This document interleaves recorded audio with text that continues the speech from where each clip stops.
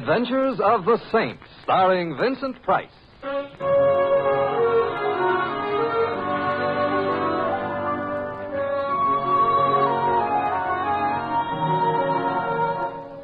The Saint, based on characters created by Leslie Charteris and known to millions from books, magazines, and motion pictures. The Robin Hood of modern crime now comes transcribed to radio, starring Hollywood's brilliant and talented actor Vincent Price as the Saint.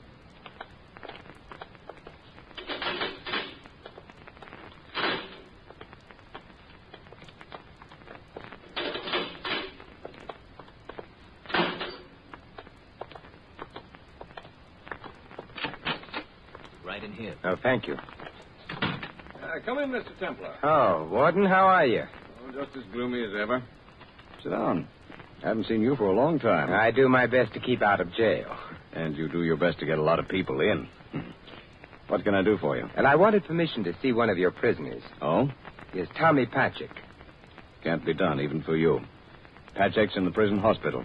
No visitors allowed there. Oh, I see. You know Tommy? He did some work for me years ago, Warden, that's all.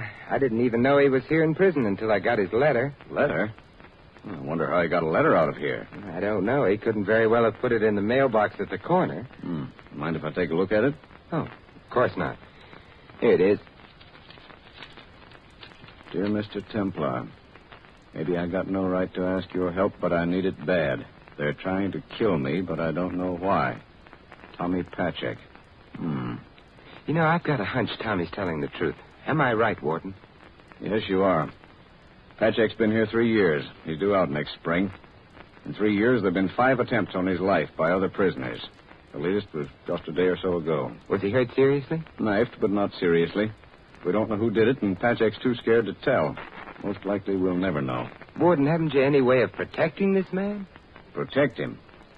Look, Templar, this prison was built for 1,200 men. I've got 4,000.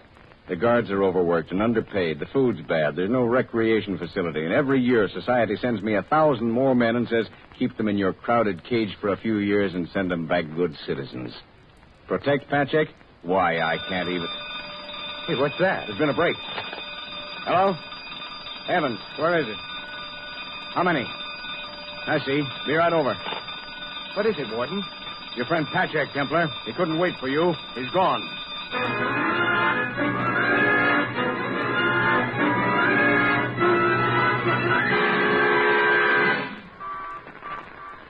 Read all about the prison break. Patchek still at large. Read all about it. Extra. Taxi! Hey, taxi!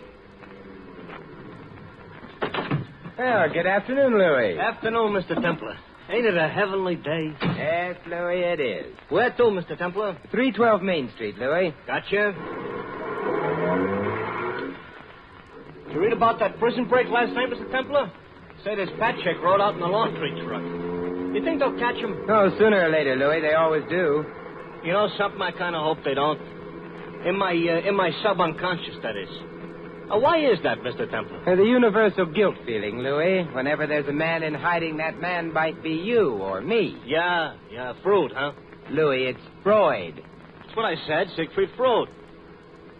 You know something more, Mr. Templar? I kind of felt this way when that leopard escaped last spring, remember? Then he come back to his cage all by himself. It was kind of sad. Yeah, an allegory, Louis. No, it was a leopard. You think Patchek will come back to the cage, Mr. Templar? Well, I'm afraid that for him there is no hiding place. Hey, isn't this Main Street, Louis? Oh, yeah, sure, yeah. 312. Anybody we know? I got a tip that Tommy Patchek used to live here. Perhaps if I can help him, then you and I won't feel so guilty. Wait for me, Louis, huh? Sure. I'll be darned. What's the matter? I've been to this house before. You got friends in the strangest places. Yeah. As I remember, the landlady was one of the most charming, cultivated damsels I ever had the pleasure of meeting. Yeah, some guys got all the luck. You sure you don't want me to come with you? No, thanks, Louis. I want her all to myself.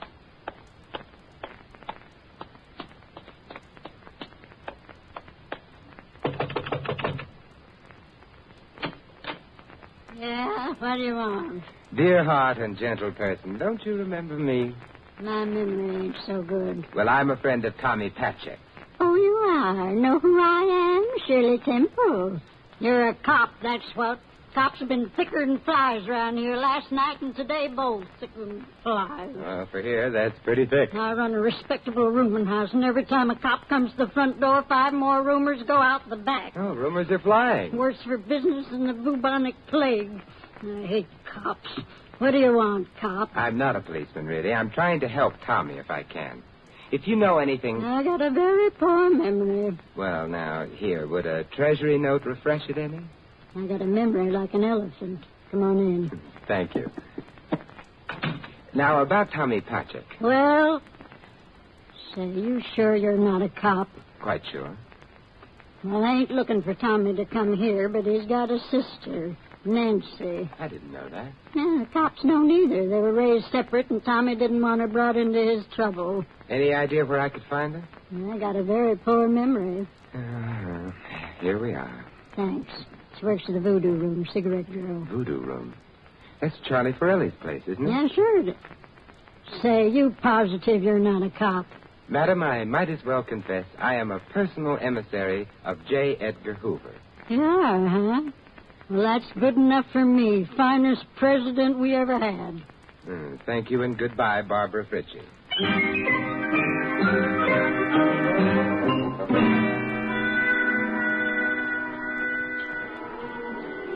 Bartender?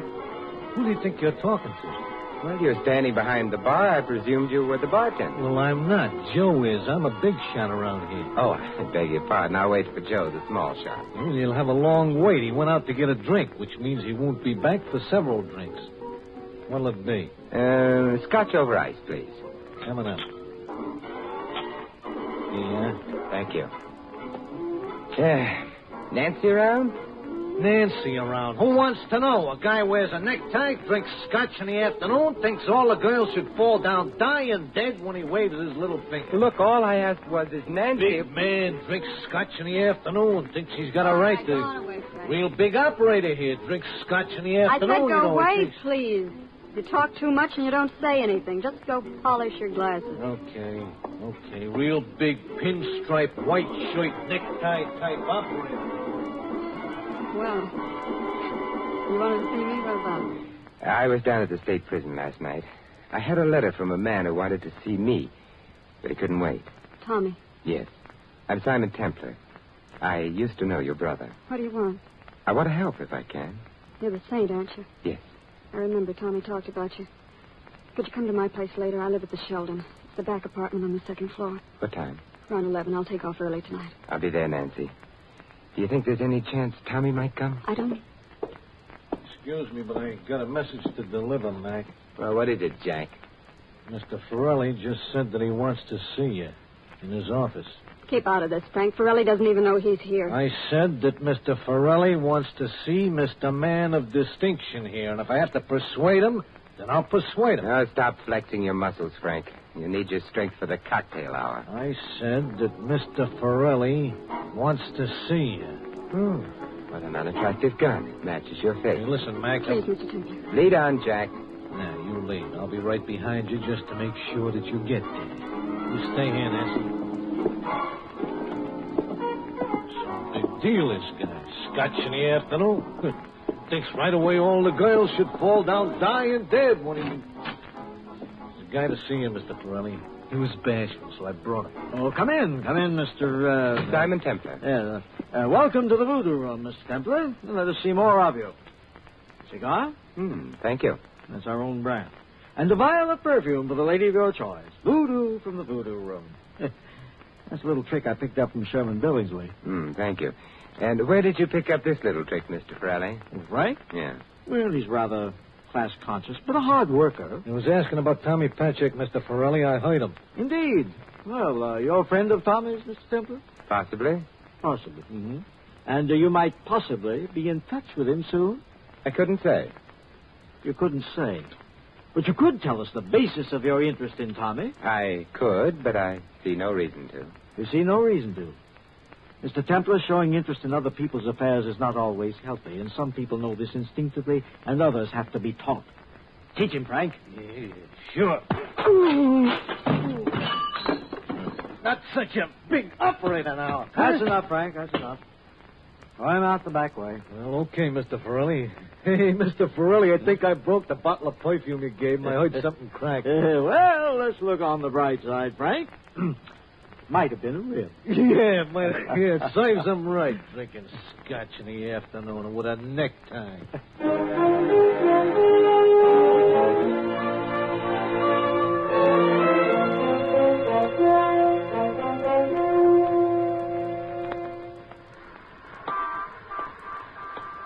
Louis. Hey, Mr. Templar. What happened? Here, wait, I'll help you into the cab. Thanks, Louis. Oh, gee, what happened, Mr. Templar? You look horrible. You sure smell pretty, but... It's a doubtful consolation. I tangled with Mr. Charlie Forelli. Yeah, huh? How does he look, huh? Not a scratch. Oh, that Forelli is bad medicine. Stay away from him, Mr. Templar. The less you know about his business, the better. Maybe. But after you take me home for repairs, you can take me to the morgue. The morgue? I hope and trust a round trip. The newspaper morgue. Oh. I'm going to do some checking on Forelli. I begin to detect quite an odor about this whole business. Yeah. So do I. I hardly trust myself in the same cab with you. You get it, Mr. Templar? You said so. You detect an odor. So I said... Louis, home. Yes, sir.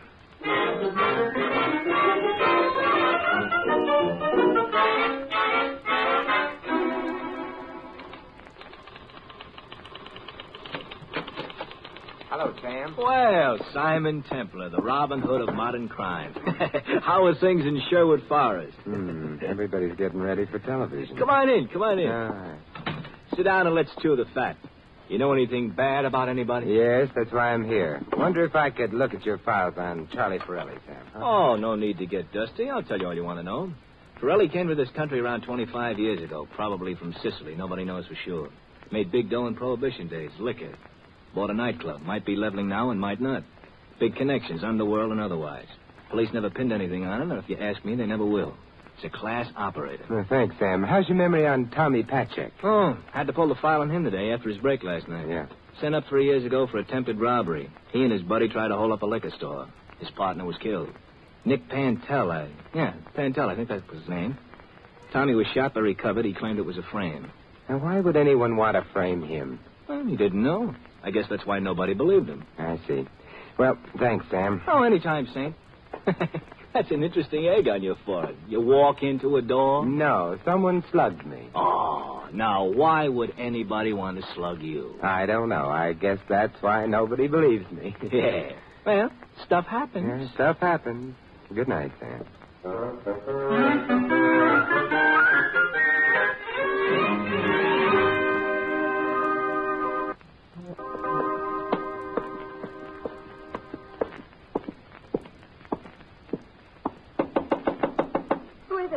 Simon Templar, Nancy. Oh, come in quickly.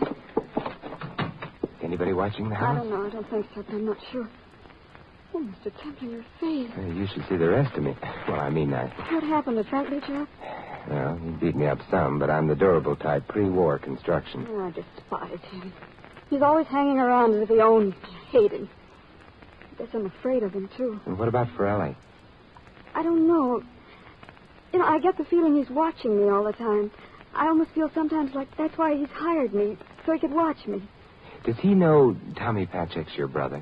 I don't know, but he knows everything. Maybe he does. What's Tommy done? Why is somebody trying to have him killed? What's he done? Oh, come on, Nancy. Here's a shoulder to cry on. I'm sorry. I'm not the crying type. It's just that knowing that kid's out there somewhere cold and scared, hunted in the low. Well, maybe he won't be alone.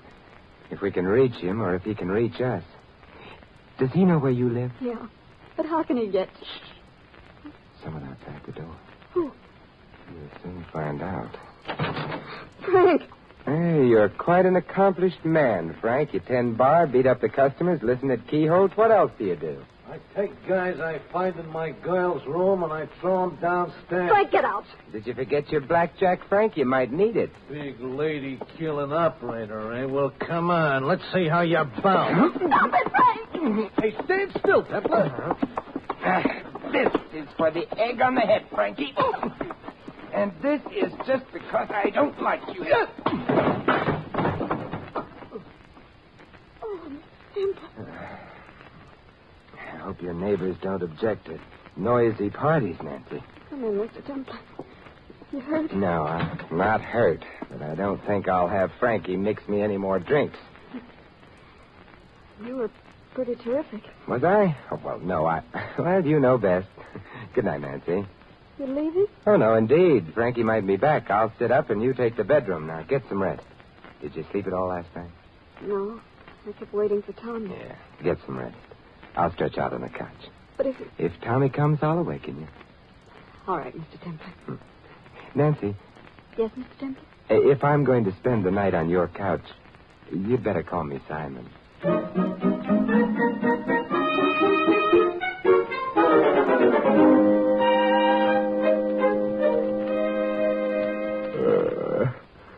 Hey, Nancy. Yes, Simon? Do I smell coffee and bacon? You do. Nancy, men have married for such an aroma. Oh, well, breakfast will be ready in a minute. Did you get any sleep? Yeah, I did finally. Simon, I wonder if they've picked up Tommy yet. No, they didn't. I went out this morning around 6 and bought a paper. Here. Let me see. Police narrow trap around Patrick. Escape bandit still at large. Oh, Simon, what's that? It's your brother. He's on the fire escape. Oh, Tommy. Oh, Tommy. Come on now. Let me help you, Tommy. There you go. I made it, sis. Come on now, take it easy. Tommy, come here, sit down over here. Yeah. Come on now, that's it. Don't talk. I'll get your breakfast and then put you to bed. You're all right now, Tommy. Did anyone see you come in? I don't know. I had a breakout saying, they'd kill me. I know. Now, pull yourself together. We haven't got much time. Who's trying to kill you? I think Borelli. Why? Why? I don't know. I don't know. But you must. Can't you let him alone? I can't. Frank, Forelli, the police, some of them or all of them will be here at any minute. Don't let them take me back. They'll kill me. Look, we've got to find out why, Tommy. Nancy, hand him some coffee. All right, right away.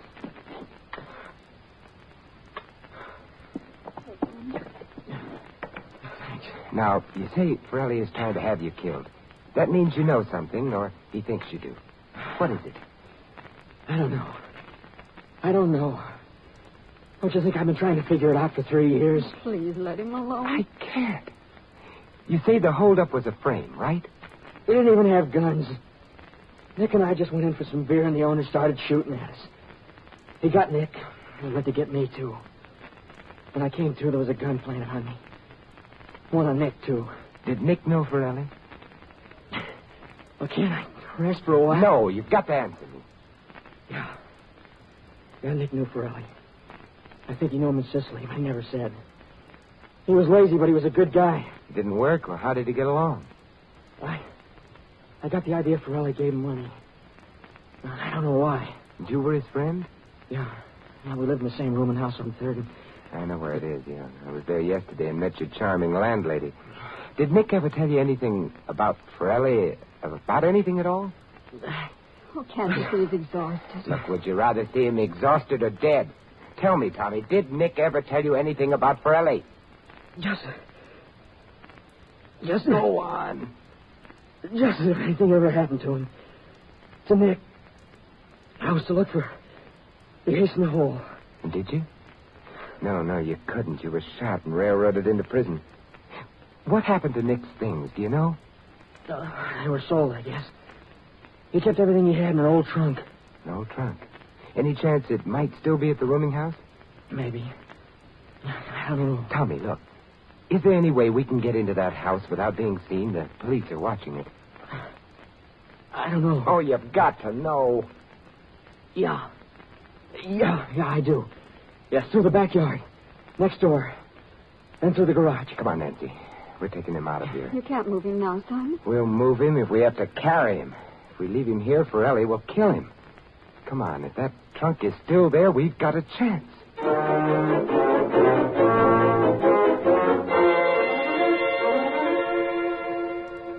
Louis, listen very carefully. Go ahead, Mr. Temple. It's your nickel. Are you feeling particularly reckless today? Wait, what do you mean? How would you like to take somebody for a ride?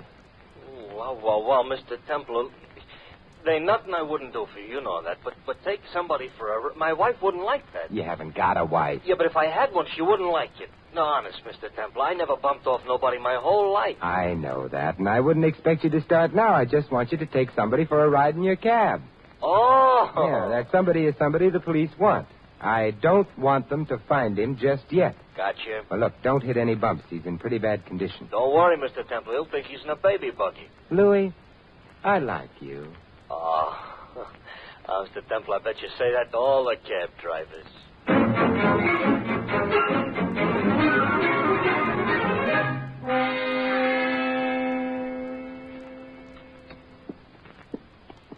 Stand right behind this door, Nancy, until I... Hey, what are you doing sneaking in the back way? This is a respectable rooming house. Or it would be if I had respectable roomers. Look, Mother, I haven't much time. Do you remember Nick Pantel? Nick? Sure I do. Was shot 3 years ago, dead now. Yes, I know. Did he leave a trunk here? I've got a very bad memory. Here. Well, I sold the trunk. What? At least the stuff in it. I had a perfect right. He didn't give me my 2 weeks' notice before leaving. Is the trunk still here? It's down in the cellar, this door here. Oh, thank you. That's okay. I won't mention it to anybody. I won't even mention the Tommy Patchek's sister standing right in my hall behind the door. Of course, the cops would be kind of interested because they're looking for a brother, but just the same. And you've got a perfect right to call the police if you want to. Oh, not me. I hate cops. Of course, if they was to ask me, I've got such a good memory. Here. Thanks. It's going back on me again.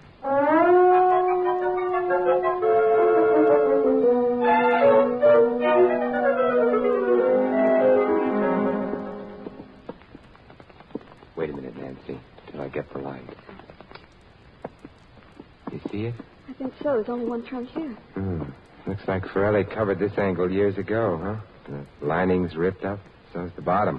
No use then. Perhaps Nick Pantel read Poe's The Purloined Letter. You see this waybill on the trunk? Yeah. I'm going to see if it comes off. What's that prove? That the best hiding place is sometimes the most obvious. Look, there's a newspaper clipping on the other side. It's in Italian. Can you translate it, son? No, but I'll find someone who can, and when I Save do... yourself the trouble, Mr. Templar. Son. Oh, hello, Forelli. Hi, Mac. Hi. I'll take that clipping. Keep him covered, Frank. Thank you. What do you propose to do now? What do I propose to do now? What would you do? Nothing. You're licked, Forelli. You can destroy that clipping, but I can guess what it says. You committed a crime in Sicily years ago and had to flee the country. Probably you killed a man. Nick Pantel knew it and was blackmailing you. You had him killed. Then you tried to have Tommy killed at the same time, just because he might know. Just because he might know. And if I committed this crime, Mr. Templar, why didn't they extradite me? Because Mussolini was making the trains run on time and accepting bribes whenever they came along. Since then, you haven't been too sure, Forelli. Everything is for sale, Mr. Templar. You've got the money. Where's Tommy, Nancy? She doesn't know, Forelli. Do you? I think I'll just let you brood about that one. Mm-hmm. What do you think we should do, Frank? Well, it looks like him or you, Mr. Forelli. How about the girl, Frank? I don't know her. Frank. You heard what he said, kid. Well, Frank? No. It won't work, Forelli. It won't work. Well, difference of opinion is what makes horse races. Hey, get back, you. Put up the gun. There's enough holes in the floor already. There's cops all over the house and outside. Who called them? I did. Mother, and you hated cops. I did, but I remembered there was a reward out for Tommy, and I figured Nancy knew where he was. Hurt me to go back on my principles, but I forced myself. Hey, what'll we do, boss? Mr. Forelli's a sensible man, Frank. He'll go back to the old country. That's better than facing a murder rap here, isn't it? Yes, much better. Put up the gun, Frank. Well, not before I...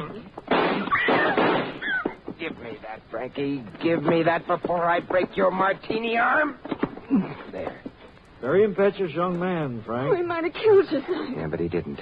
Shall we go, Forelli? Yes, we'll go. But it's only a question of time for me, Mr. Templar. I'll be back. In any sensible society, money can buy anything. And when we return to, shall I say, sensible basis, I'll be back. And if you come back, I won't be here. No. In the meantime, I'll read up on Poe. He might have saved me a lot of trouble.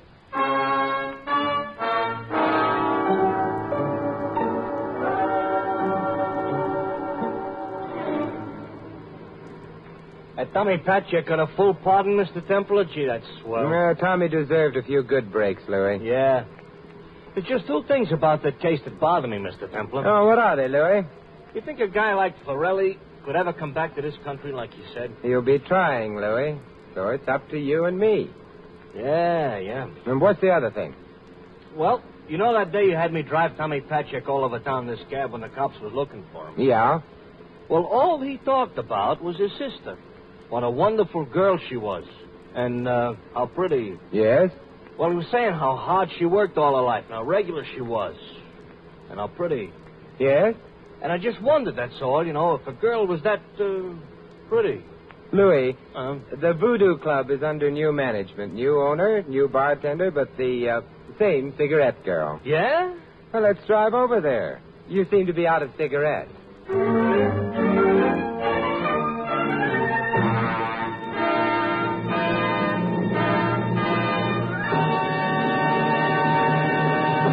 You've been listening to another transcribed adventure of the Saint, the Robin Hood of modern crime. Now here is our star, Vincent Price. Ladies and gentlemen, in tonight's cast you heard Peggy Weber as the landlady and Sheldon Leonard as Frank. Victor Rodman was Forelli, Peter Leeds, Sam. Dick Crenna played Tommy, Fred Shields the warden. Larry Dobkin plays Louis. This is Vincent Price inviting you to join us again next week at this same time for another exciting adventure of the Saint. Good night.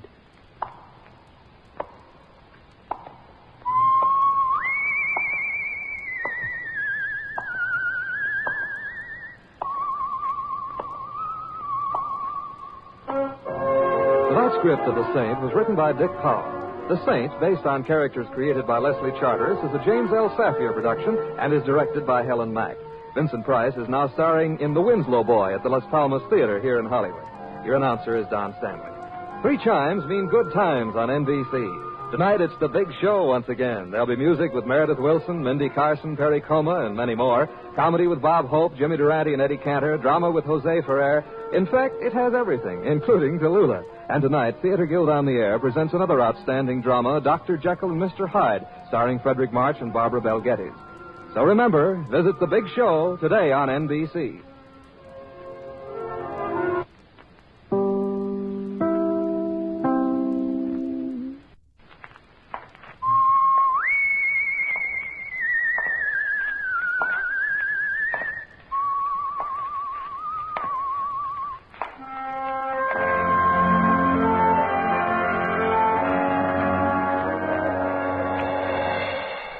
The Adventures of the Saint, starring Vincent Price.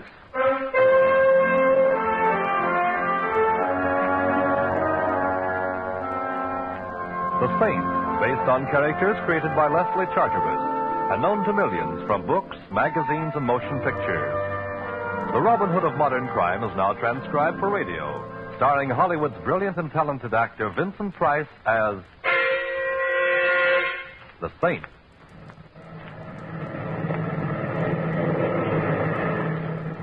Anything wrong, Captain?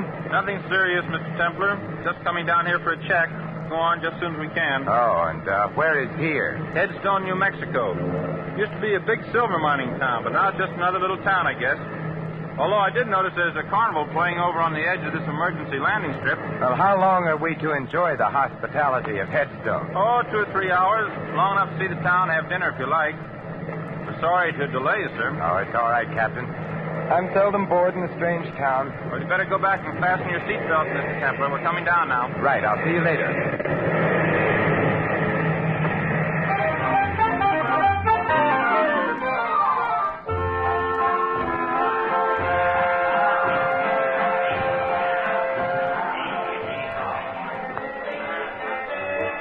Well, good evening, Saint. You know me? Yet I don't seem to recall your face. Harry Kelly, and you don't recall my face because we've never met, but I've seen many pictures of you, and so I recognized you immediately. Well, that's very flattering. Tell me, Mr. Kelly, how can I get into town? You can find a cab on the other side of the carnival. Planning on staying long? Not at all. Should I? On the contrary, I was just going to suggest that I doubt if Headstone would welcome the presence of the saint. Just a friendly remark, you understand. Oh, naturally. And if I may be permitted a friendly question, why are you telling me this? Just an interest in the continued health of my fellow human. If you have any trouble in town, look me up. Anyone can tell you where to find me. Look, the big show is just about to start. See little Fatima, the girl who shakes and shivers like a bowl full of jelly. Only $1 dime, 10 cents, the 10th part of $1. Hurry, hurry, hurry. Step right up. Learn what the stars hold for you. I read the past, the present, and the future. Learn your fortune, young man. I already know it, Grandmother. I'm destined to meet a tall, dark, and beautiful woman. I'll settle for nothing less. I see strange lines on your face, young man. Huh? I will tell your fortune without charge. Give me your hand. I see danger. Beware of a blonde young woman. She will bring you death. There are worse ways of dying, Grandmother. I see danger. Much danger for one with a halo about his head. Blood and death. Unless he travels, I see... I think I'm beginning to get the idea.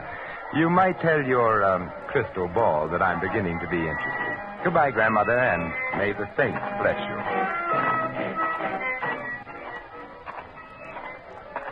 Taxi, mister? Oh, thank you. Say, do you suppose you can drive me somewhere that serves a good dinner? Sure. The Silver Dollar Hotel. Oh, fine. You know, I was just sitting there communing with nature about how many guys there are who blow their wad to watch some dame do a hula but won't spend a dime on a hack. Do I detect a touch of Brooklyn? How could you miss? That's me, chum. Ziggy from Flatbush. I used to drive a hack in Brooklyn. Now I own the only hack in Headstone. It's like, huh? You know, I ain't seen a Brooklyn Bridge for 10 years since I come out here for my health. Like I always say, it's a smart man who knows when it's healthy to get out of town. Meaning what? Does everything have to mean something? Me, I mind my own business. I stay healthy. That's why I'm living in Headstone instead of under one. I see. But if you didn't mind your own business, I suppose you'd give me some advice about leaving Headstone. Is that it? No advice, Mac. That's part of minding my own business. Headstone is a great place for strangers to visit, if they paid up their insurance.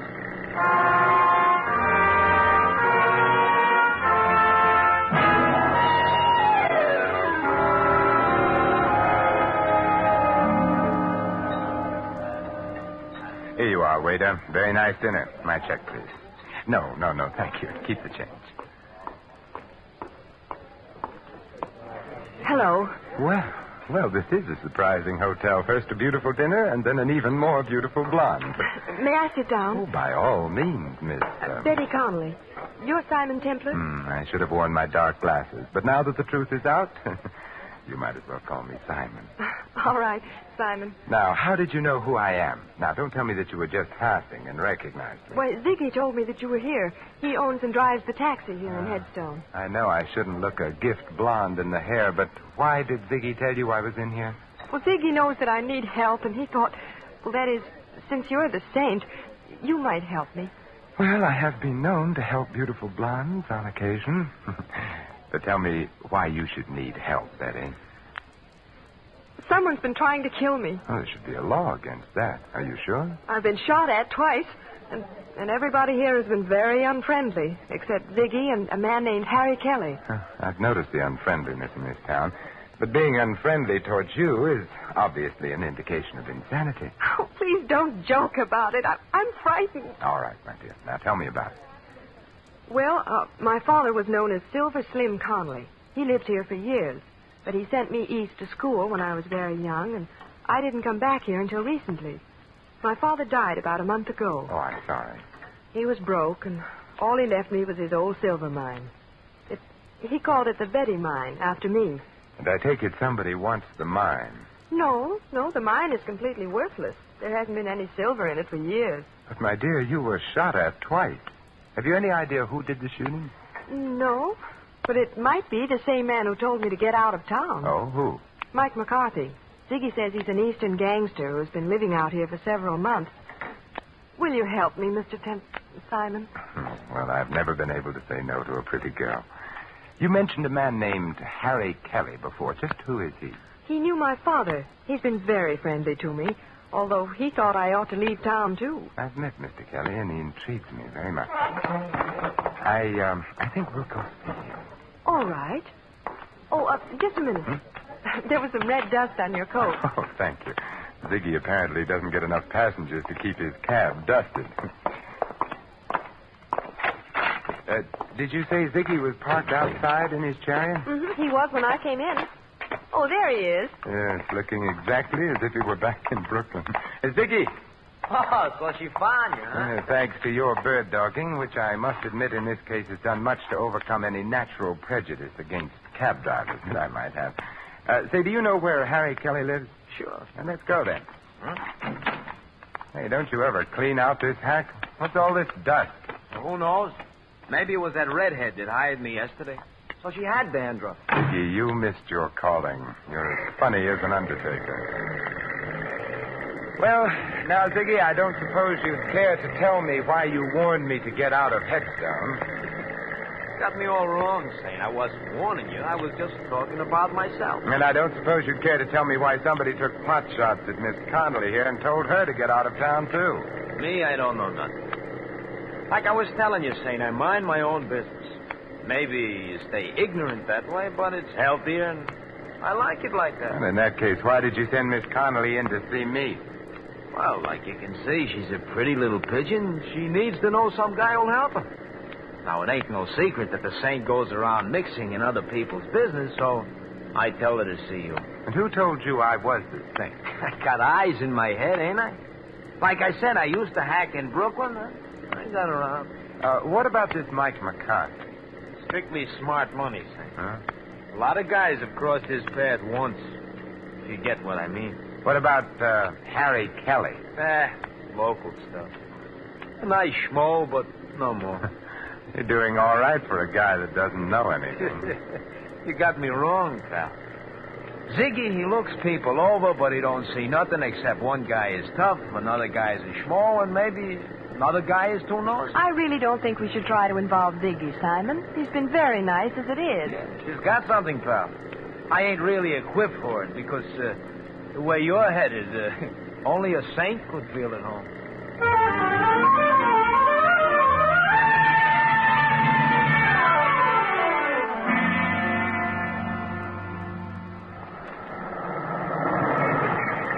Well, here we are, Saint. Kelly lives on the first floor in the rear. Oh, thanks. Wait for it, Ziggy. We've got a couple of other calls to make after this. Don't worry, I'll wait. If you get in any trouble, just yell. Then I'll drive over and tell the sheriff I heard somebody yell for help. Oh, thanks, pal. Come on, Betty. Well, I hope our friend is in and that he talks. Yeah. Strange. Harry telling you to come and see him if you had any trouble. If he had any connection with me, then why hasn't he said something to me? Well, he sounded to me like a cautious man. Maybe he did know something, but didn't want to say anything unless he felt sure something was going to be done. Well, we'll soon know. Yes, who is it? Simon Templar. Oh, the Saint. Just a minute. Those shots were in that room. This is no time for conversation, darling. We're going in. Oh, but... Like this. Kelly. Oh, Simon. Kelly. Kelly, this is Simon Templar. Yes, Kelly, the Saint. Who shot you? The wind.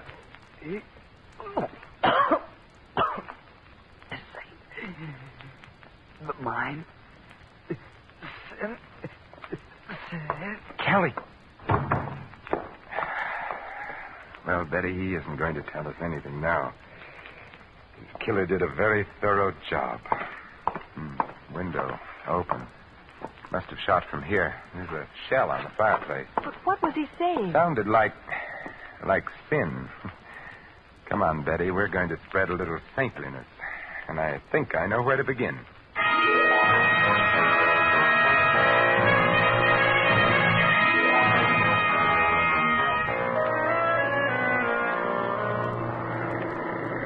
But Ziggy, didn't you hear anything? Well, I noticed some noise, but like I told I know. You mind your own business. Are we going to the sheriff's, Simon? No, not yet. Ziggy, who's the astayer in this town? Old Man Matthews. The office is closed now, but he lives right ahead there.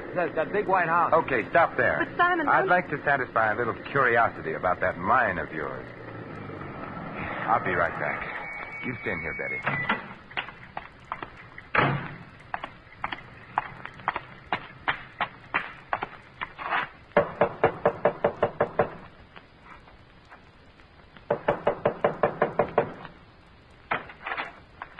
What do you want? Mr. Matthews. Who else should be here? It's my house, ain't it? What do you want? My name is Simon Templar. I wanted to ask you if you know the Connolly Silver Mine. I know every mine within 200 miles of here, young fella. Hey, ain't that Betty Connolly sitting up there in that taxi? Yes. Then why can't she tell you about the mine? She owns it. Well, she has told me, but I just wanted to check about the possibility of a mistake. How much silver would you say there was in the Connolly mine? About enough to put in your eye and still leave room for your finger? Couldn't there be a hidden vein in it? Nope. There ain't been enough silver around here to make a dime for years and years. Could there be anything else of value in it? Mud and water, if you call that valuable. You sure? Of course I'm sure. Young fella, I've been here man and boy for 70 years, and I ain't got no time to stand around answering darn fool questions. Goodbye. Well, goodbye.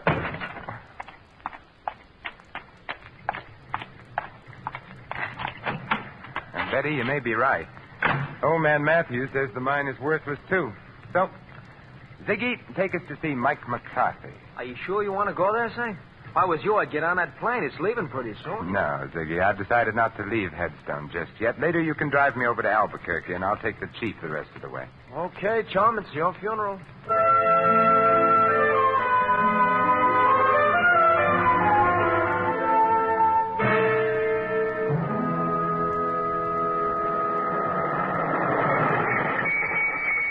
Simon, please be careful. Don't you worry, Betty. The Halo Wearers Benevolent Association would be very upset if anything happened to me. I'll be right up.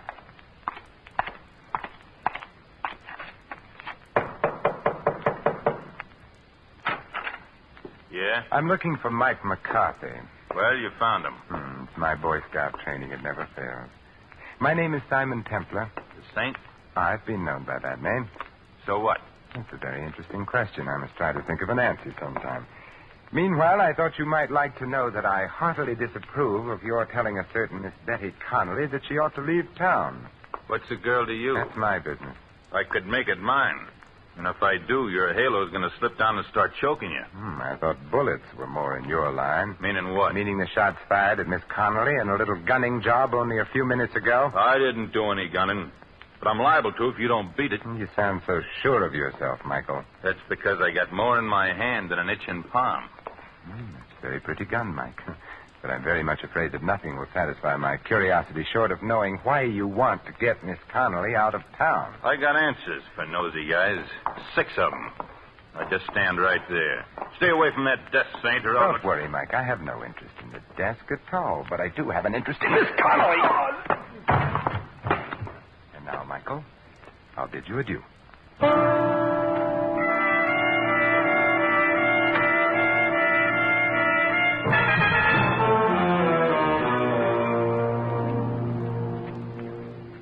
What happened, Simon? Oh, not much, I'm afraid. The conversation was just getting interesting when Mike had a sudden attack of dropsy. That's funny.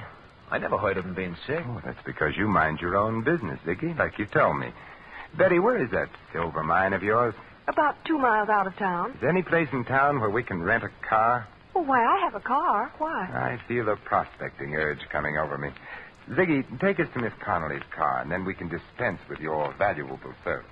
What's wrong with my car? Nothing, Ziggy. It's just that I don't like people looking over my shoulder, especially when I visit a lonely mine in the company of a beautiful girl.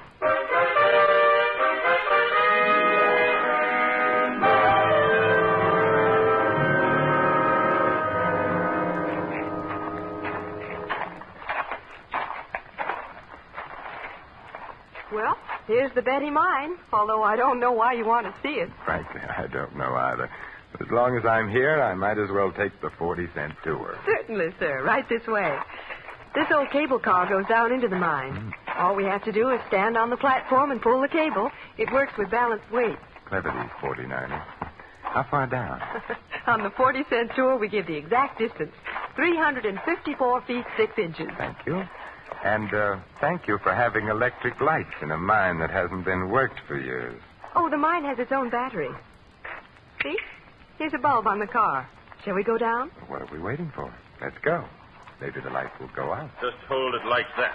I've been waiting for you two. Well, Michael McCarthy, I was wondering if we were going to have your company. And this time, wise guy, don't try anything. Don't tell me, Michael, that you're going prospecting with us. I'm riding down with you, but I'm coming back alone. Start the car down, Saint, but don't try no tricks. You have a suspicious mind, Mike. Well, here we go. Call out your floors, please. Mezzanine, ladies' underwear, galoshes, and accessories. You'll be singing a different tune pretty soon, Saint. You both had your chance to leave town your way. Now you're going to leave my way. Oh, Simon, I'm sorry. Oh, don't be, Betty. This is my first ride on an open cable car. And it'll be your last. I wouldn't be too sure. Unless that cable breaks before we get to the bottom. What are you talking about? It's a little crowded here for a 1-2, so I guess a 1.5 will have to do.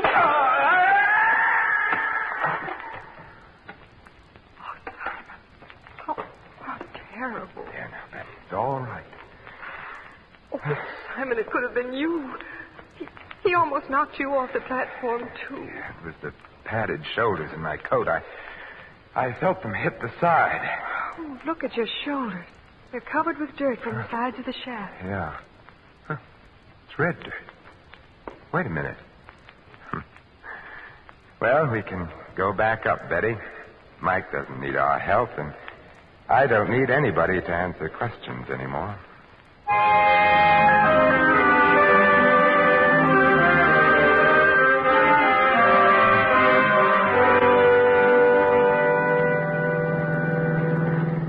Simon, I'll never understand you.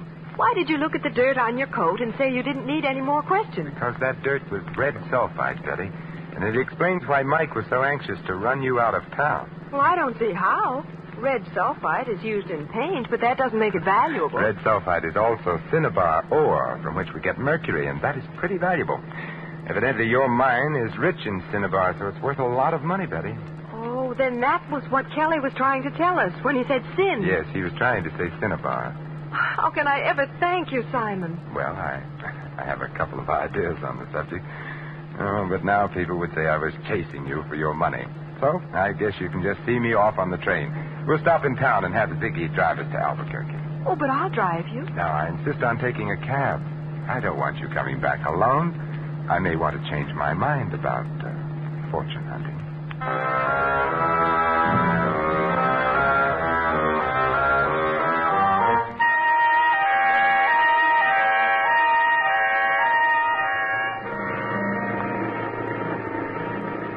Well, like I said, Saint, I'm glad to see you leaving. This town is just funny about strangers. But hadn't you ought to take Miss Conley with you? But she doesn't have to go now, Ziggy, and besides, she's rich. She's what? Yes, Ziggy, we found out that Dad's mine is valuable after all. You mean you found silver? No, mercury. Oh, the stuff they put in thermometers? That's the stuff, Ziggy. But it's used for a lot of other things, particularly in wartime, and it's worth a lot of money. Well, what do you know? So that's why Mike was trying to make you leave. That's it. Well, did you stop and tell the sheriff? We didn't have time, but I'll see him when we go back. Oh, that's pretty nice for you, ain't it, buddy? Oh, here we are. Just in time, too. The chief's in already. Very nice timing, Ziggy. Thanks, Betty, for keeping my forced visit to Headstone from being dull. Oh, Simon. Well, why don't you stay in Headstone? I won't know how to run the mine or what to do with the money or anything. You'll learn, Betty. You know what to do when you get back to town? Yes, but will the sheriff believe me? I mean, about Mike McCarthy killing Harry Kelly. I don't think he will, since Mike didn't kill Kelly. But Kelly was shot with an automatic. It ejected a shell on the fireplace, remember? But Mike McCarthy carried a revolver. You saw it. Yes, but will the sheriff... Oh, the sheriff will believe when you show him that the gun that killed Kelly is in Ziggy's pocket. What? What are you talking about? You knew about the cinnabar ore in the mine. You carried some of it away to be tested in your cab. And there was red dust in it, which you tried to explain with a corny gag. You're crazy. Harry Kelly had an idea what was going on, so you slipped around to the back while we were at the front door and killed him. All right, wise guy, you're so smart. What about Mike? Mike was working for you. But Simon, Ziggy told me that you were in town. Sure, he couldn't be sure that I wasn't here to break up his little scheme, so the smartest thing to do was to get us together so he could watch both of us. He thought I would use his cab, as I did, and it would be easy. But he slipped up when he sent Mike out to the mine ahead of us.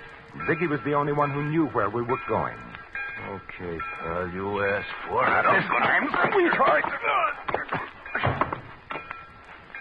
Like you said, pal, you should have followed your own advice about minding your own business. Well, he's all yours, Betty.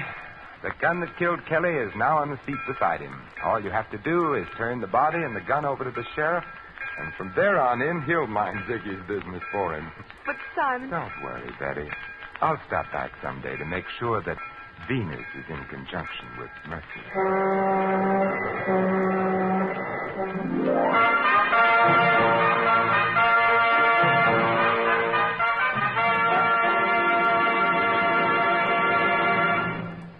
You have just heard another adventure of the Saint, the Robin Hood of modern crime.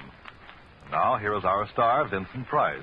Ladies and gentlemen, how many times there have been men just like Ziggy, led into crime by insatiable greed, forgetting the simplest truth so aptly phrased by John Dryden.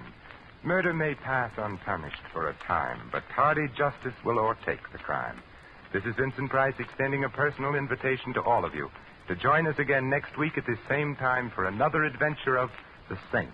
Good night.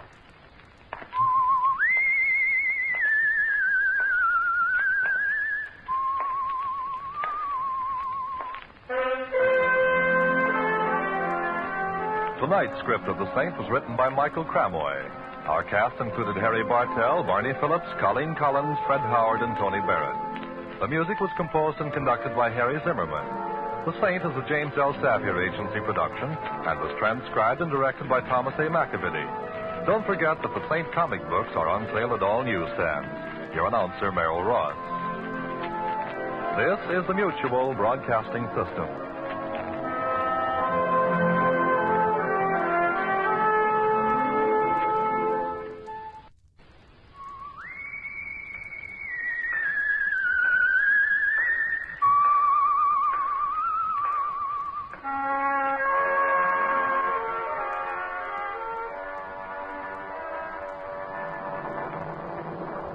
The Adventures of the Saint, starring Vincent Price. The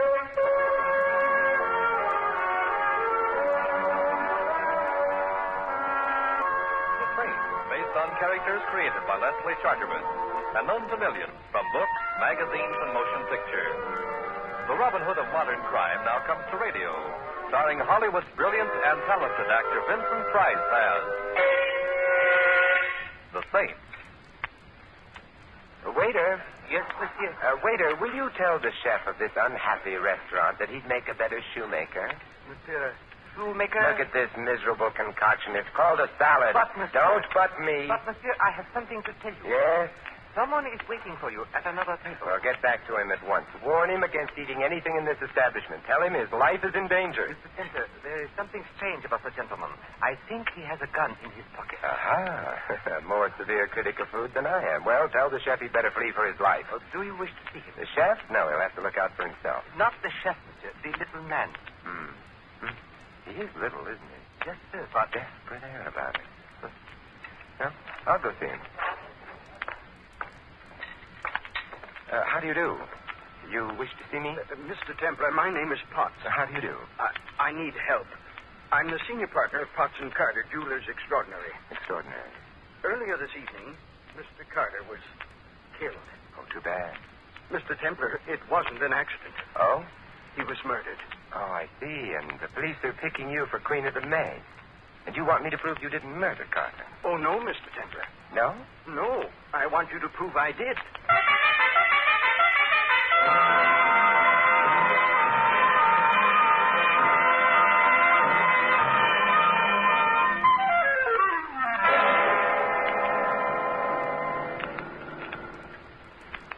no use, Mr. Templar. I did kill Carter. Well, why wouldn't the police believe you? Because they couldn't find the corpse.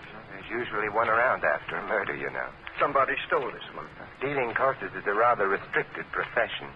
Where did you kill your partner? In our establishment on Wilshire Boulevard. Well, that's a nice place for it. When? Earlier this evening. And then you phoned the police from the shop? No, I couldn't bear the sight of Carter's body. I walked over to a nearby hotel and made my call from there. And then? I returned to the shop. I didn't go into the back. Where the shooting had taken place? Yes. I waited for the police. They arrived. I told them what had happened and led them into the back.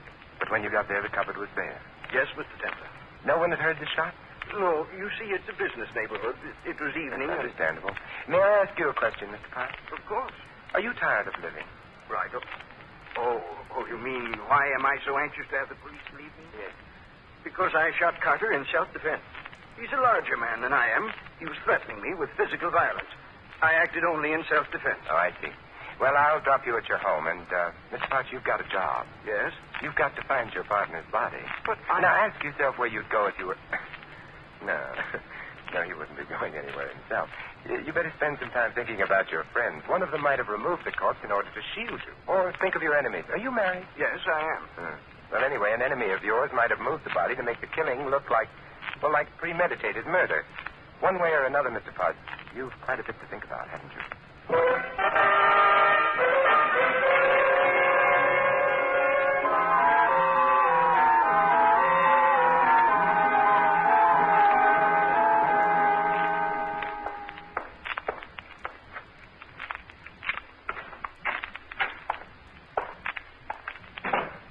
Templar? Oh, well, my living room furniture is sprouting. Or are you, I'm Carter. Carter? Yes. Of Potts and Carter? Of Potts and Carter. One of us is in a bad way. Either you're dead or I'm crazy. I can assure you I'm not dead. Oh, very well. I'll see a psychiatrist in the morning. Tonight I'm sleepy. What did Potts want with you? You've been haunting me, haven't you? I've been following Potts. What did he want? Oh, nothing really. He merely wanted to assure me that he'd killed you. He what? Killed you, shot you to amplify an already unbelievable remark. He said that? He must be insane. Well, eccentric, anyway. Mr. Carter, the situation is rather bizarre. A man confesses to a murder. The police do not believe him. He comes to me and asks me to prove him a murderer. I leave him and find myself confronting the man he claims to have murdered. It doesn't make sense. No, perhaps it's not intended to. What do you mean? I suggest you go to the police, identify yourself to them, and ask complete protection for yourself. I don't need any protection. Potts wouldn't harm a fly. No, but you're not a fly. My dear fellow, the possibility of Potts really doing me harm is something I can't take seriously. Why not go to the police anyway? I couldn't without exposing Potts to ridicule and... Your solicitude for your partner is rather touching, especially since he accused you of being a thief, of stealing from the firm, to be precise. He said that? Yes. Then I have something to think about. You've something to fear. Nonsense. No. No, a man has already confessed to your murder, and you're still alive. His confession may have been moonstruck madness, or it may have been prophecy. Good night, Mr. Carter.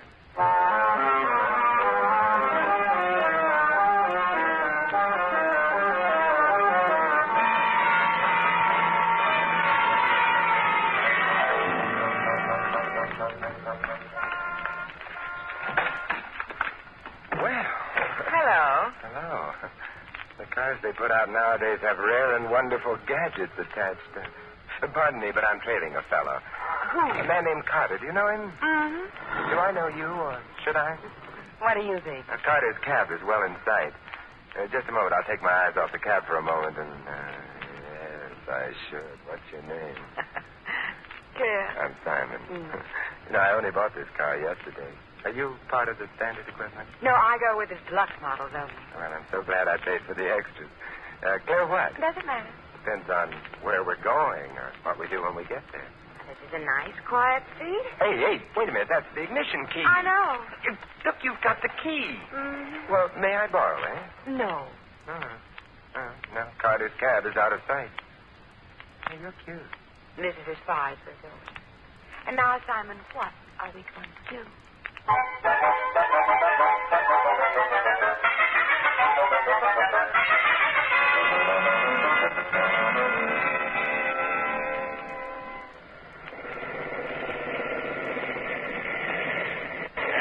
I beg your pardon. Oh, hello, officer. Now, this may be a residential neighborhood, but... It is? It is.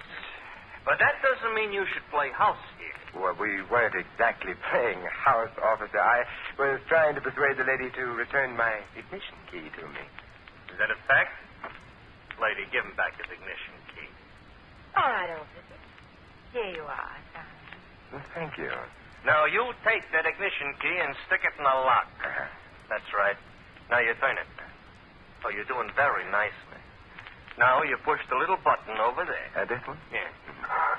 Oh, charming. Now you shift the gear into first. You release the handbrake.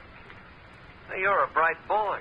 The next time you go out with a girl, make sure your ignition key isn't showing. Now step on the gas and get the heck out of here.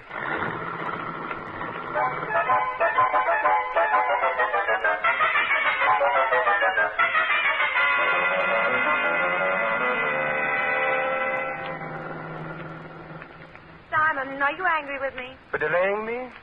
Not especially.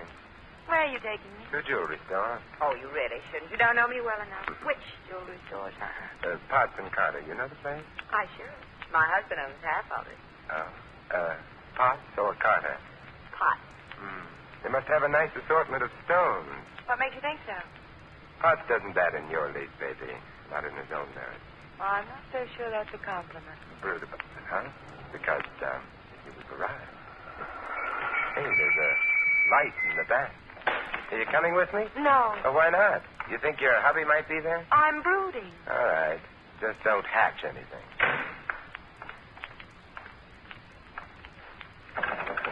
Who's there? Open the door. Okay.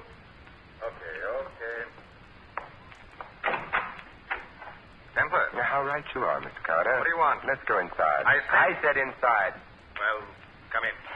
But I know. You weren't expecting company. The house is a mess. what made you think I'd be here? I wasn't sure, but it was a possibility, so I came. Now that you're here, I'd like to take a look in that back room where the light is. where the light... And I rather suspect the vault. Templar, I don't have to stand for this. No, but I've got a feeling you're going to. Let's get on with it, shall we? I was checking stock. Well, let's both check. Wait a minute. You mightn't understand. Give me a chance to first, huh? I don't want you to come in Keep here. walking. All right. But... Well, you idiot, if you think that by putting the lights out you... Carter! Simon! Claire, I heard the shots. I came up to Simon. Where? The light switch is near the back door. I got it. All quiet now. Simon, at your feet. Lying half across the doorway, Mr. Carter. Eyes open. Simon, they're open. Dead. There's blood leaking out from under him. Let's take a look at the back room.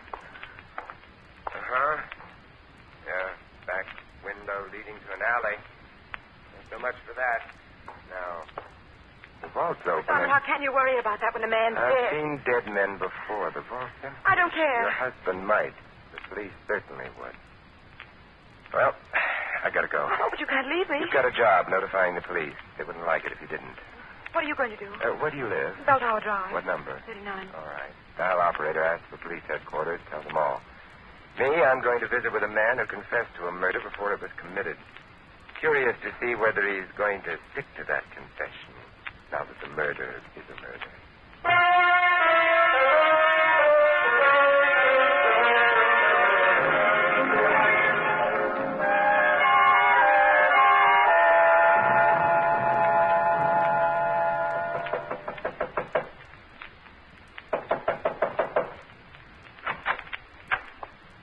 I want to see Mr. Potts. At this hour? Yes, I'm peculiar. I want to see Mr. Potts at this hour. I'm sorry, but... Save your regrets.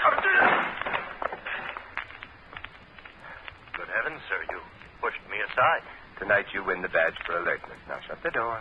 Yes, sir. Where's Potts? I refuse to... You're not the usual butler. You're young, big, and you look as if you've got muscles. If you let me push you aside as if you were a doddering old man, why? My father was a butler before me, sir, and his father before him. We're accustomed to dealing with gentlemen, sir. Must be quite a come-down talking to me. Where's Potts? He's not at home, sir. You sure? Quite, sir. Let's go look for him as though we didn't know he was out. But I assure you, Don't sir, that he... show me.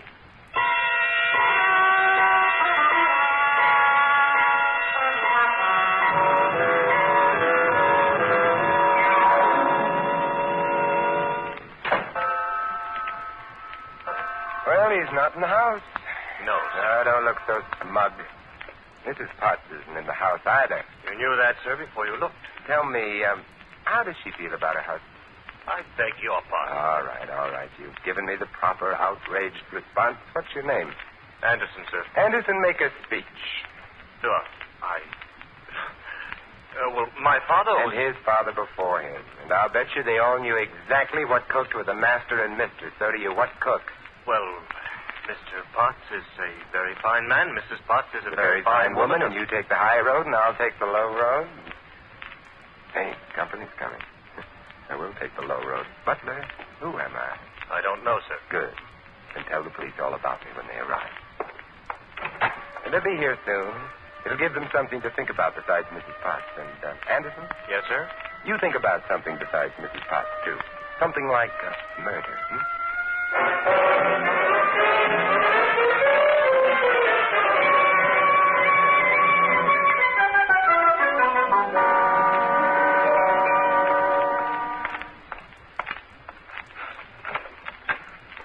Good afternoon, sir.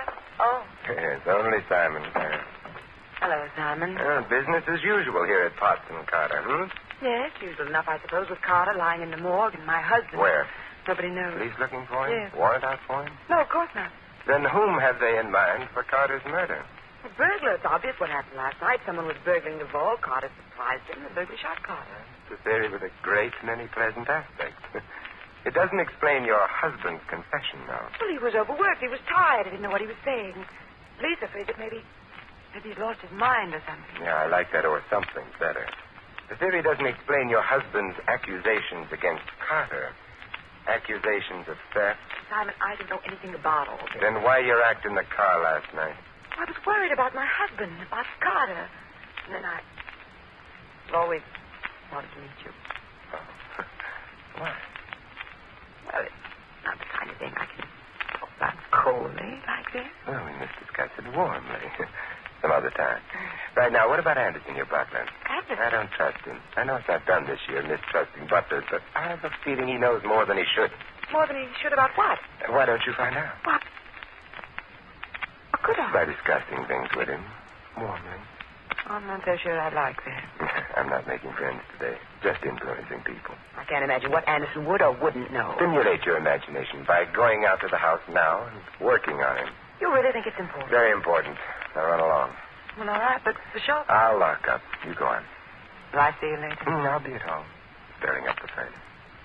Simon, you don't have to have a furnace. Stay warm.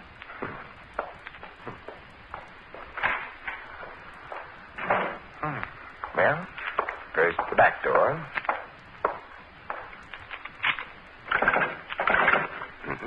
Locked.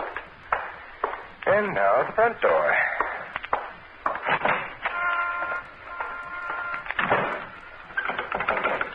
Locked. Now? Hey. Yes? Hey, pal. Yes? That's your heap over there? Yes, it is. Better take a cab. I like my heat. Now, don't look now, but some low characters let the air out a couple of your tires. Well, then suppose we go for a ride in your cab. 39 Bell Tower Drive. Okay. Say, did you happen to notice the happy prankster who deflated my tires? Sure, I noticed it. Why not? I'm underrated. Oh, well, why didn't you stop her? Mister, I'm a married man. That means I'm cautious. For all I knew, maybe you're the kind of fella likes a girl to deflate his tires for him. It depends on the circumstances, Cabby. Not so early in the morning. Okay. Next time I'll know you don't like a girl to deflate your tires for you in the morning. You don't think it's fun? No, I think it's murder.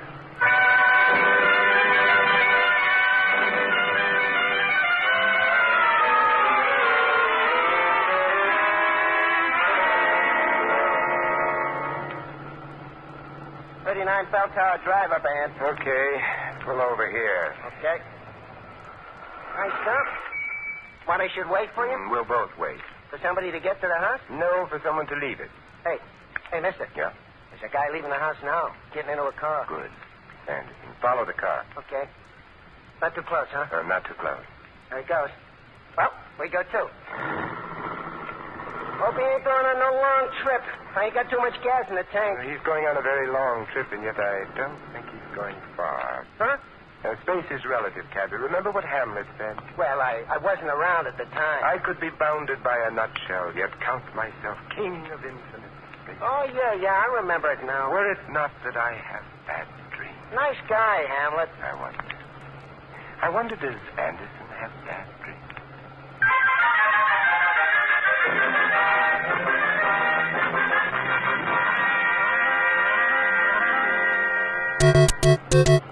Getting dark.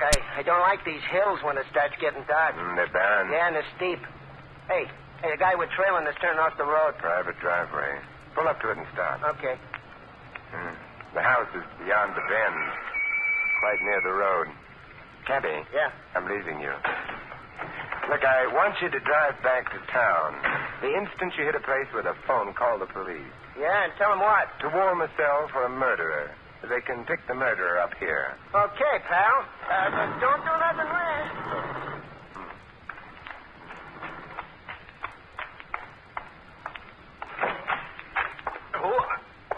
Oh, hello, Anderson.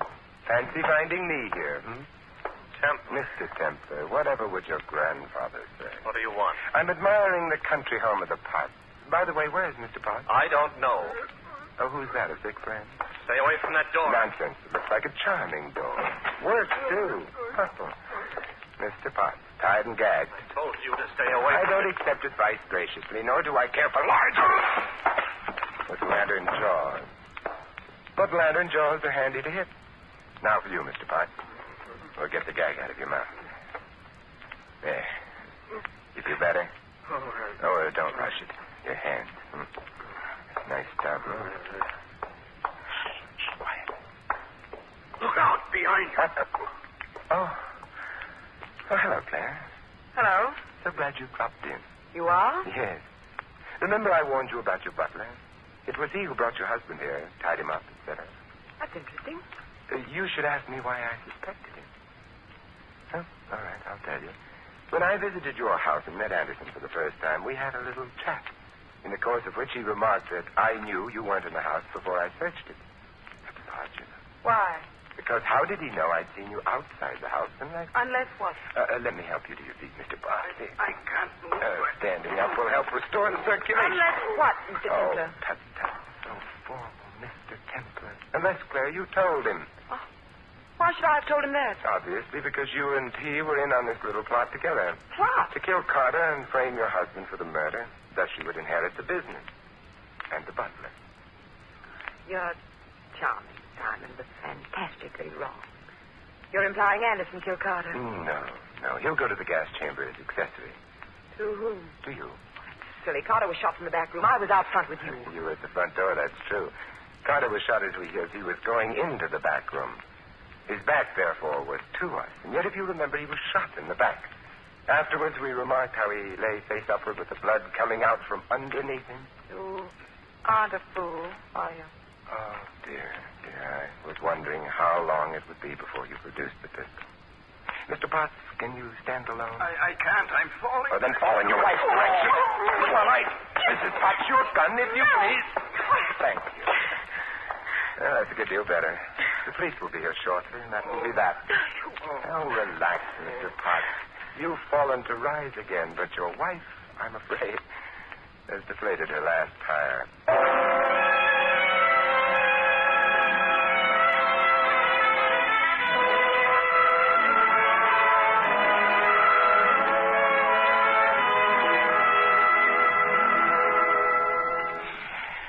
Here you are, Mr. Potts. In good health. Mr. Templar, how could I have killed Carter and not killed him? Simplicity itself, Mr. Potts. Your gun had been carefully loaded with blanks. Carter pretended to be dead. But why should he have done that? Your wife must have persuaded him that by doing that he would escape going to jail for theft. She'd have a hold over you. She's not a very nice woman, is she? No. With Carter murdered, she was preparing to have you disappear permanently. It would seem to the police that you'd killed Carter and fled to the country. I can't thank you. Don't bother. It was fun. But in the future, Mr. Potts, before you confess to murdering anyone, be sure you murder him.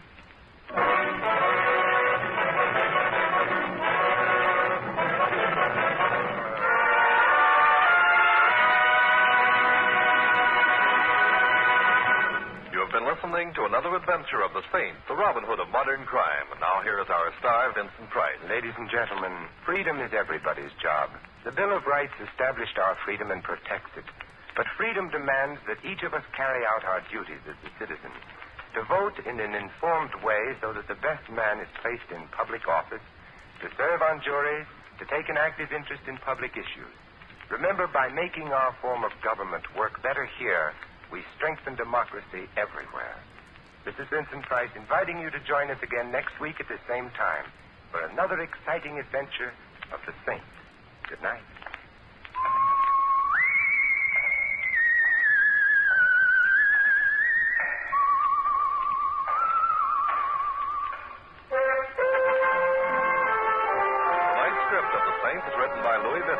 Cast included Betty Lou Gerson, Stanley Perrard, Ted Osborne, Larry Dobkin, and Tom Brown.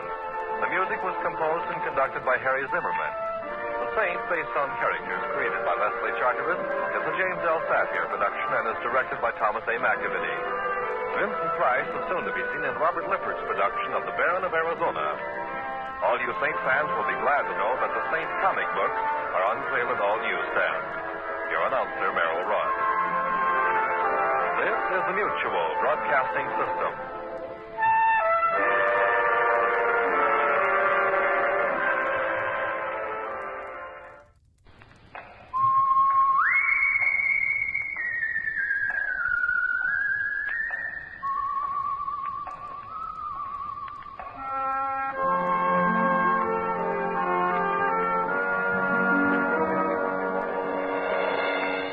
The Adventures of the Saint, starring Vincent Price.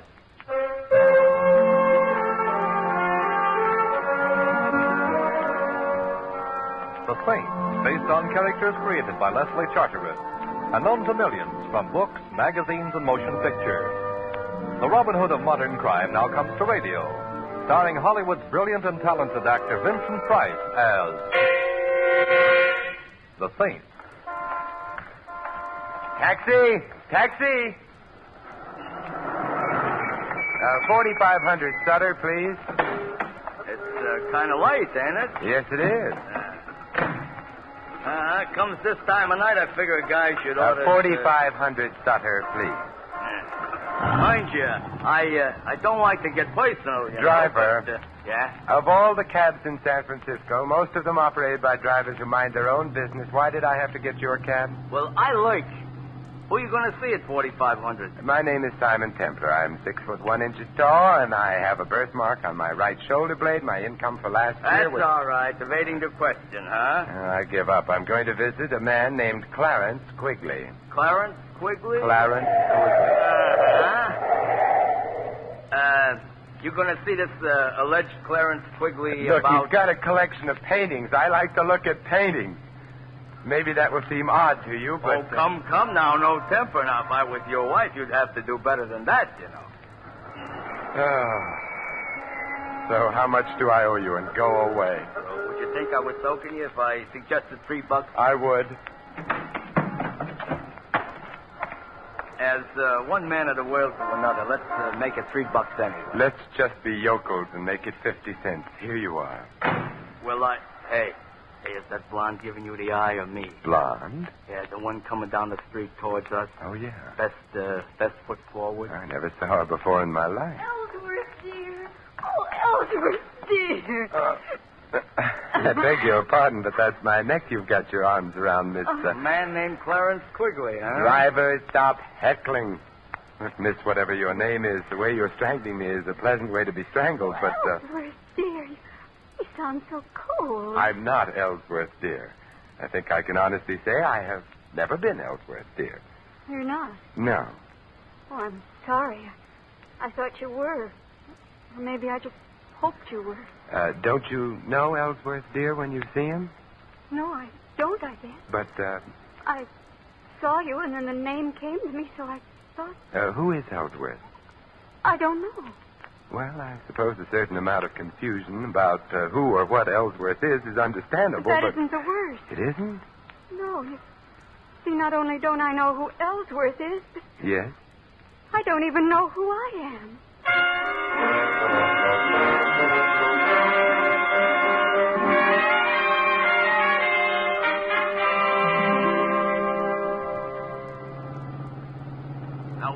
want to know in a general sort of way is how Mr. Clarence Quigley is going to feel. Driver, would you mind concentrating on your driving? You know, he's liable to be frustrated. Like, I'm taking you and a lady right back to where you started. My apartment, yes, because Miss X needs help. Oh, I feel as though I'm imposing on you, Mr. Temple. Nonsense. The hour's late. You couldn't very well go wandering about the streets indefinitely. Especially in that hat. Anything wrong with my hat? Not a thing. No, it's very charming and immaculate. Yeah, also, it resembles a bird's home away from home. Well, mister, we have returned from where we went away. Good. Miss X?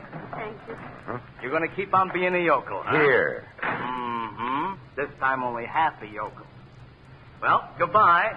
You know where I'm going? No. I'm going to lurk outside of Clarence Quigley. I think tonight he's a fellow who needs a friend. I need one, too. Oh, come along now.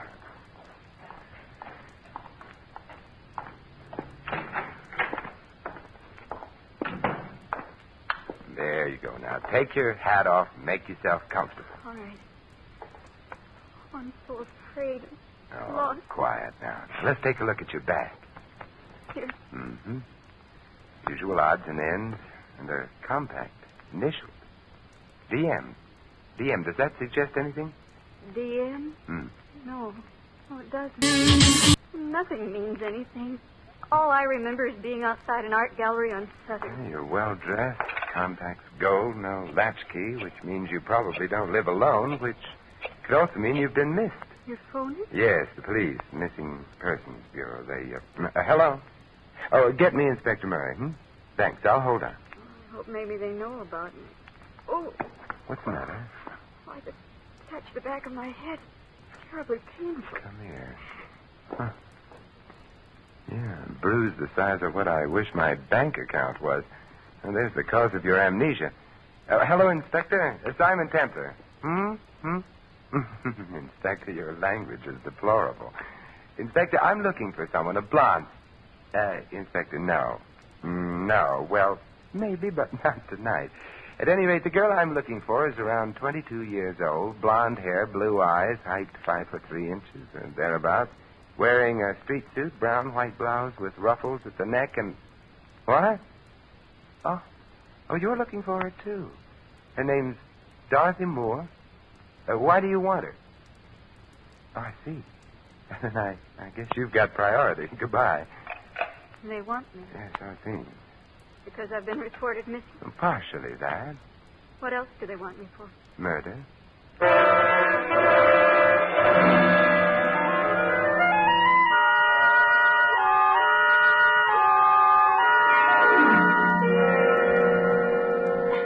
Here, now, try another cup of coffee. Dorothy, I guess we'll call you that unless we get evidence to the contrary. Dorothy Moore would fit the initials on your compact. What am I going to do? You stay here and wait for me. Where are you going? Well, from the information I've been able to get on the phone, your guardian, a man named Matthew Schreiber, was shot and killed earlier this evening. You disappeared. That's all the information in the public domain at the moment. I'm going to look for more. At my house? Yes. Or shouldn't you turn me over to the police? Oh, well, actually, I don't really know that you are Dorothy Moore. I'd like to know a little more about the murder itself before coming to any decision. You mean you want to help me? Yes. And I need help, so, because, you see, what's so terrible about it all is that I don't remember anything at all, so I can't even say I didn't murder anyone.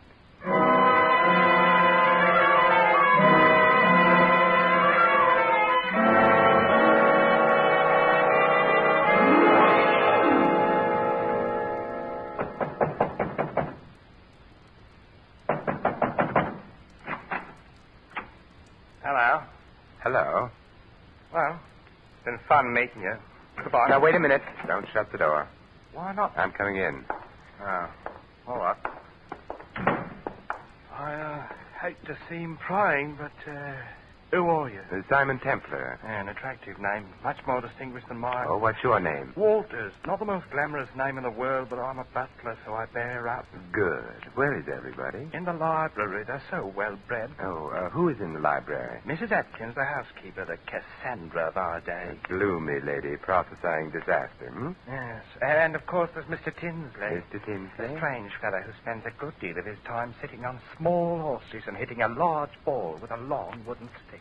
A polo player. Doesn't matter what you call it. It's no job for a grown man. What's his relationship to Miss Moore? Oh, let's not start prying, shall we? Expound. Well, to breach your confidence, he's engaged to marry Miss Moore. If and when she's found, and if she happens to be innocent of her guardian's assassination. Anyone else in the library? No. Mr. Schreiber, dear departed soul, is detained elsewhere. At the morgue. He was shot in the library. Oh, that's a bad place to be shot. Usually fatal. Suppose you take me to the library. Tell me, why did the police suspect Miss Moore? Because of me. You see, I told them that I heard shots in the house. I left my quarters on the Gallup, ran towards the library. Just before I got there, the door opened and Miss Dorothy ran out. Ran down the hall and out the front door. Is that true? My dear Mr. Templar, if not, would I have told the police otherwise? I don't know. Besides, it isn't good form to suspect the butler. The library, certainly. Mrs. Atkins, Mr. Tinsley, Mr. Templar. What do you want? I'm looking for Miss Moore. So, young man, are the police. Why? Her guardian was murdered. All his money goes to her, and she's disappeared. Perhaps she didn't murder Mr. Schreiber. But you wouldn't bet on it. Perhaps I did. I hated him. Perhaps Mr. Tinsley there did. Now, look here. Isn't he priceless? Now, look here. Such a typical phrase. So typical, I wonder if he can really be so stupid. I love Dorothy, and... No one has questioned that. But what is it about her that you love? The money she was to get when Mr. Schreiber died? The money you wouldn't have got if you'd married Dorothy against Mr. Schreiber's wishes? Mr. Schreiber didn't approve of the marriage? He hesitated about it, but we were working on it. And then became impatient. Now, look here. There You have... it goes again. I resent that. Good. It is now on record that you resent it. How about Walters? Walter? Yes, what motive would he have? What makes you think he has one? Oh, I'm the hopeful type. Walters is a man with a criminal past. Whether or not he got tired of his upright life here, I cannot say. But it wouldn't surprise you. What may surprise both of you, however, is an odd fact. Dorothy Moore is suffering from total amnesia. Amnesia? What do you mean? She remembers nothing of her past, herself, neither name nor habitation. How horrible. How convenient. Wait a minute. How do you know that? Why get around? Well, then you must know where she is. You've got to tell me. Mr. Tinsley is now being the ardent lover. I can't tell you. Why? Well, whoever shot Schreiber, there's very little doubt that Dorothy saw the killer, but Dorothy doesn't remember. The killer, therefore, would have an urgent interest in getting hold of Dorothy before she did remember, and making sure that she would never remember anything again. Well, good night, you lovely people.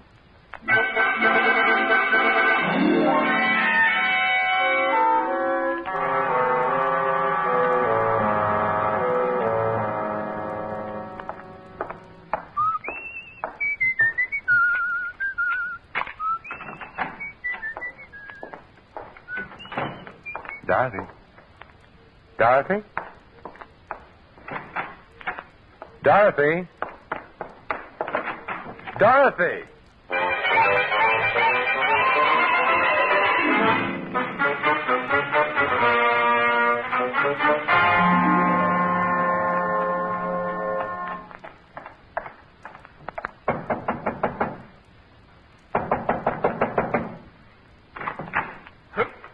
Oh, you again. It's me again. Did you like the place so much the first time? Where's Dorothy? Miss Moore? Yes, did she come back here? Back?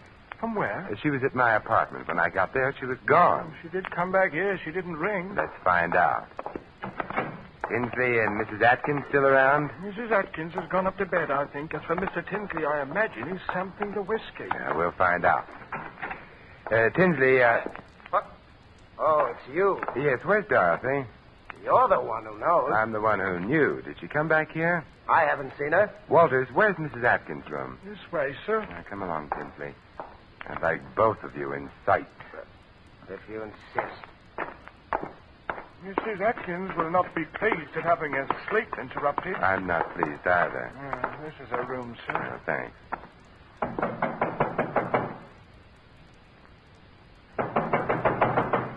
The old girl must be asleep. Well, then we must wake her up.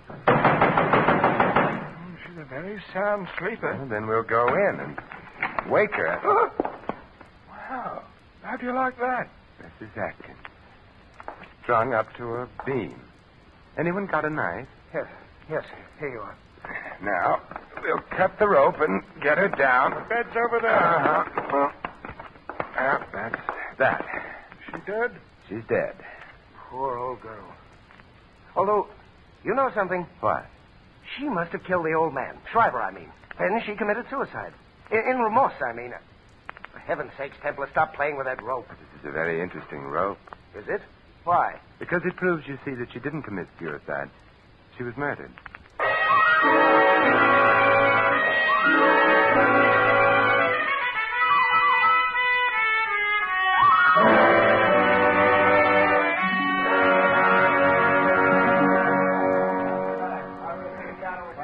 Templar? Yes, Inspector Murray. I understand you don't think that Mrs. Atkins committed suicide. I know she didn't. Well, while the boys are playing with fingerprints and stuff, would you mind explaining to a poor benighted member of the lower intellectual classes, a cop like me? Oh, Murray, now stop pulling my leg. You're one of the brainiest men I know. Then why do you always beat me to a case? Oh, I'm prettier. Uh-huh. Now, about this alleged phony suicide. Well, take a look at the rope with which Mrs. Atkins is supposed to have hanged herself. Now, let's see. The rope was thrown over the beam there. I'm afraid you're right, Templar. Yeah, it wasn't hard to spot. Her weight would have pulled the rope sharply down over the beam. The fibers of the rope, therefore, should have slanted upward. Instead of which they slant down, indicating that somebody put the rope around Mrs. Atkins' neck and then hauled her up. We were supposed to think that Mrs. Atkins committed suicide as a confession of guilt. Which leaves us where? In the Schreiber home. I'm more interested in where the girl is. Dorothy Moore? Uh-huh. Why? Because I have... Hey, Mary. Look, coming through the door. I'm not sure. Simon, Oh, hello, Dorothy. I don't know exactly how I got here. I don't recognize the place at all. Yet I should, shouldn't I? Yes, you should, Miss Moore. Because this is where you live. But I'm afraid you're not going to stay very long. What do you mean? I'm placing you under arrest on suspicion of murder.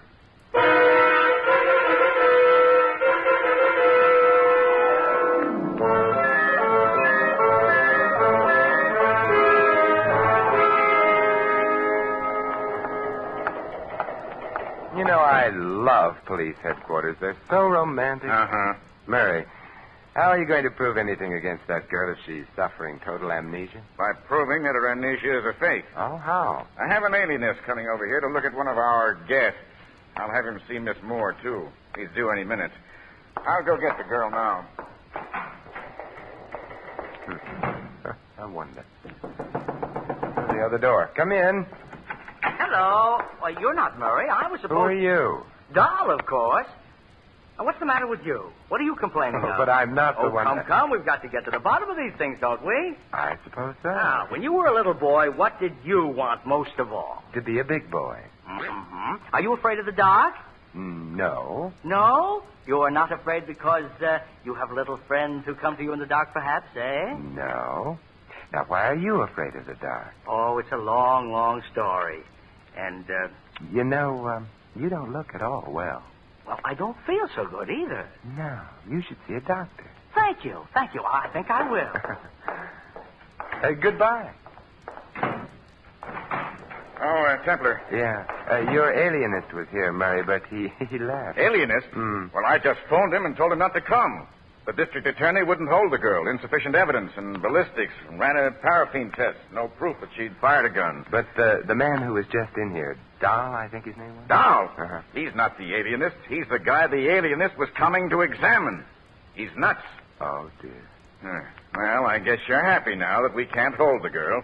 No, because while you were holding her, things were safe. Now, Murray, let's go visit. Go visit where? The Schreiber house. A house where 2 people have died. A house very convenient for murder.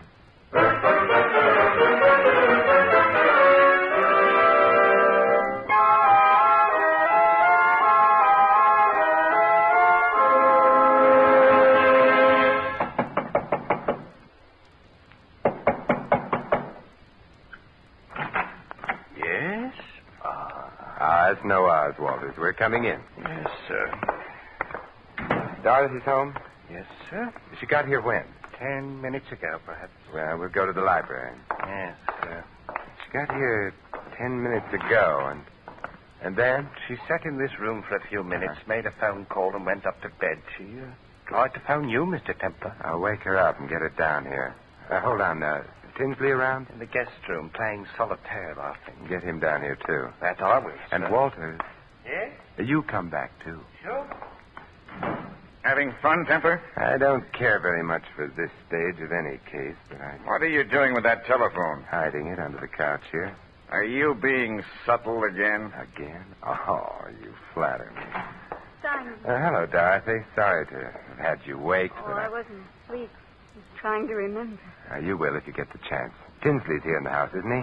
Yes, he is. For heaven's sakes, is a man never to get any peace? You know Inspector Murray, Mr. Tinsley? Oh, yes. The policeman. Oh, look, now get off your polo pony and... Where's Walters? By now, on his way to Canada, I imagine. Dorothy, get on the phone right away. The phone, yes, of course. Oh, well, there doesn't seem to be one in here. Perhaps in the next room. Why do you want me to phone? I don't. But you just said. Dorothy, didn't there used to be a phone in this room? I don't know. I don't remember. Oh, yes. Amnesia. But you remember everything that happened since the blow on your head, don't you? Well, of course. Well, then equally, of course, since you were in this room a very little while ago, and since you used a phone in here, you should have remembered that. Why didn't you? Well, I don't know. It slipped my mind. No, Dorothy, it didn't slip your mind. You were merely being over-careful. What does that mean? It means that you are not now, nor ever were, suffering from amnesia. Why should I pretend to have amnesia? Because you killed your uncle. You knew you'd need something to help you out in court, so you wandered about until you found someone on whom you could try out your amnesia. That happened to be me. You're just saying those things without proof. Besides, there was a paraffin test. It indicates merely that you wore gloves when you shot your uncle. It indicates I might have worn them. If I'd shot him, you can't prove I did. I can prove your amnesia was phony, that along with some other things. How can you prove it? Very simple. Your hat. What? When you arrived at my apartment, you took your hat off, discovered a large bruise on the back of your head. That was to supply a plausible reason for your amnesia. But, Dorothy, as I remarked to the cab driver at the time, your hat was immaculate, untouched.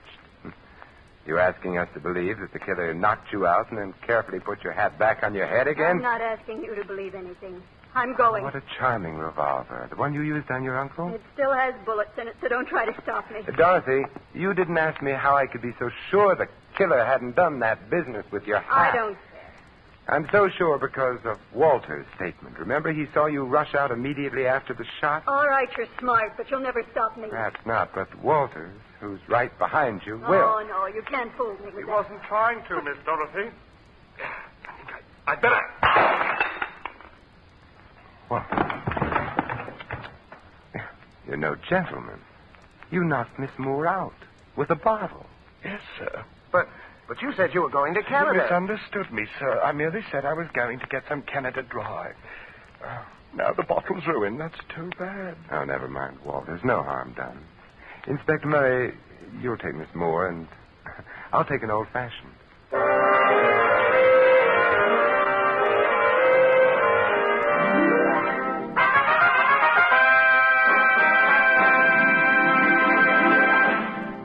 You have been listening to another adventure of the Saint, the Robin Hood of modern crime. And now here is our star, Vincent Price. Ladies and gentlemen, next week most of you will be enjoying a wonderful Thanksgiving dinner. And while you're eating your Thanksgiving turkey and counting your blessings of the past year, think. Think for a moment of the millions of people who don't get enough to eat. Think, and then send your subscription right away for a food package to be delivered to some needy family in Europe. Send your contribution to CARE, C-A-R-E, New York. This is Vincent Price inviting you to join us again next week at this same time for another exciting adventure of the Saint. Good night.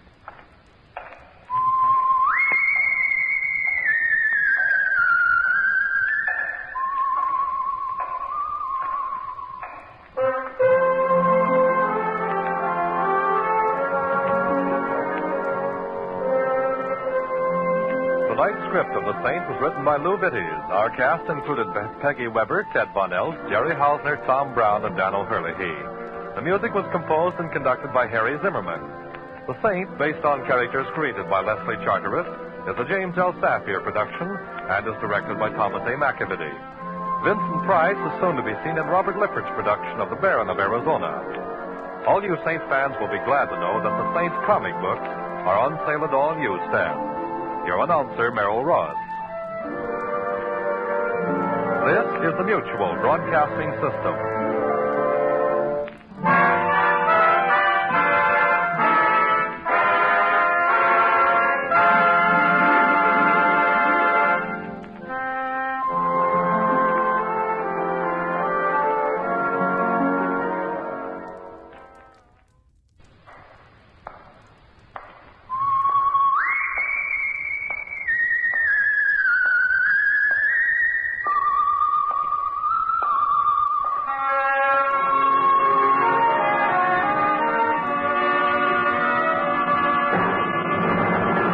The Adventures of the Saint, starring Vincent Price. The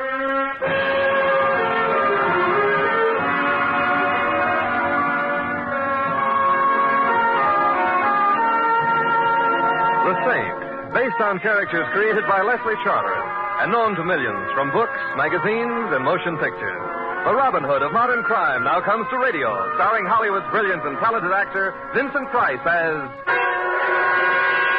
the Saint. Templar. Well, if it isn't Randy Patterson. Oh, Templar, am I ever glad to see you. Just what the psychiatrist ordered. Sit down, old boy.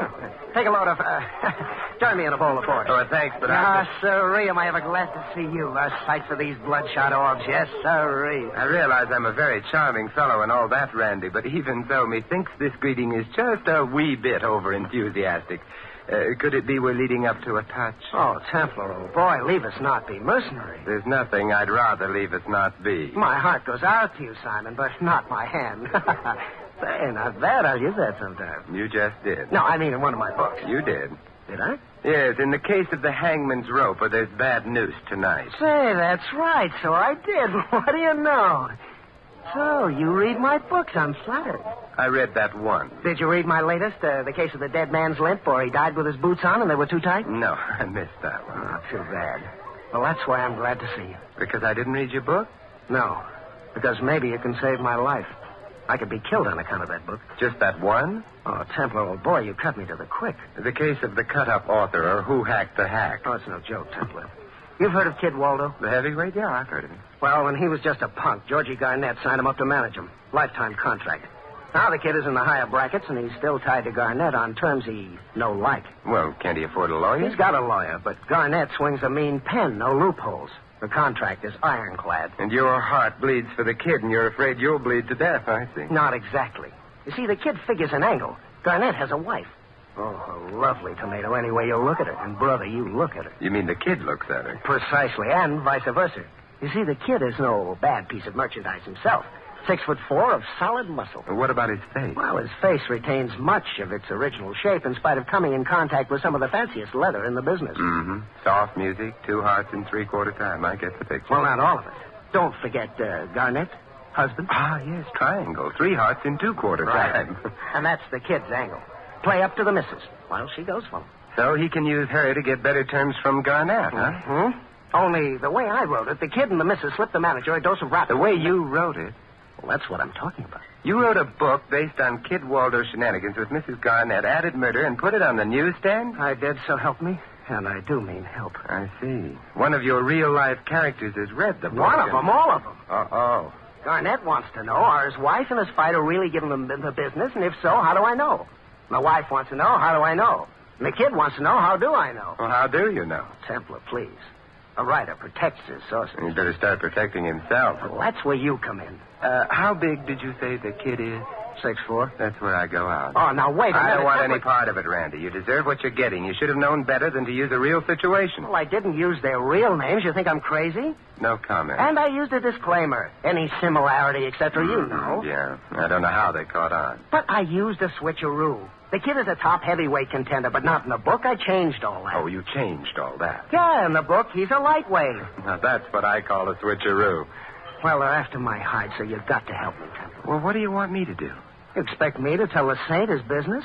Oh, he'll think of something. I already have. Oh, great. What? I'm out of shaving cream, so I better go right down to the Templar, I drugstore. appeal to you in the name of our friendship. I'm not... You know, Randy, I'm beginning to think of a few names for our friendship that aren't exactly appealing. Oh, you wouldn't let me down. You couldn't. I could try. Is this Simon Templar speaking, my old pal, my buddy? Oh. The Simon Templar who saw me through the darkest hours of deadly literary tea? Oh, Randy. Who stood by me when the critics descended upon my first poor, defenseless brainchild? Who was the Stop it, Randy. You're breaking my heart. I'll do what I can for you, Randy. Oh, good, old Templar. I knew you'd come through. But I still don't know just what you want. Well, it's simple, old man. These jokers are sore, all of them. Maybe they're after my hide. Well, that's what I've got to find out. In other words, one and all would thoroughly be delighted to see you dead. And you want to know if any of them are making specific plans for such delight, huh? Exactly. If we know what they're planning, maybe we can stop it. If not... You have a feeling all of a sudden any resemblance between you and a living person will be strictly coincidental. Right.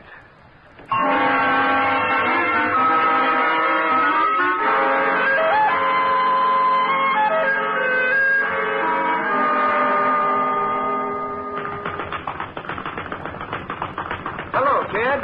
Why don't you give that punching bag a rest? It's getting tired. Who are you? Simon Templar. I'm a friend of Randy Patterson. Oh? Oh, please, kid, I want to talk to you. I got nothing to say. Well, then allow me. Look, mister, my lawyers are Smith & McCormick. It's in their hands. You want to talk to them. Oh, lawyers. Yeah, lawyers. I've been libeled. I never did none of the things it says in that book. You didn't? No. Well, then how do you know that the book's about you? How do I know? How do I know? Yeah, how do you know? Why, everything that happens in that book is just exactly like it.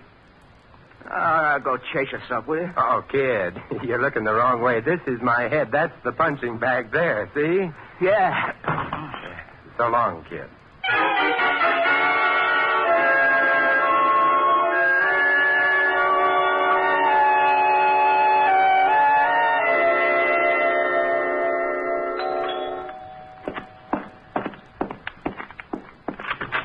Yes? My name is Simon Templar. I'm looking for George Garnett. I'm Garnett. Do you always greet your guests with a gun? Lately, when Monk isn't around. Oh, who's Monk? Bodyguard. Templar, eh? I've heard that name. Well, what do you want? Well, look, I'd like to talk to you, but not in the doorway with a gun in my ribs. All right. Come in. Come in. Thank you. Templar. Seems I... sit down. There. Oh, thanks. Have to take these blamed indigestion pills. Nervous stomach. Been under a strain lately. Terrible strain. By Jove, the Saint. Of course. That's right. Yes, sure. Templar. Hell. Well, what brings you here, Templar? Randy Patterson asked me to... Patterson, that rat, that skunk, that murderer? Murderer? Accomplice him. How so? Who's been murdered? Nobody yet. Well, then Well, but somebody may be. Any minute, any time. Who? Me. That's what he said in that blasted book, isn't it? Me. But that doesn't mean... me. Well, I tell you, Templar, if I get murdered, I'll hold Patterson partly responsible. So help me, I will. Just because he said you might be killed, you have to thank him for the warning. But he won't tell me where he got the information so I can really protect myself. No, I can't sleep. Where'd I put those pills? You swallow them. Oh. Do you know, Templar? Do you know where he got the information? No. If you knew, would you tell? Oh, yes, you would. I'll just bet. Why'd you come here, Templar? I've been wondering what you plan to do, so Do? What can I do? Look, I got a beautiful wife. We got along. At least I thought we did. Then he says in the book, well, you know. Yes, I know. Oh, confound it, Templar, a thing like that. How can you be sure? Felice says it's a lot of eyewash. That's what she says, a lot of eyewash. But I've been watching her and the kid. That's the trouble. Gets you suspicious. Mm-hmm. I've been watching. There's something between them. I know there is. But if only I could be certain. Are you sure I took those pills? I'm sure. I mustn't forget. Doc says I'm... Well, anyway, back to what I was saying. What was I saying? You think there's something between Felice and the kid? Yeah, think. If only I was... Oh, who's kidding who? I know. And if Patterson is right about that, if he's right about that, well, don't you see? See what? The murder. Oh. He could be right about that, too. It comes next. Yeah, the murder comes next. Not necessarily. That's why I got Monk. Big guy. Used to be the kid's sparring partner. Where is he? He ought to be here. Say, look, you still haven't told me what you're doing here, Templar. What do you want? Nothing more with you, Garnett, but I would like to see Felice. Is she at home? No, at the Hotel Bennett. Oh? Yes, after this business, she moved out. Said I was too suspicious. Who wouldn't be suspicious? But I love her, Templar. That's the trouble. Why did he have to... Say, do you suppose there's a chance? Oh, no. Why do I keep trying to kid myself? Get out of here, Templar. Will you get out? I'm going, Garnett. Goodbye. Hey, wait a minute. Where do you think you're going, mister? Oh. Monk! Oh, Mr. Garnett, I didn't know you was here. I seen this fella come out of the living room. I didn't know who he was. Well, you might have asked before you broke my jaw. Is it broke? In at least 3 places. Ah, you're kidding. Is she a friend of yours, Mr. Garnett? Friend? Is anyone a friend in this dog-eat-dog world? I don't know. Help him up, Monk. I'll help myself up, thanks. Oh. All right, Monk, you want sparring practice? I'll be glad to accommodate you. Wait a minute. What's she doing here, Mr. Garnett? I'm not quite sure. Well, shall I throw him out? Look, Muscle Brains, I'd already be out if you hadn't suddenly rushed to the rescue. He's right, Monk. And speaking of rushing to the rescue, where were you? Well, taking a nap. I've got to keep in condition. I might have needed you. Well, you got the Roscoe. In that case, why do I ever need you? Say, that's a thought. Perhaps... Well, Templar, what are you waiting for? Thought you were going. Well, this has been such a delightful get-together, I can hardly tear myself away. I can tell you away if you need any help. I doubt it, Monk. From the look of you, you don't do so good when the other fellow's in a position to fight back. If you was in the ring as long as I was, you'd be kind of banged up, too. But I was plenty good, brother, plenty good. If you want to know, even Joe Louis was scared of me. Yeah, he was scared to fight me. How do you like that? Louis was scared to fight me. How do you know? Well, did he ever fight me? Not that I know of. All right, then. I see what you mean. Well, goodbye again, fellows.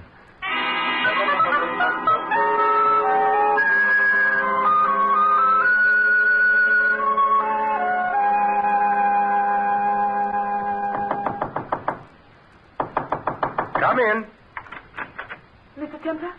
Well, look what I get, and I didn't even send in any box tops. What? I was expecting Randy Patterson, but he can wait. In fact, I hope he does. Come in. Mr. Templar, you've got to help me. Well, in that case, you'd better call me Simon. All right. And what do I call you? Felice Garnett. Oh, I'm so glad to meet you, Felice. In fact, I've tried to reach you several times today. Really? Why? Well, you see, I'm a friend of Randy Patterson. I didn't know he had any friends. Well, live and learn. Yes, and I want to keep on living. That's why I came here, but if you're a friend of Patterson's, maybe I made a mistake. Not necessarily. What brings you here? I heard you'd been to see my husband. I wondered what your interest in us was. I'm afraid I'd found out. You said you wanted me to help you. Yes, I did. When I heard you were involved, I thought you might be just the one to turn to. Well, that was before you told me about Patterson. Any friend of his is an enemy of mine. Of course, but Felice, I believe in the old saying, love your enemy. It's rather difficult. Apparently you need someone to help you. Why not give me a try? Just, what help do you need? Well, it can't hurt to tell you. I'm being framed. For what? My husband's murder. Has he been murdered? Well, not yet, but... You know, it's funny how everyone seems to take it for granted that he will be. He will? How do you know? Well, that's what it's all about. What? Didn't you read the book? Look, just because Randy wrote a book... But that's why he wrote it, so my husband could be murdered. Is that a fact? Of course. Patterson wrote a book, thinly disguised, about me and my husband and Kid Waldo. In it, the kid and I plot to kill my husband. So George read it, got frightened. Now he suspects maybe we really are planning to kill him. He's even hired a bodyguard. Mm-hmm. Well, don't you see? It's all a build-up. And George really is killed. Naturally, it looked like the kid and I did it. That's the whole idea. And Randy's in on the plot. Of course. The real killer hired him to throw suspicion on us. Just who is the real killer? I don't know. That's what I wanted you to find out. Well, it's an interesting theory, Felice. Theory? I'll check to see if it's anything more than that. You will?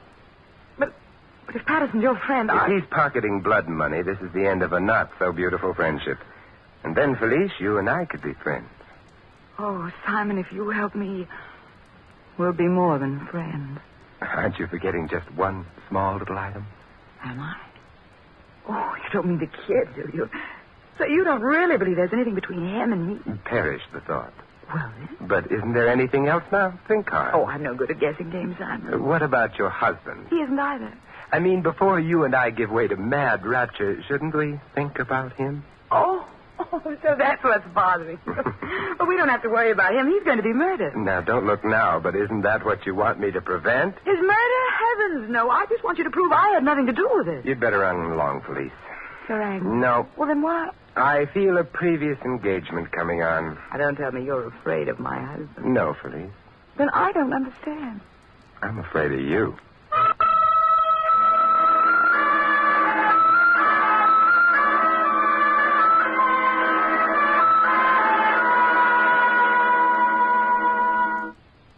Hello, Andy? Templar, old boy. How are we doing? I thought you were coming over here. Well, I've been detained, and she didn't have a friend.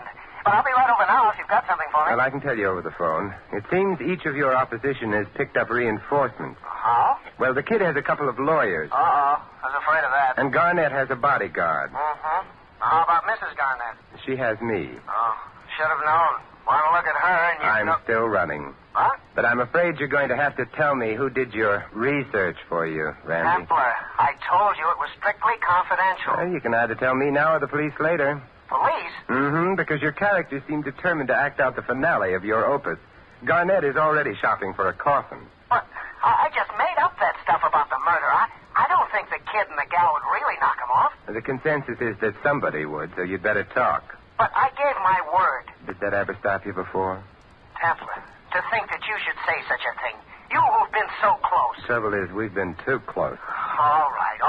I'm a no-good, a heel, a liar. I'd sell my soul for a mess of pottage, but at least, Templar, it's always been the best pottage. Mm-hmm. Now, will you please stop talking and talk? You want me to betray a confidence?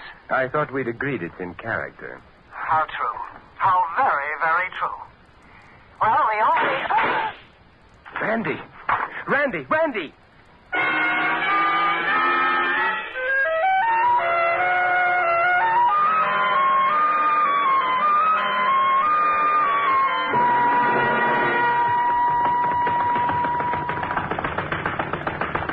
You really believe in keeping in shape, don't you, kid? Oh, you again, Templar? Yeah. Look, why don't you get lost and take Patterson with you? Patterson already got lost. That's why I'm here. I don't get it. I was talking to him on the phone. I heard shots. I called the police, and they called back from Patterson's place. He's dead. I'm not surprised. What do you know about it? He had it coming. From you? Maybe. Only somebody beat me to it. Is that so? I got nothing more to say. You want conversation? See my lawyer. Yeah, Smith and McCormick. I know. I may get around to it. Yeah, do that.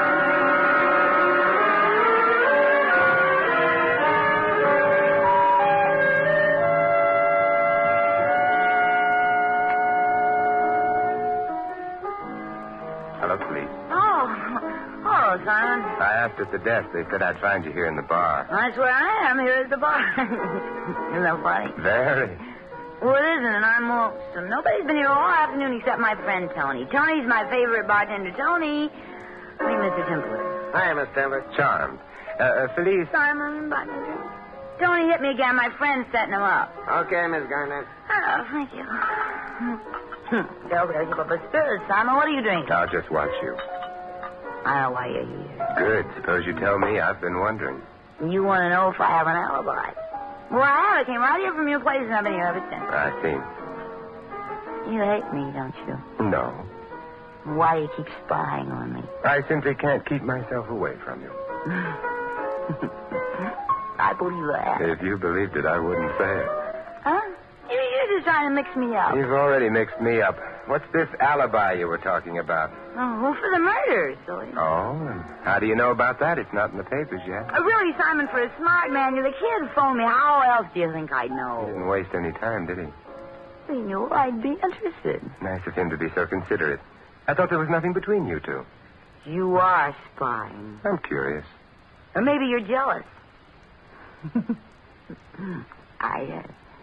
Jealous, Simon? Terribly. I wish I believed that. What's between you and the kid? I told you nothing. He phoned you. Well, he knew I'd be This interested. is getting us no place.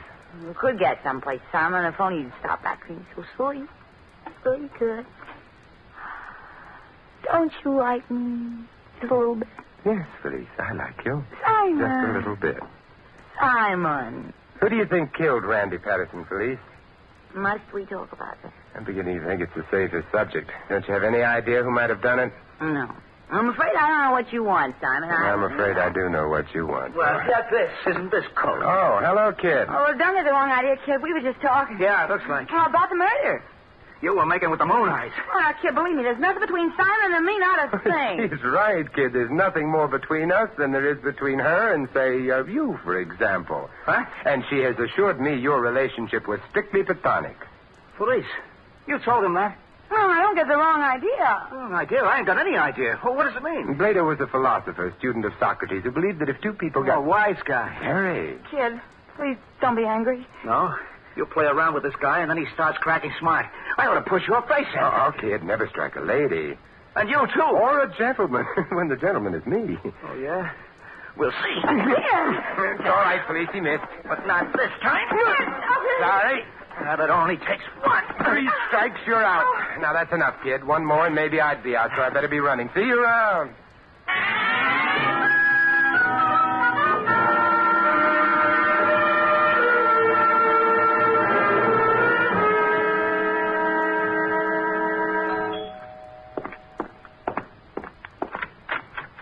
Oh, it's you. You greet me with a gun, too, Monk. That's what I like about this place. So friendly. You got no idea how friendly. Just the guy we want to see. Come in, pal. Come right in. Now, that's a switch. Last time you were all for throwing me out. Oh, that's before I learned what a sweet guy you was. Now, come on in. With such a hearty invitation, I don't see how I can refuse. You can. You know, Monk, this is an unexpected pleasure. When I was here before, I got the impression Garnett was considering firing you. Oh, he couldn't do that. Where is he? In back. He'll be in a minute. Now, you want to see why he couldn't fire me? Why? On account of there's some things I can do so much better. Like, for instance, this. Oh, you kick so beautifully, Monk. Your mother must have been a rocket. Don't try to hit back. This Roscoe's looking at your belly. All of a sudden, I'm everybody's target for tonight. What's the idea? Mr. Garnett wanted to know how much Patterson told you. He asked you nice, real nice. I don't ask so nice, but I get answers. Well, you want to talk now, or shall we dance? I have nothing to say. We'll see about that. You still got nothing to say? I'm beginning to think of a few things, but I have an idea you wouldn't care for them. You kill me. Maybe I can do the same for you sometime, like right now, for instance, unless you're ready to talk. I'll think about it. Well, while you're thinking, put up your hands over your head. Hurry up. Don't forget the Roscoe. My old friend? How could I? That's it. And now, just to help you make up your mind, here's... Oh. Well, hello, Mr. Garnett. What's going on here? Hello, Templar. Greetings, Mr. Garnett. You don't want to talk, Mr. Garnett. I've been trying to change his mind. I'll go right ahead. Don't let me stop you. I'm afraid it's no use. He's a stubborn type. Yes, so it would seem, Monk. So it would seem.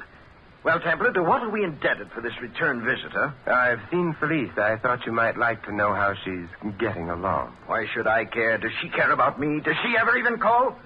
Don't stand there with your hands like that, Templar. It looks ridiculous. It's Monk's idea. You heard Mr. Garnett, Templar. Put him down. Well, if you insist. How is she, Templar? Who? Oh, Felice. Fine. I was afraid of that. Afraid? I'd like to think she needed me. I've got to put her out of my mind, Templar, completely. Only answer. Tell me something, Garnett. What?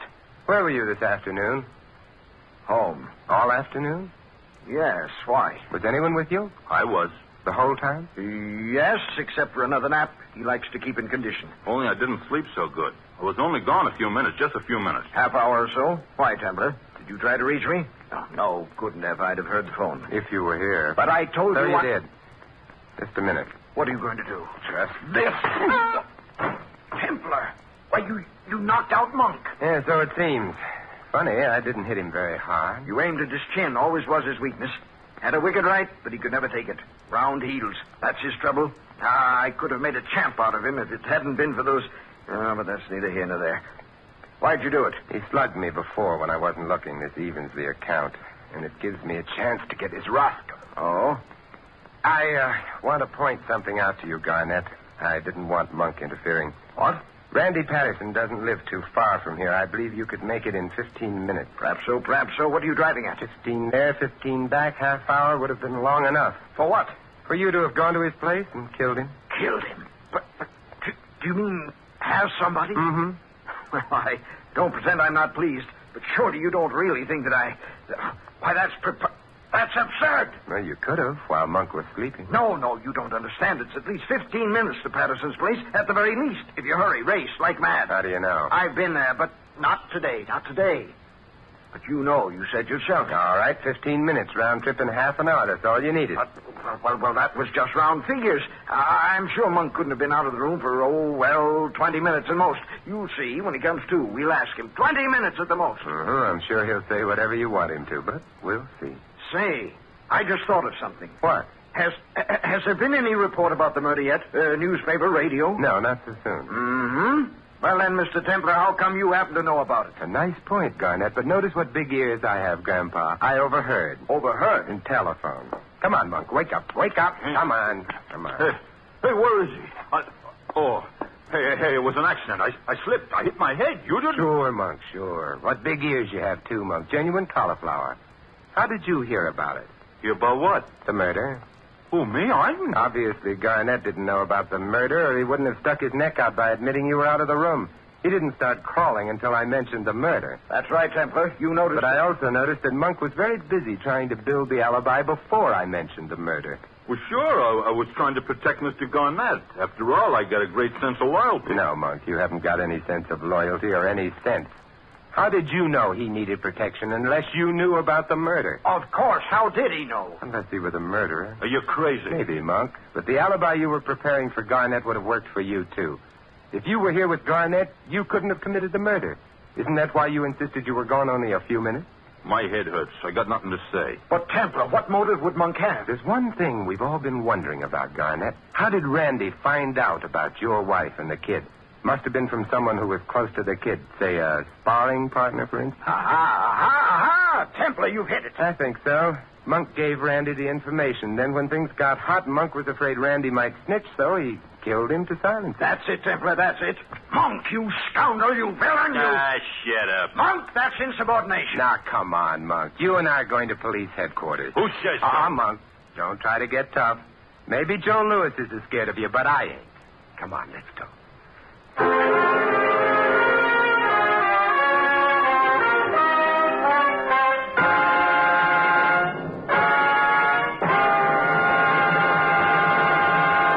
You have been listening to another adventure of the Saint, the Robin Hood of modern crime. And now here is our star, Vincent Price. Ladies and gentlemen, take a memo to the future. The date, make it 1958. The message, cash in your United States savings bonds. Take your savings plus the additional $1 for every 3 invested, and, well, you finish the memo. Perhaps you'll end it with a home or a business of your own, with a college education for the children, with financial security. Whatever your dream for the future, you can make it come true with a program of regular saving. And there is no surer, more profitable way of saving than through the purchase of United States savings bonds. Remember these points. United States savings bonds are safe, they are profitable, they are convenient to buy, and they are redeemable at any time at the purchase price plus accumulated interest. If employed, you can buy United States savings bonds where you work by having your employer set aside an amount each week. If self-employed, buy your savings bonds through your bank on a bond-a-month basis. Make that dream come true. Remember, automatic saving is sure saving. This is Vincent Price inviting you to join us again next week at this same time for another exciting adventure of the Saint. Good night.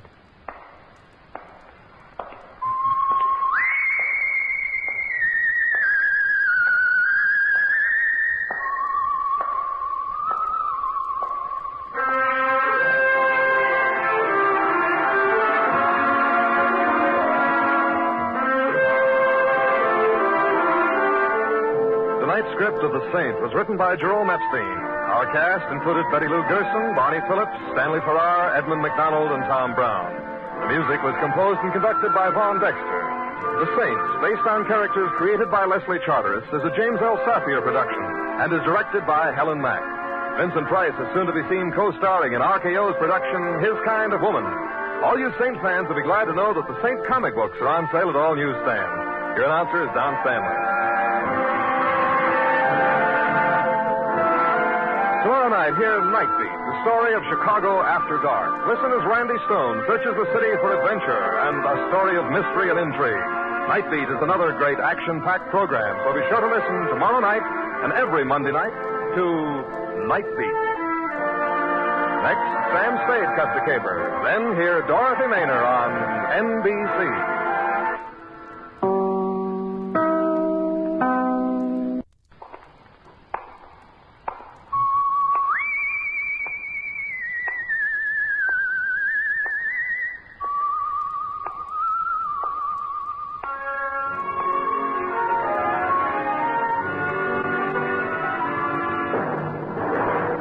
The Adventures of the Saint, starring Vincent Price.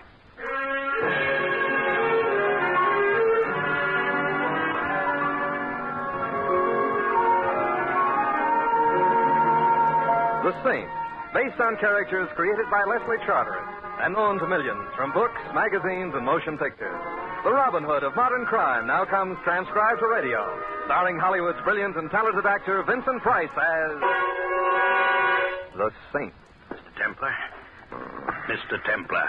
I'm asleep. Mr. Templar. Noisy dream. You're not dreaming, That's Mr. what Templar. you say. I'm alone in my bedroom. I'm in bed. It's dark. But you're not alone. I'm here. Go away. I'm sorry. I didn't climb into your bedroom in the middle of the night merely to go away again. Well, what did you expect? A 21-gun salute? I expect your attention. You can't see me, can you? No, I'd be even happier if I couldn't hear you. But I can see you, however. You're silhouetted against the window behind you. That was cunning of me. It helps me aim the gun I'm pointing at you. I'm so glad. I'd hate to have your aim suffer. Well, what do I do now? Get up, put the lights on, You and... don't do anything of the kind. No? Why? Are you shy? Yeah. Let's say I'm shy. That's why you insist on holding this conversation with me in the dark. The conversation, obviously, that wouldn't be about the weather. What would it be about? Well, I'm a writer. A writer and shy? Nonsense. I need some advice. The only advice I can give all writers is don't. I'm writing a book about murder. I'm calling it The Story of a Perfect Crime. Sounds interesting. Thank you. What I came here for was to have you tell me whether or not the murder my book deals with is really a perfect crime. Go on. The man to be murdered, in my book, that is, suffers from heart disease. He's a completely unpleasant character, a financier and a crooked one, a man who deserves to die. And he suffers from heart disease. For this condition, he takes daily at stated hours capsules containing medicine, capsules upon which his life depends. Now then, the murderer, in my book, that is, decides to poison the financier. Well, that's not cricket. No, it's murder. Murder that will be poisoning without poison. I'm waiting breathlessly for the next chapter. The murderer steals one of the capsules, pours the medicine out, and replaces the medicine with powdered sugar. He returns the capsule to the financier's pillbox. In due course, the financier reaches the capsule, takes it. His weak heart, lacking the medicine he needs, fails. And there you have poisoning without poison. Very ingenious. I think so. The poisoner can't be traced through the poison he purchased because he didn't purchase any. The murdered man is assumed to have died a natural death. An autopsy will show no poison in his body since there wasn't any. Well, is it a perfect crime? I can't see any flaws in it. Good. And if you can't, I don't imagine the critics will. Don't you mean the police? Why should the police be interested in a book I'm writing? And why should the critics be interested in the murder you're committing? You're not serious. You are. I rather think I must leave now. Be getting light soon. No, don't move. I still have the gun pointing at you. If I had to shoot you, it wouldn't be a perfect crime, but you'd be dead nonetheless. But that wouldn't interest you, would it? Well, good night, Mr. Templar, and pleasant dreams. Thanks. Loads.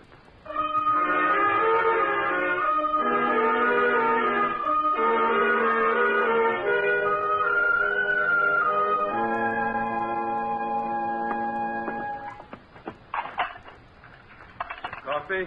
Your toast, Mr. Templar, and the morning paper. Oh, thank you. You're up early this morning, aren't you? I couldn't sleep. Hey, any resemblance between this toast and toast is purely coincidental. What does your chef do, tan the stuff? Oh, no, Mr. Templar. He probably uses old shoe leather. What's the matter? Don't you like the headlines? can't say that I do. Frank A. Clark, noted financier, dies of heart attack as police arrest him for alleged embezzlement. Oh. Was he a friend of yours, Mr. Templer? No. But he was a financier. He was crooked, and he had a weak heart. No wonder he died when he got arrested. It depends on whether he took medicine in capsules. What depends on that, sir? Murder, my friend. Murder.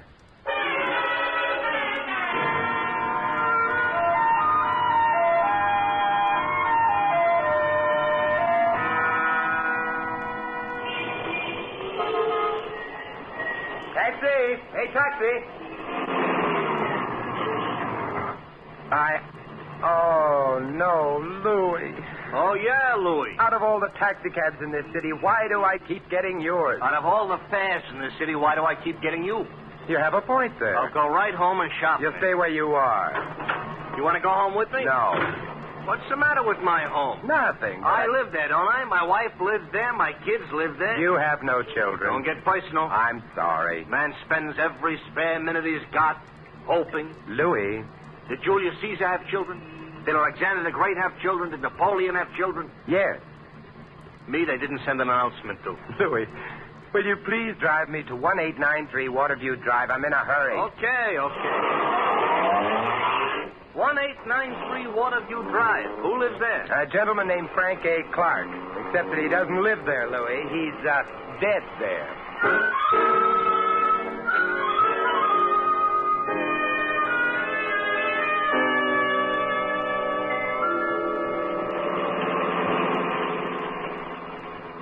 You're going to keep company with a corpse, Mr. Templar? I am going to visit his surviving relatives, if any. Why? Does it occur to you that it might be none of your business? Sure. It's none of your business? Well, now that we got that clear, why are you going to visit his relatives? Louis, stop the car, quick! Stop. What happened? We've reached 1893 Waterview Drive. Oh, I'm careless about little details like that. Here, Louis, and don't forget to mention it to your income tax collector. I'll write to him. Hey, don't you want me to wait? No, but you will, Louis. You will.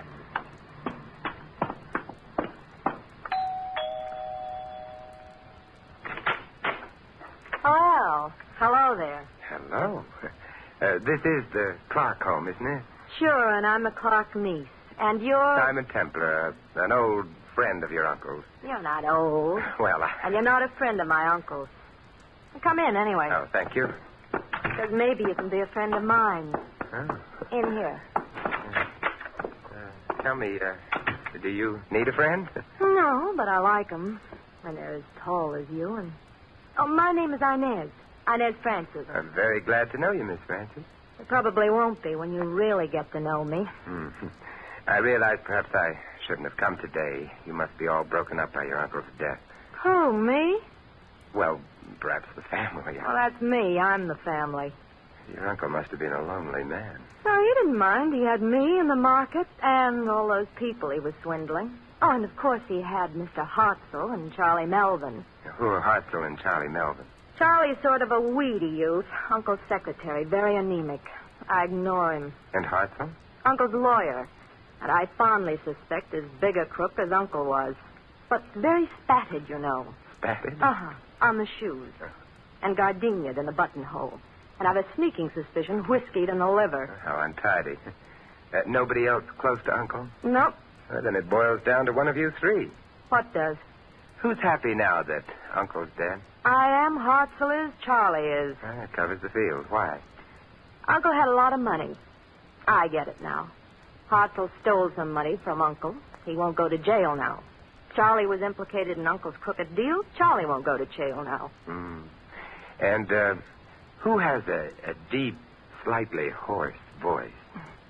I don't. No. Which means that you're not the one who came to my room last night. No, but if you ask prettily, perhaps I'll come tonight. Inez. To look at your etchings. I don't have any etchings. I'll bring some with me. Are the others around? Sitting around practicing grief-stricken looks for the funeral. That happy event is this afternoon. I'd better get dressed for it. But you are dressed. But not for a funeral. Would you excuse me for just a minute? Oh, of course. Oh, here you are, Inez. Greetings, Mr. Templar. This is Charlie. Charlie, this is Mr. Templar. Glad to meet you. How do you do? He doesn't. Entertain Mr. Templar for me, Charlie. I gotta find a dress that's sad-looking. I'd like to stay and entertain you, but I've got to hurry. You see, I'm Mr. Clark's secretary. In his condition, he doesn't need a secretary. Well, I'm Mr. Clark's former secretary. No, I'm the former Mr. Clark's No, I get it now. Relax. Oh, I'm relaxed. Well, then why are you in such a hurry? Well, I have to go out and hire some mourners, haven't I? Why? Well, it wouldn't look nice if there were only 3 of us at the funeral. My nearest Mr. Hartsell and myself. No, especially since you'll all be grinning from ear to ear. May I ask you a question? Of course. Has your voice ever been deeper? Deep? Heavens, no. Ta-ta. Goodbye. Charlie, my boy. Or is he my boy? Oh, good morning. Good morning. My name is Templar, and I'm... Hartsell is my name. I'm sorry. I can't talk to you now. I'm in a hurry. Why? My tailor's expecting me. Your tailor? You'd hardly expect me to attend Mr. Clark's funeral in this, would you? Impossible. You see? So, if you don't mind, I'll just run along. Oh. Yes? What are you doing here? Looking for a man with a deep voice. Oh, sorry, mine isn't. But why are you looking for a man with a deep voice? He told me how Mr. Clark was murdered. Well, that explains it. What? Yes, he was murdered. But Mr. Clark died of heart failure. Indeed. You must be I demand an explanation immediately. You've forgotten one thing, Mr. Harker. What's that? Your tailor is waiting. But And tailors are sometimes very temperamental. Besides, we can discuss this some other time. This evening? This evening. Here's my card. I'd appreciate your coming. If Mr. Clark was murdered, something must be done about it. Something will be.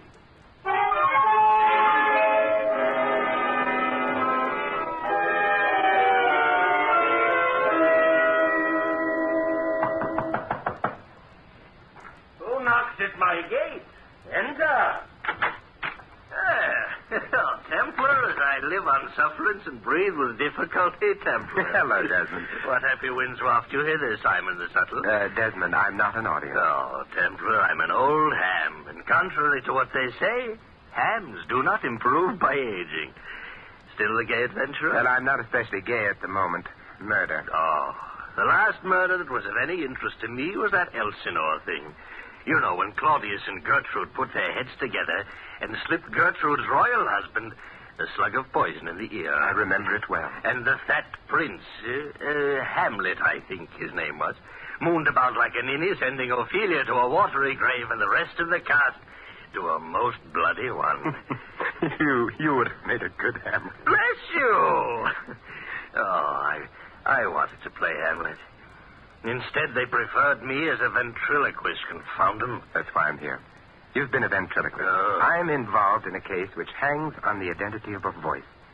Desmond, could anyone change his voice so that it would be completely different from his real voice? Oh, yes. But you'd always know that the second voice wasn't natural. That does it, then. Does what, Simon? Look, Desmond, 3 people wanted a man named Clark dead. Clark is dead. Presumably, therefore, one of the 3 killed Clark. Yes. Now, I was told of the method whereby Clark was going to be killed. By a very distinctive voice in the dark. Therefore, the problem was simple. Find which of my 3 suspects had a voice like that and go on from there. Well? Not one of the 3 has that kind of voice, which leaves me with an interesting problem, but leaves a murderer free to go on murdering.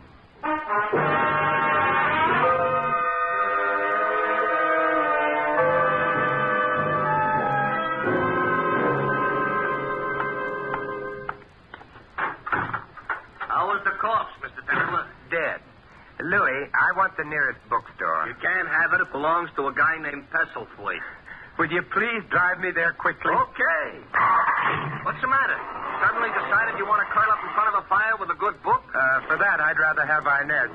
No, Louis, I merely want to find out how a man can die of poisoning without being poisoned.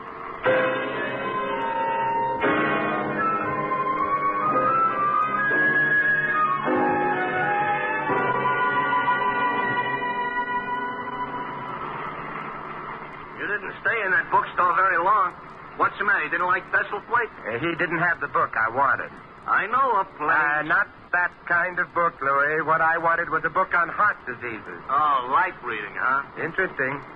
Heart disease. These stores had one book on heart disease in stock until yesterday. So? Yesterday, the book was sold to a man, Pestlethwaite told me, who behaved in a strenuously agitated fashion. A man named Hartzell. Maybe the name was bothering him. Which reminds me, where am I taking you? Naturally, Louis, to a man named Hartzell.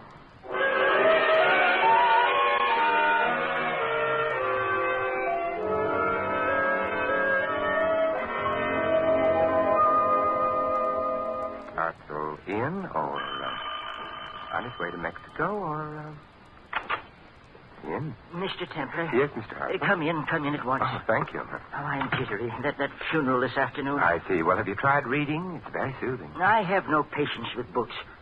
Now, please tell... Not even books on heart disease? Hmm? Oh, why? Excuse me.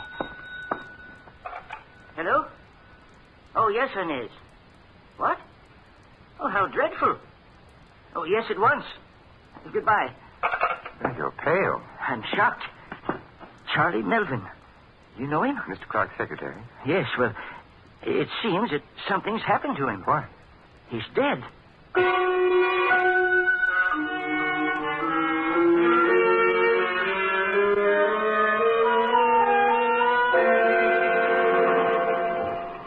Tell him to hurry. Templar, hurry. Oh, we're almost there. Mr. Hartzell, did Inez say who discovered the body? Oh, yes, she did. She'd been visiting some friends, returned home, and... Couldn't have been an accidental death. Coincidence doesn't stretch that far. You know, if he was murdered... You still think the police believe Clark was murdered, too? Not the police, me. Oh, Mr. Hartzell. Oh, Simon. Hello, Inez. Come in. Getting to be embarrassing, all the sudden death. It might be more than embarrassing. Might be fatal. It was for Charlie. How did it happen? He shot himself. The police, have you... I just phoned them. Oh, well, then we'd better hurry. Come on. Well, this is his room, in here. I heard the shot. When? About an hour ago. But you phoned Hartzell here only 15 minutes ago. I didn't know it was a shot at first. Charlie was supposed to come upstairs. When he didn't, I realized... Well, there he is. Yes. Yes, definitely dead, and... a note. Oh, imagine that boy committing suicide. Let's see what the note says. I killed Clark because if he'd been arrested, I would have gone to jail, too. But now the police suspect he was murdered, and they suspect me. I might as well get it over with before they do. And it's signed Charlie Melvin. Well, that sort of clears up that, doesn't it? Yes, except for one thing. What's that? Charlie's voice wasn't deep enough.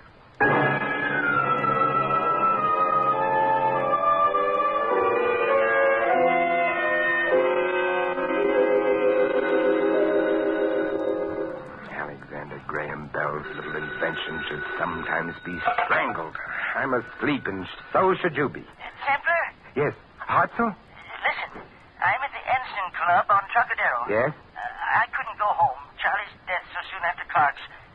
Anyway, remember that voice you told me about? I remember it very well. I just heard it. What? The man with a voice like the one you described was here. I'll be right over. He's gone now, but I followed him outside and heard him give the cab driver his address. Good boy. I have my car. I'll pick you up immediately. Fine. We can go right after him.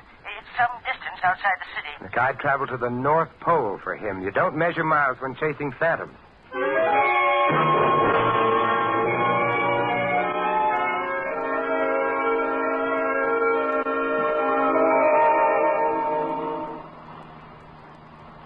Of course, I can't be absolutely sure it's the man you want. Me, I'm grabbing at straws. But his voice did sound like your description.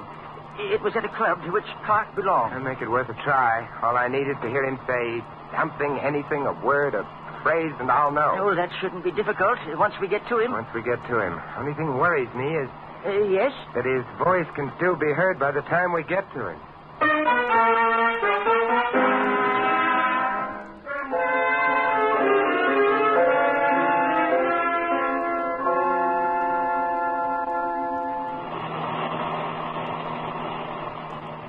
Halfway to the North Pole. So you didn't take me literally, did you? You shouldn't be much farther.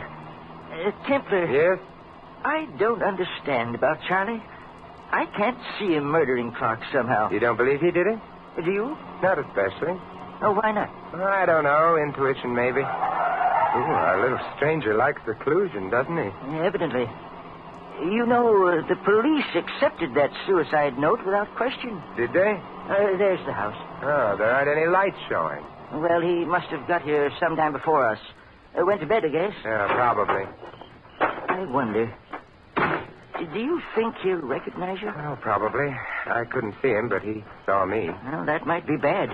Are you armed in case he tries anything? No, but we'll manage. Well, suppose he refuses to say anything at all. Well, that in itself would answer our question, wouldn't it? We ring? Certainly. Nothing if not courteous. It's so dark out here. So far from anything. Yeah, dark and lonely. You put it beautifully. He doesn't answer. Try the door. Very well. It's open. Good. Then we can walk right in.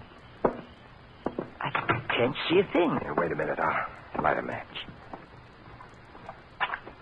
There, the light switch to your left, Hartzell. Oh, yes. Yes, of course. Oh, that's much better. Now, then... it's a very charming house you have here, Mr. Hartzell. What did you say? I said you have a very charming house here. My house? Well, you didn't really think I was fooled, did you? That voice you heard in your club was a fiction. It had to be. Our trip here was planned by you, so that we'd be alone here. Well, why would I want that? The better to kill me, my friend. Kill you, you say? That's what I say. Why would I want to kill you? Because, like yourself, I think that suicide note of Charlie's was a fake. Oh, I never said... I did. It is a fake. How did you know? The note ran to the effect that Charlie was committing suicide because the police suspected him of murdering Clark. But the police didn't suspect Clark of being murdered. Well, perhaps not, but you did. Yes, but Charlie didn't know that, Mr. Hartzell. I didn't tell him. Oh, very well.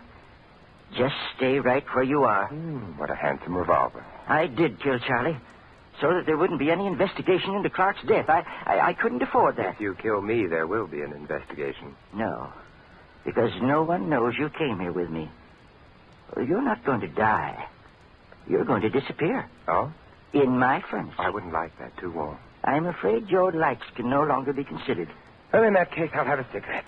Let me see now which pocket. Hold on. Oh, Mr. Hartzell, you want... Oh, my, you dropped your revolver.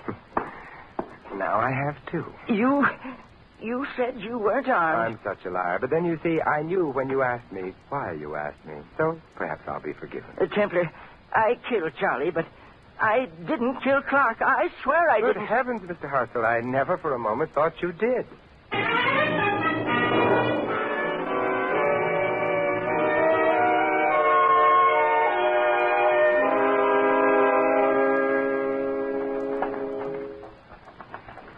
A beautiful night time. Poor Mr. Hartzell, all shut up in a dungeon cell. Yes, I'm afraid the beauties of the night are lost to him. Those beauties are also lost to Charlie and Mr. Clark. Don't be morbid. They're better off dead. Well, it would have been nicer to leave that decision to them. Mr. Hartzell, bless his fussy old soul, was really an impulsive man. And a foolish one. Let's not talk about him anymore. Let's talk... Of your uncle. Why? Because Hartzell didn't kill him. Oh? A man came to me in the middle of the night, in the darkness, so that I never saw him, and told me of a plan to murder Mr. Clark. It was a good plan, absolutely undetectable. The man left. All through this case, I've been looking for a man with a voice like the one that told me of murder. And? There were three people involved. Yourself, who'd get the money if Clark died. Charlie, who'd be saved from jail. Hartzell, who'd be free of embezzlement. Uncle certainly spread a lot of joy when he died. Charlie was murdered by Hartzell, but Charlie's was not the voice that spoke to me, nor was Hartzell's. Then whose voice could it possibly have been? That's the central problem. All right, why did the man come to me in the first place? Well, according to you, to make sure his method of murder would never be detected. But in coming to me, my dear, didn't he make sure of the very opposite? Oh. Well, then he must have wanted you to... That's right. He wanted me to detect murder, but why? Obviously not because he was going to murder anyone. I don't understand. The only voice in this case that I haven't heard is the voice of your uncle. My uncle? he was my visitor. But why? Why did he do it? Because nobody was going to murder him. What could he hope to accomplish? What he did accomplish. Inez, your uncle was an old man with heart disease on the verge of being arrested for theft, swindling. He knew he wouldn't survive even the shortest prison term. He probably suspected that the strain of the arrest itself might be fatal, and it was. But before he died, he wanted revenge on the lawyer who cheated him and on the secretary who deserted him. So he came to me with his story, figuring that when he died, perfectly naturally, murder would be suspected where no murder had taken place. And it worked, didn't it? Because Hartzell killed Charlie. Hartzell himself is going to die for it. Yes. Your uncle must have been quite... Simon. Yes? There's a moon. We've talked of unhappy things long enough. Mm-hmm. Got any etchings? Mm-hmm. Hey, wait a minute. I thought you didn't have any the last time I asked you. The last time you asked me, my dear, you were a suspect for murder. Now... Now? Now you're beautiful, you're blonde, and... Yes? It's just plain murder.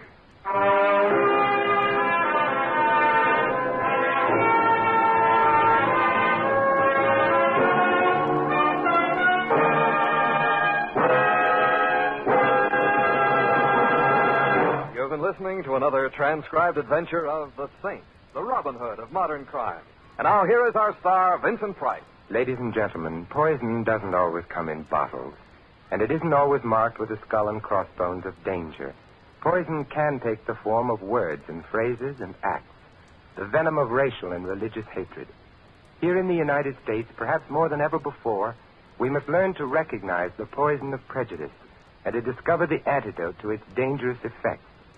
Evidences of racial and religious hatred in our country place a potent weapon in the hands of our enemies, providing them with the ammunition of criticism. Moreover, group hatred menaces the entire fabric of democratic life. As for the antidote, you can fight prejudice, first by recognizing it for what it is, and second by actively accepting or rejecting people on their individual worth, and by speaking up against prejudice and for understanding. Remember, freedom and prejudice can't exist side by side. If you choose freedom, fight prejudice. This is Vincent Price inviting you to join us again next week at this same time for another exciting adventure of the Saint. Good night.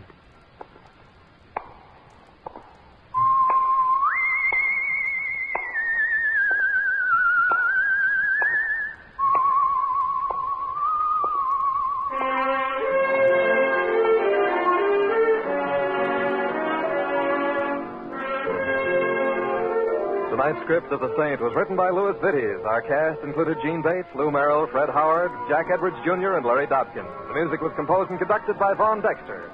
The Saint, based on characters created by Leslie Charteris, is a James L. Safier production and is directed by Helen Mack. Vincent Price is soon to be seen co-starring in RKO's production of His Kind of Woman. All you Saint fans will be glad to know that the Saint comic books are now on sale at all newsstands. Your announcer is Don Stanley. Programs, get your programs here. Tomorrow night, hear Night Beat, the adventures of newspaper reporter Randy Stone, as portrayed by Frank Lovejoy. Listen as Randy works the night beat of a newspaper in search of unusual, interesting stories. That's Night Beat tomorrow night. Next, Sam Spade cuts a caper. Then Zeno Franciscati plays on NBC.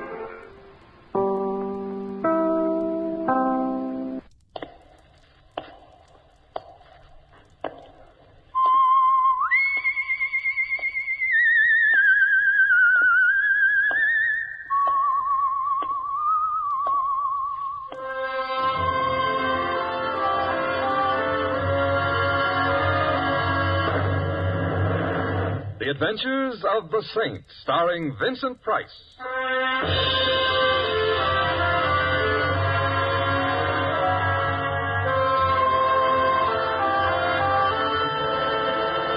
The Saint, based on characters created by Leslie Charteris and known to millions from books, magazines, and motion pictures. The Robin Hood of modern crime now comes transcribed to radio, starring Hollywood's brilliant and talented actor Vincent Price as The Saint. I'm not home. It's the middle of the night and I'm asleep. I'm in Schenectady sitting up with a sick aunt.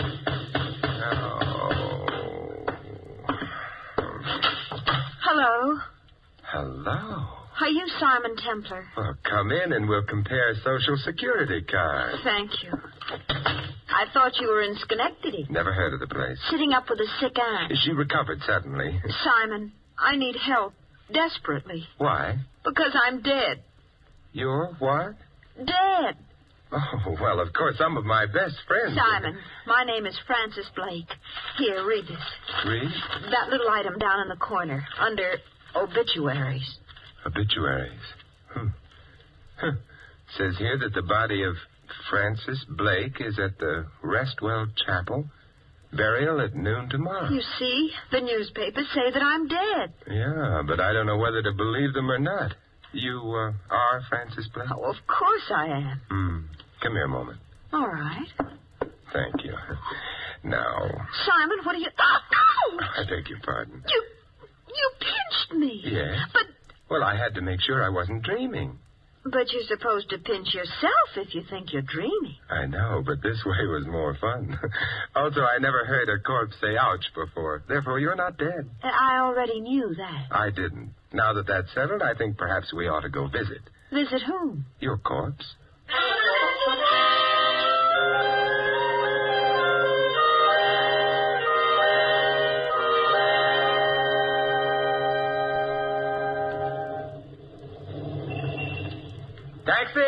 Taxi!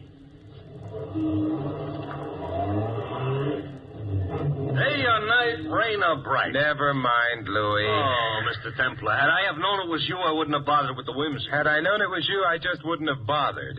However, Francis... Thank you. Louis should perhaps be explained. He's a cab driver I try to avoid. I rarely succeed. Which proves to me that my life isn't all that it should be. Keep it clean. And where at this hour of the night are you going? The Restwell Chapel. Get another cab. Louis. Okay. Some sport. Takes a girl to see a funeral parlor in the middle of the night. I'm merely taking her home. She lives in a funeral parlor? She's dead in a funeral parlor. Who's dead? Miss Blake. Huh? Me. Excuse me, but Louis, don't take your hands off the wheel. I already did. Yes, so? She said ouch. Personally, I would like to find out for myself, but if you say so... I do. I'll take your word for it. Only how are you going to explain to the funeral parlor her riding around in cabs with you? Simple. I am apparently the kind of a man a girl wouldn't mind being seen dead with.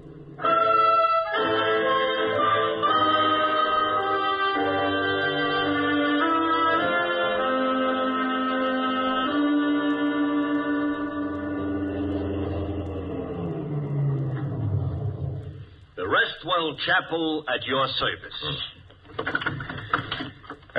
Louis. I know. Wait. But I'm telling you one thing, considering the type of company you're keeping. I ain't waiting till nobody plays no hot licks on the trumpets. I don't think you'll have to. Come along, Francis. All right. I've been trying to pretend to myself that it's all some kind of a joke, but that funeral parlor looks too real. Well, we'll find out soon enough. One nice thing about funeral parlors, they're always open. That you call nice? You have a point there. Ooh, listen to that doorbell. Chopin, at least. Ah. I beg your pardon? I said, ah. Come in, Francis.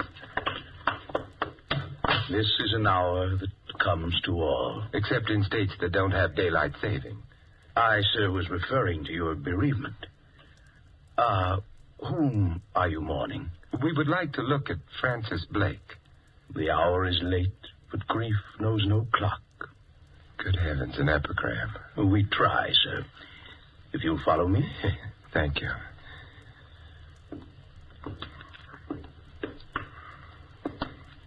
Here we are. And there she is. Beautiful, isn't she? Very. Simon, she does look like me. A little bit, but hardly enough to explain. How did she get here? Miss Blake? The police brought her. Oh, I see. Who identified her? Well, that was hardly necessary. Her coat over there in the corner. Simon! Wait a minute, Francis. What about her coat? It had her name on the label. Now I shall withdraw. You'll want to be alone with your grief. All right, but make a sound withdrawing, please. So we'll know you're withdrawn. Oh, really, sir, it's no use jesting. The dead never laugh. Well, he's withdrawn. Simon, that's my coat. It is mine, Simon, but look. Yes, 2 holes in the front of it, bullet holes. Bullet holes? The girl here, whoever she is, was murdered. Come on, we better get out. All right, but I'm taking my coat. I don't think... It's mine, not hers. It belongs to me, even though she was murdered in it.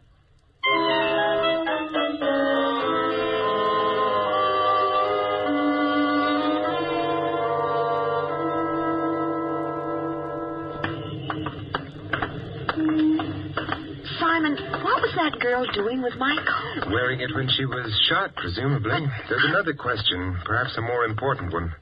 Why was she shot in the first place? I suppose she had enemies. Have you? Back again? Yeah, we're back again. Francis. Oh, thank you. The little lady lost her place? Francis, where do you live? The Thornton Towers. Louis. I heard. Simon, back there. Why did you ask if I had any enemies? The coat's a distinctive one. Well, it's a very colorful plaid. Yes, the girl back at the funeral parlor was murdered while wearing it. The question comes to, was her wearing the coat when she was killed merely a coincidence, or was she killed because her murderer thought she was, you?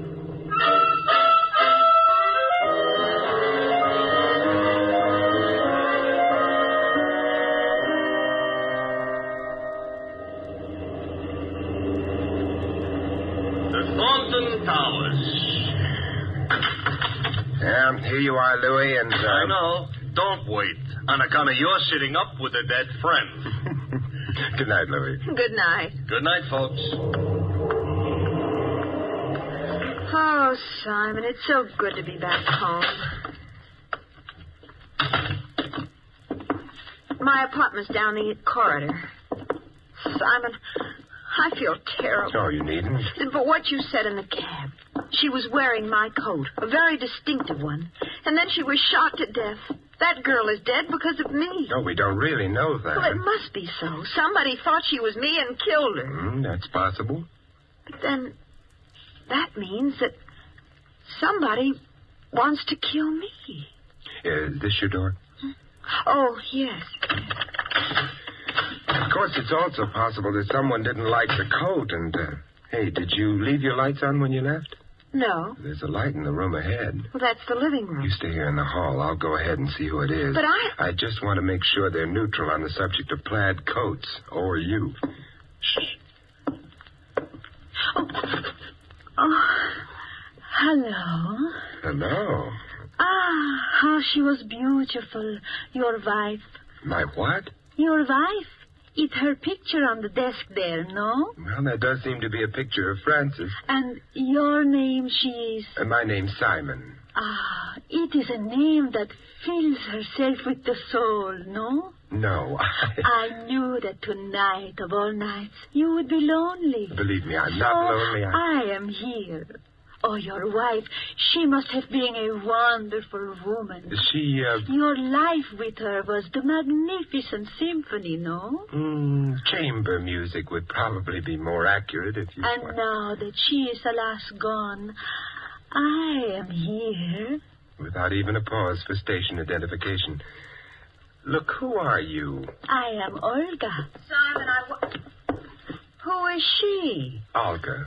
Who is she? Frances. And now that you two have met... Waiting a moment, huh? Aha. I look on the picture. I look on the flash. The what? The flash, of which I might adding your wife is perhaps carrying a little too much here and there. Especially there. Now, just a minute. Mustn't point, Olga. Bad manners. But I am seeing your wife. She is not dead. She isn't. That is, Frances isn't. If you like, you could try pinching her. I never pinch. Except boys. Oh. Simon, you are disappointing me. Goodbye. Well, that was quite a performance. Personally, I didn't care for her cadenza. Oh, I don't know. It was a nice cadenza, and the tutti was definitely fruity. That is, Frances, the whole thing was camouflaged. For what? Take a look at the room. The room? Oh, Yes, it looks as if a junior hurricane had visited it. you mean somebody of Olga searched the room? Uh-huh. This one and, yeah, the bedroom as well. But, Simon, what was she looking for? I don't know. Whatever it was, she didn't find it. Our entrance stopped her search. Well, I'd better start straightening things up a bit. Good idea. I'll help you. Well, shouldn't you be going home? Oh, I don't think so. You may get some more visitors later on, and rougher ones than Olga. Why? Well, maybe they'll tell us if we ask them prettily. In the meanwhile, Yes, Simon. we can practice the overture to that symphony Olga mentioned.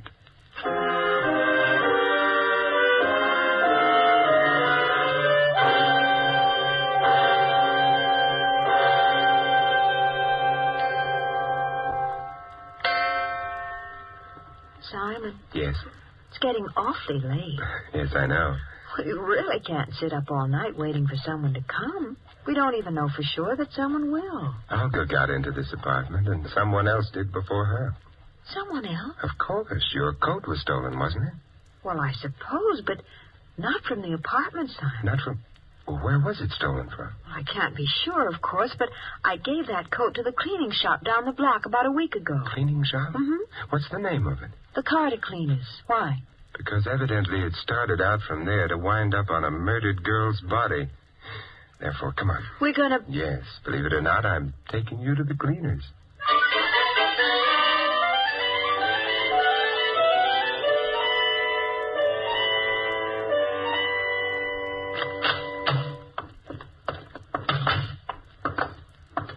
Hey! What? Oh, Louis, I thought I told you not to wait. This is a free country? Yes, There's a parking limit on this here curb, maybe? No, but... I waited. But we're only going down the block a little bit. You can't afford a quarter? I like to walk. What do you get from walking? Exercise? Uh-huh. And from exercise, an enlarged heart. From an enlarged heart, you know how many people each year drop dead? Add them up. We're walking. Come on, Francis. Simon, you're worried. Moderately about all those people with enlarged hearts. This is the place, huh? Yes. Front door's shut, but there's a light inside. Let's try. It's locked. However... I think someone's coming. Recognize him? Yes, that's Mr. Maxon, the manager. Oh, what do you want? Do you mind if we come in? Look, it may have escaped your attention, but it happens to be after 2 o'clock in the morning. Why do you want to come in? The rain. It's not raining. But suppose it starts I to. happen to be a very tired man. You should go home earlier. I shouldn't be bothered by drunks. I'm not drunk. We've stopped by for Miss Blake's coat. Coat? The plaid. As I may have mentioned before, we are not open for business. And then what are you doing here? I'm crazy about carbon tetrachloride fumes. I'd still like the coat. Oh? Then please do stop by. In the morning. Simon, why did you... I wanted to find out if the cleaning store knew the plaid coat was gone. But we didn't find out, did we? No, nevertheless, we've worried Mr. Maxon. Thank heaven Louie's handy. Hey, Louie! Louie! You give up, huh? Yeah. Into the cab, Francis. All right. Well, name your destination, Mr. Templar. A very long trip. Yeah? Drive to the back of the cleaning store. You'll probably have to go around the block. That alley must lead there. Okay. But, Simon, why are we going to the back of the store? Because we're going in? No, because I suspect Mr. Maxon is going out.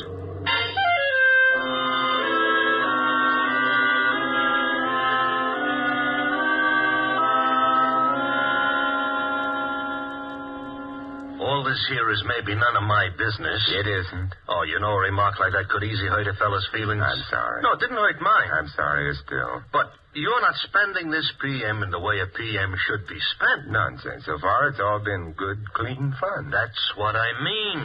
Simon, Mr. Maxon hasn't come out of the store yet. No, he may be coy, however. But why should he have anything to do with anything? He shouldn't, but it's very possible that... Simon. Yeah, Mr. Maxon is shutting up shop. Coming down the back alley, which confirms something or other. You mean if he weren't hiding something, he wouldn't use the back way? Perhaps. We're far enough away from the alley for him not to notice. Look, he's turning the corner. Louis. I am alert. Not for nothing was I a Boy Scout. Although, actually, What I was a Boy Scout for was a certain Girl Scout. Hold it a minute. He's getting into that... He's a villain. That's a convertible. Everybody knows only villains ride around in convertibles. He started. Louis. Here we go.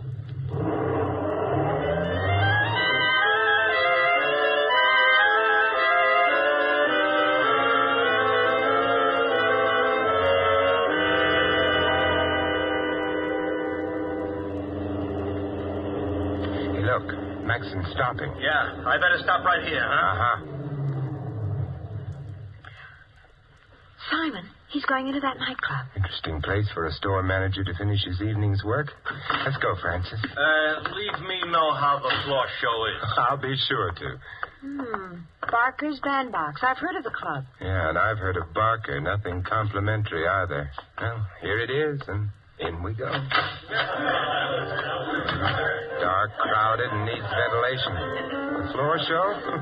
Emphasis on show. Simon, Mr. Maxon's over there. Yeah, ducking out of the door near the piano. Let's follow in his shifty footsteps, huh? Gee, I hope nobody notices it. With what's going on, or rather coming off, I don't think so. Oh, it's so dark in this hallway. Yeah, listen. I can't hear what they're saying. We can get a little closer. Simon. Now, wait a minute, Barker. I've been waiting long enough. Where are the stones? I told you the girl disappeared. I know what you told me. But don't give me the stones. Now, suppose you tell me where the stones are. I don't know where they are. Stones. Yeah, Barker's got quite a reputation as a crook of various kinds. Stones are jewelry, and unquestionably stolen jewelry. Having fun, fellas? Hope I didn't frighten you, lady. Coming up behind you, two nosy people like this. That was her asthma. Yeah. This here's a rod. How cute. Could I see it? Let go. Simon, I've got his gun. Yeah, and I've got a fist. Let's see what happens. How gratifying. I hit him and he fell down. Jake? Come on. All that could happen to us in here would be fatal.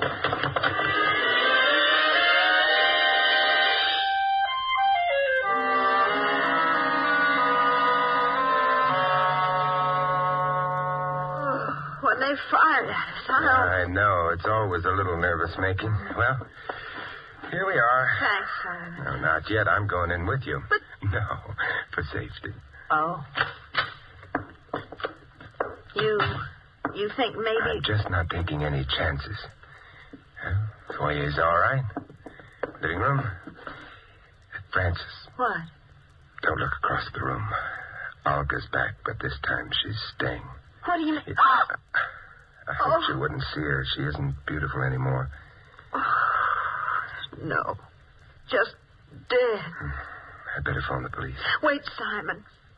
You know this thing started with Francis Blake being dead. But it wasn't Francis Blake. It was another girl. And then someone else got killed. Olga. Still not Francis Blake. But, Simon, the next time, do you think maybe it will be?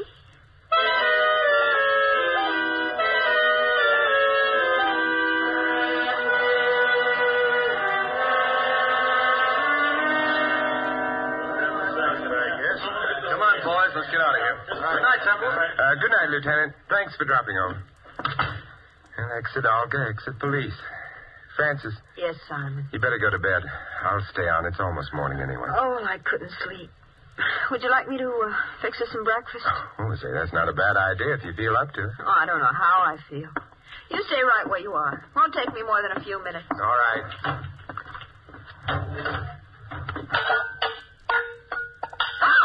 Okay, that's all the sound you're going to make, sister. The gun's loaded. If you got ideas about yelling for help, remember this. Bullets get to you quicker than help. Now, let's get out of here. By the service door, like I come in. But, Simon... And the boyfriend, you write him a letter from where you're going. If you're lucky, sister. And I hope you're lucky. You're too pretty to enjoy dying so quick.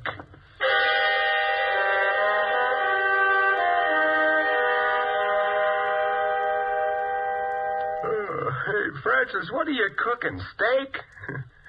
Francis. I don't intend to oversee your cooking, but... Francis. Francis.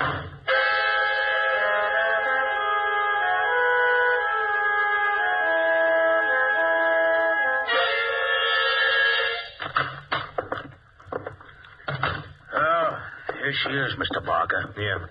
Nice work, Jake. I want to know what this is all about. Yeah, I bet you do. You and me both, baby. What'd you do with the stones? The stones? Yeah, the chorus girl's delight, the old man's charm, the stones. Oh, you mean jewels. I don't have any. Maybe not on you, but you're going to tell us where they are, won't you, baby? Suppose I don't know. I wouldn't care to believe that. Well, you'd better start because I don't know. All right. I'll start not believing you. Jake. Yeah? I don't believe her. I don't think she's behaving right. You don't, huh? I don't. Okay, Mr. Barker. What are you going to do? I'll slap you around a bit. It's going to hurt you more than it hurts me, too. Oh, no, you can't. Want to bet? Hold it a minute, Jake. I'll get it. Yeah? Barker? Who are you? Simon Templar. You've got Frances Blake there, haven't you? It's your phone call. You must have. Listen, if you don't hurt her in any way, I'll get you the stones you're looking for. She doesn't know where they are. Matter of fact, where are the stones? The Carter Cleaner's shop. Look, don't hand me that. We already been through the joint. But you didn't know where to look. Yeah? That could be a deal. Okay. But your girlfriend will be under a gun all the time. First funny move and she gets it. No funny moves. We'll be seeing you. Okay, Jake. We're going visiting. Maybe we'll trade in the babe for the stones. If the stones are handed over. If they ain't, we'll just trade her in.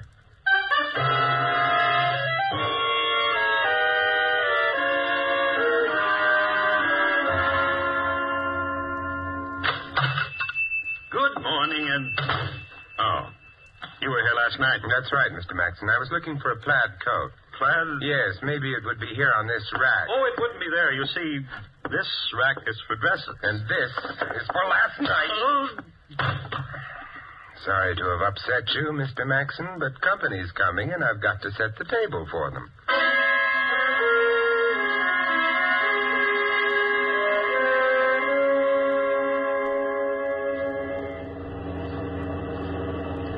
Joint looks clean. No blue uniforms are on. Park it, Jake. Okay. Here we go, baby. I can walk by myself. Yeah, I know, but I enjoy your company.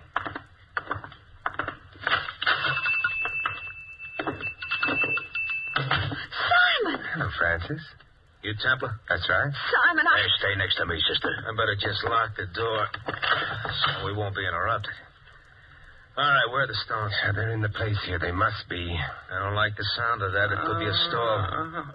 What's that? And Mr. Maxon, he fell down while he was pressing some suits or something. Yeah? Get up, Maxon. Come on. Hello, Mr. Barker. Hello, rat. Oh, you don't have to talk that way, Mr. Barker. I can't help it if the stones were stolen from me, if the woman double-crossed me. This babe here? Yeah.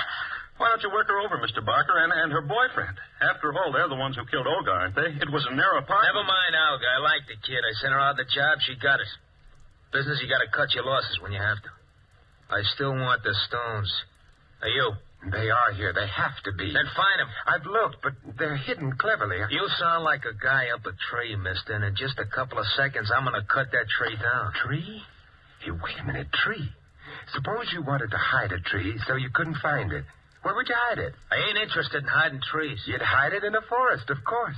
Therefore, going through the place, I noticed... Francis, go through that dress rack. Dress rack? Find a dress, any dress, that doesn't seem to belong. Well, all right. Well, I don't get it, boys. Who wants to hide a tree? Get up, Jake. Maybe Judson. Simon, I'm not sure what you mean, but this shop is in a pretty expensive neighborhood. All the dresses here are very good ones, except this one. It's quite cheap, covered with cheap rhinestones. Let me have it. Yes, of course, it doesn't belong here. Why is it here? Because it's a forest. Looks like a rag to me, not like a forest. Then suppose you take another look at some of the rhinestones on it. Let me have it. Hey. Yeah, most of the things sewn on that dress are cheap rhinestones, but among them are the genuine stones, the ones we've been looking for. Well, nice work, Maxon.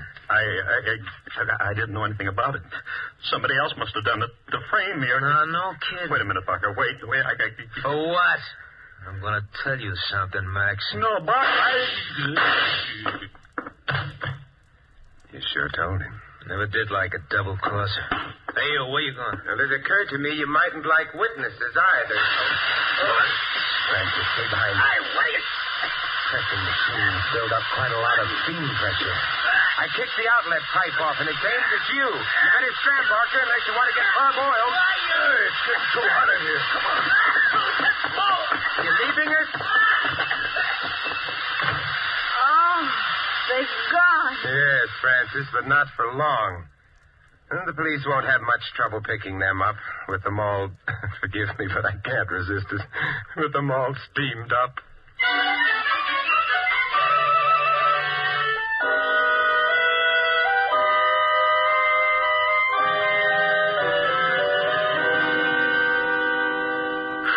Simon, I'm terribly grateful, but I can't resist... Francis. ...asking you what it was all about. Oh, an intellectual, huh?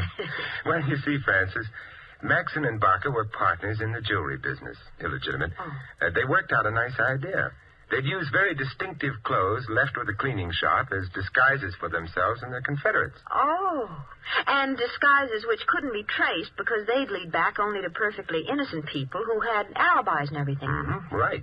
And the last job they did involved a girl who wore your plaid coat while stealing the jewels. Oh. Maxon, however, decided he wanted all the jewels for himself, so he killed the girl and hid the stones. And Olga? He had to kill Olga because she suspected something wrong and came to this apartment because that's where the plaid coat came from. Mm-hmm. Well, but how did you know that Maxon had killed her? Back in the shop, he said Olga had been killed in this apartment. How did he know that? Because he'd killed her. Oh, Simon, what would I have done without you? The question is, what are you going to do with me?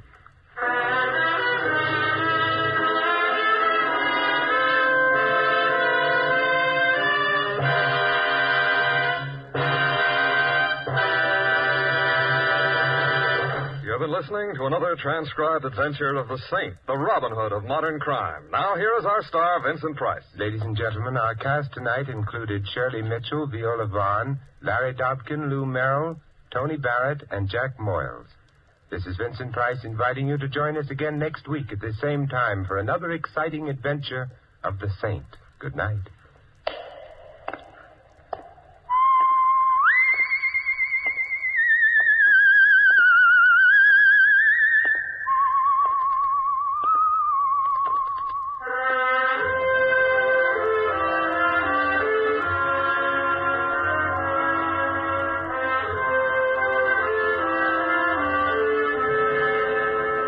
Tonight's script of The Saint was written by Louis Vittes. The music was composed and conducted by Von Dexter. The Saint, based on characters created by Leslie Charteris, is a James L. Safier production and is directed by Helen Mack.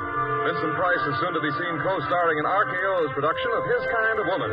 All you Saint fans will be glad to know that the Saint comic books are on sale at all newsstands. Your announcer is Don Stanley. Programs, get your programs here. Tomorrow night, tune here for Night Beat. Hear the unusual tales uncovered by reporter Randy Stone as he searches Chicago after dark for human interest stories. Tomorrow night and every Monday night, hear Night Beat. And then stay tuned for the first piano quartet. Next, Sam Spade cuts a caper. Then Rose Bampton sings on NBC.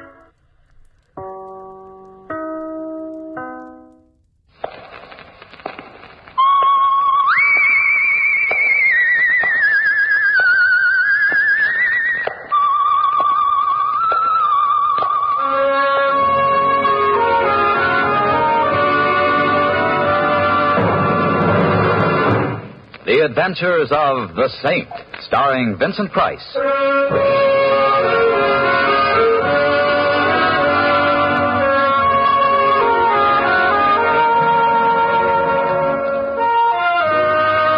Saint, based on characters created by Leslie Charteris and known to millions from books, magazines, and motion pictures.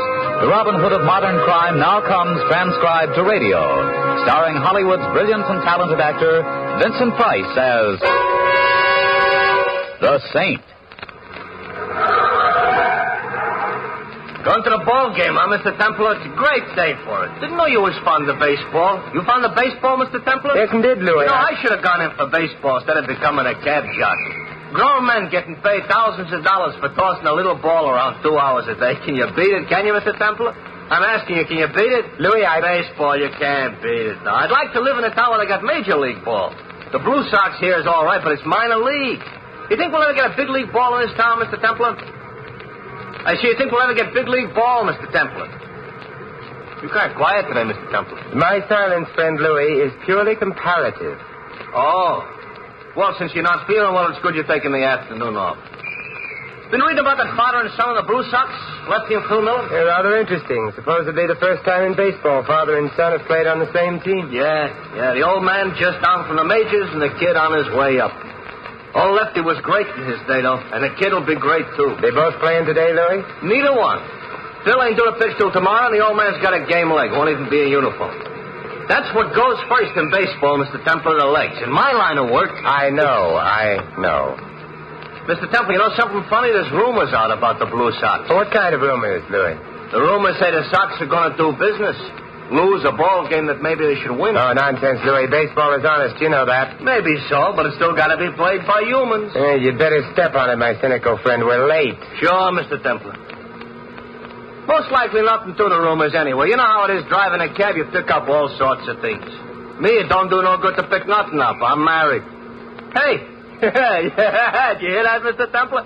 I said, me, it don't do no good to pick nothing up. I heard, Louis. I heard. Pretty funny, huh? Louis, take me out to the ball game.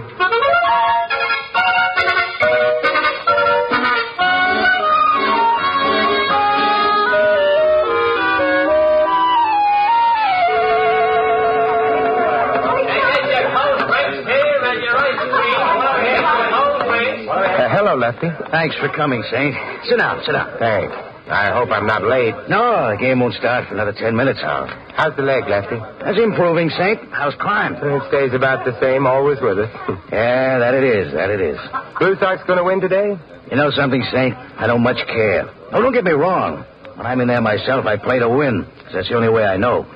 But after the majors, you don't get very excited over the Blue Sox. I guess not. I'm just playing out the string. What comes after that, I don't know. A manager's job? No chance. I was too busy spending my money while the smart boys were learning the inside of the game. But I had fun, I guess. Did you? Nah. Saint, there's only one thing in baseball I care about. There's only one thing in the world I care about. He's sitting across the field in the dugout wearing number 33. My son. I hear Phil's a great pitcher, Lefty. He's good. He'll be great. He's going up next year. Maybe this. Here, take a look at him through the binoculars. Yes.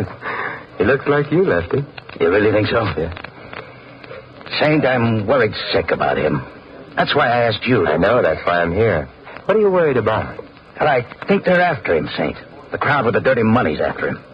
I never handled any dirty money, but I've been around it and I can smell it. I can smell it now. What does Phil say? Do you talk to him? I can't talk to him. Maybe you read in the papers about a wonderful father and son relationship, huh? The kid hates me. How come, Lefty? He was brought up by his mother, and he was brought up to hate me. I got a divorce from her when the kid was 2 years old. I gave her a raw deal. He should hate me. You say you smell dirty money. Do you have anything else to go on, Lefty? Rumors and a girl. No, I take that back. A woman. Take another look through the glasses, Saint. She's sitting in the box behind Phil, bending over to talk to him. She's there every day. Yes, indeed. Perhaps I should have taken up baseball. Well, that's just it. Does a woman who's got what she has go for a 21-year-old kid just because he plays baseball good? Ordinarily, no. But she's got Phil hooked so hard and so deep I hurt all over for him. He thinks it's romance. What do you think it is? I don't know. Not exactly. Saint, could you see if you could find out? I can try. What's her name, Lefty? Diane Courtney. She's staying at the Regent, same hotel the ball club puts up at. I happened to hear the kid making a cocktail date with her there for 6 this evening. Good. You see if you can get him delayed a few minutes. I will. Find out what she's trying to do, Saint. Find out who's in back of her. If they spoil that kid, They won't. They won't, Lefty. Thanks, Saint. And if there's anything I can ever do... Don't worry about it. In fact, I'm looking forward to meeting Miss Courtney. I'm sure we'll have a lot in common. Baseball and... well, we'll find something.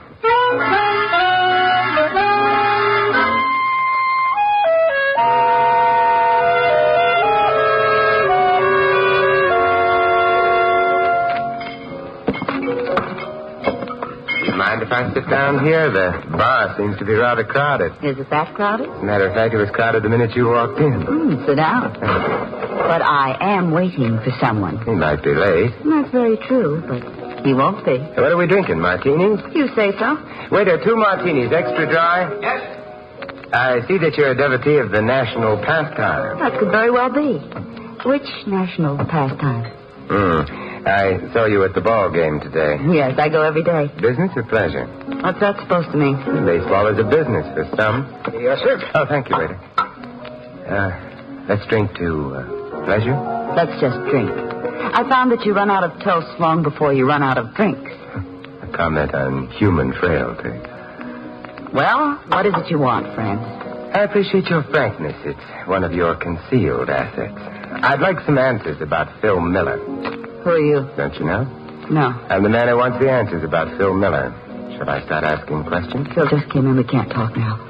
Come up to my room in 15 minutes, 8:08. Will you? I need help. Believe me, I need help. Say, I thought we had a date, Diana. Was I wrong? My friend's just leaving, Phil. And I don't care for your tone. Oh, I'm sorry, Diane. I just thought that... Well, don't. Remember, I don't care for the jealousy routine. You're too young for it. Yeah. Okay, Diane. Well, it's been charming, but I have a cab waiting, so... I'll see you again? Definitely. Yes, definitely, Diane.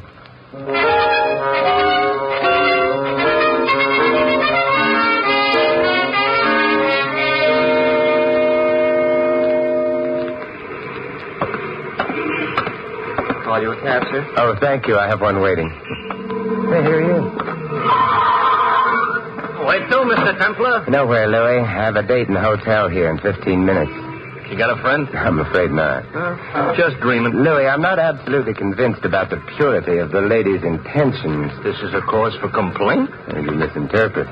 Come up to room 808, 10 minutes or so after I go up and knock on the door. I get you. But if I shouldn't happen to need a cab at that particular time... I'm ahead of you. There's times in everybody's life when the least thing he needs is a taxi. Louis, that's spoken like a philosopher.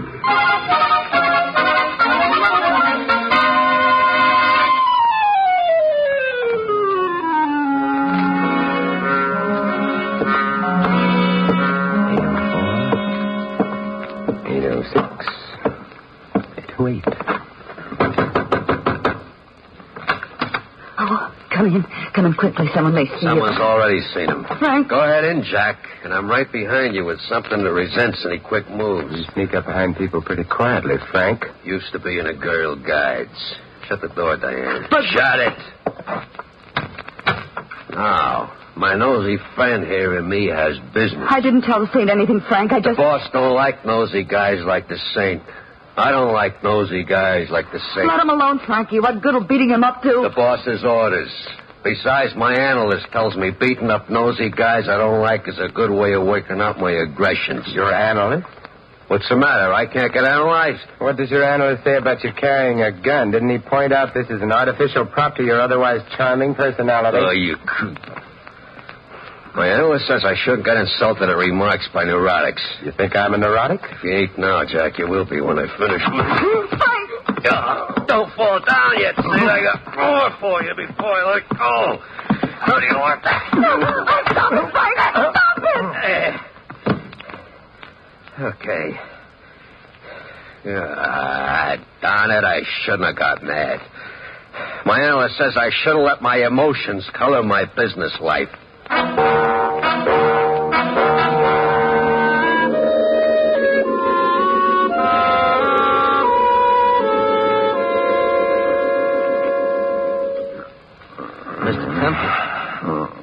Mr. Templar.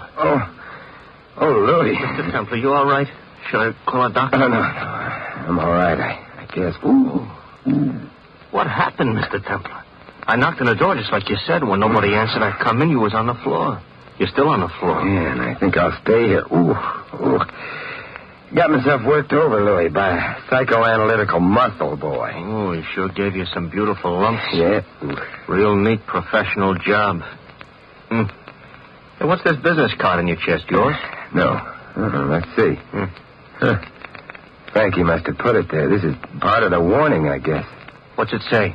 It says the fixer. I fix anything. He ain't what you'd call modest, is he? No, but fixers rarely are. Look, I think we better have a doctor spray you with some mercurochrome. No, Louie, I'm going to be too busy. Doing what? Sleeping.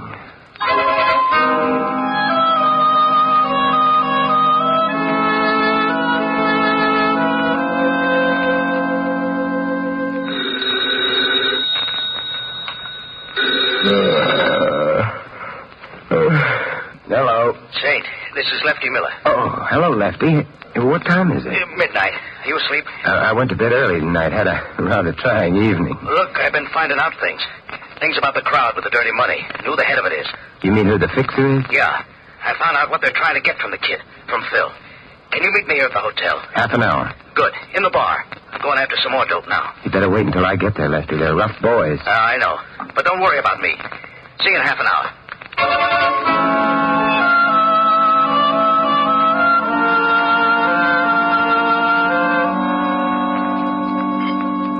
Waiter, another Johnny Walker over ice, please. Yes? Thanks. Look, you're Simon Temple, aren't you? The one they call the Saint? Sit down, Phil. I'm not sitting down. Got some things to tell you.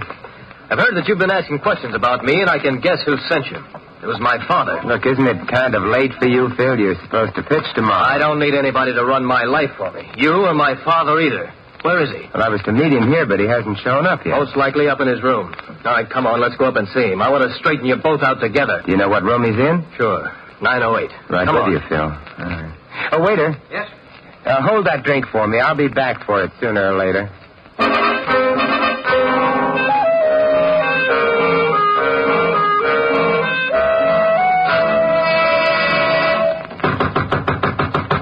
Hey, Dad. Open up. I want to talk to you. Doesn't look like your father is in. Try the door. It's open. The lights on. But there's no... Dad. Dad.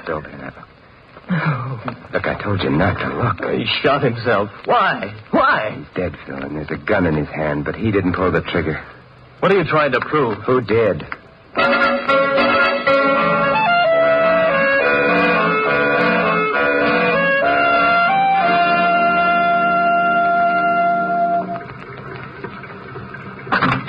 Where to, Mr. Templar? Regent Hotel, Louis, and good morning. Good morning. Say, I read in the papers this morning about Lefty Miller. Oh, tough. Why do you think he did it, Mr. Temple? He didn't. The police can buy the suicide theory for the time being, but it was murder, Louis. A friend of mine was murdered last night, and today things are going to be done about it. What are you going to do at the Regent? I'm going back to the young lady's room where I had such an interesting time last evening. This time I better go with you. Yeah, perhaps you'd better, Louis. And I'm hiring you for the whole afternoon. We've got a lot of ground to cover. Lefty was a great ball player, Mr. Templar. Seen him in the World Series once at Yankee Stadium. Hard to believe he's dead. A man can be killed in a lot of ways, Louis. He can be killed fast, or he can be killed through what happens to his son. I'm glad at least that didn't happen to Lefty.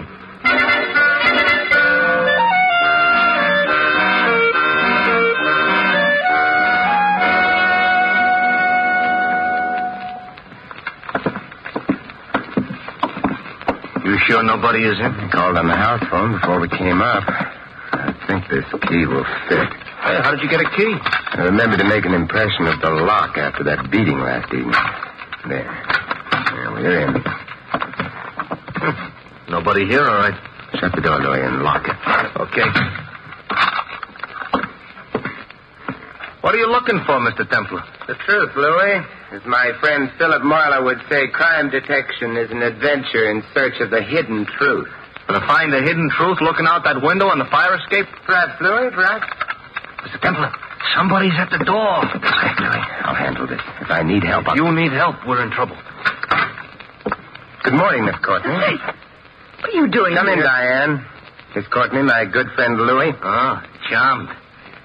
You want I should leave, Mr. Temple? No, we'll both be leaving in a minute, Louis. Just as soon as we ask Miss Courtney some questions, she probably won't answer. What questions? Like who killed Lefty Miller? I don't know. I thought it was suicide. You see, Louis? Who's the fixer, Diane? I can't tell you. I'm afraid. Think, if you believe me, if you'd help me. Why are you working on Phil Miller to throw a ball game? Why? I can't tell you. I'm frightened. Look, I don't care how frightened you are. A man's been killed. Why? I can't. I'm afraid. The lady's afraid. Come on, Louis. Let's go back to the ballpark and see if we can throw a few curves.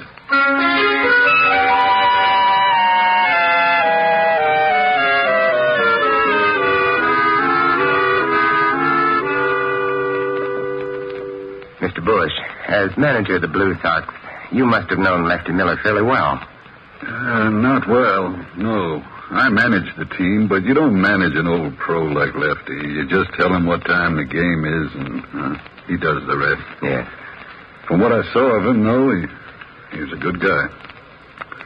I'm sorry. How's Phil taking it? Well, it's hard to tell about kids. He and Lefty weren't close. So maybe you knew that. Yes, I knew that. But it's hard to tell just how he was taking it. Tonight's his turn to pitch, and I told him, of course, I'd start somebody else, but no. He's going to pitch tonight? Insisted on it. Said he had it. He'll pitch. You think he should? Well, he's the best we got. And I might get a phone call tomorrow telling me he's sold to the major leagues. Anytime he wants to pitch, he'll pitch. Mr. Bush, have you heard any rumors about a fix on your ball club? Oh, Mr. Templer, there's always rumors around any kind of sport. I've never been in a phony ball game, and as far as I know, I've never seen one. So I don't listen to rumors. Thanks, Mr. Bush, and good luck tonight. To you and Phil both.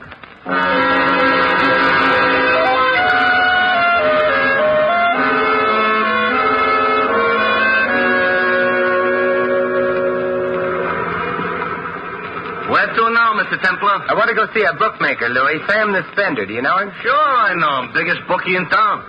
Place down on State Street, only a block or two down the street. Got something good in Hollywood Park? No, Louis. You want something good? Thanks, but no, this is different. I did a favor for Sam once. He might be able to return it. Sam returns anything but money. One time I had a 3-horse poly going against him. First two come in, the third is leading into the Hey, straight. Louis, isn't this the place? What? Oh, yeah, sure. You'll wait for me here, Louis. It won't be long. Sure, Mr. Templer. Hello, Sam. How's business? Simon Templar, glad to see you. What can I do for you? Information, Sam. We shall go no further then? And Simon Templar. We in business. Say, do you handle any baseball money, Sam? Nah, in the East it's big business. All bet on the major leagues. Out here, peanuts. Have you handled or heard of any bets lately on the Blue Sox or against them? Against them, yeah. Only yesterday. Funny deal, too. Care to tell me about it? Yeah, sure. A big creep comes in with $200 to bet against the Sox in the game tonight. I don't like the smell of it. Nah. I tell him, nah. Then the creep tells me what's wrong with me is that I had an emotionally insecure childhood. Honest. Go on, Sam. Then he does a funny thing. He give me an extra $200 to pay you up if he win the bet. Imagine that. And if the Sox win, I get to keep the whole $400.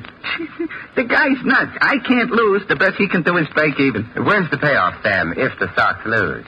Room 808, the Regent, tonight after the game. Do you get it, Sam? I'm beginning to. Lefty Miller was right. Dirty money has a smell to it, and I'm beginning to smell it. Thanks, Sam. Anytime, Saint.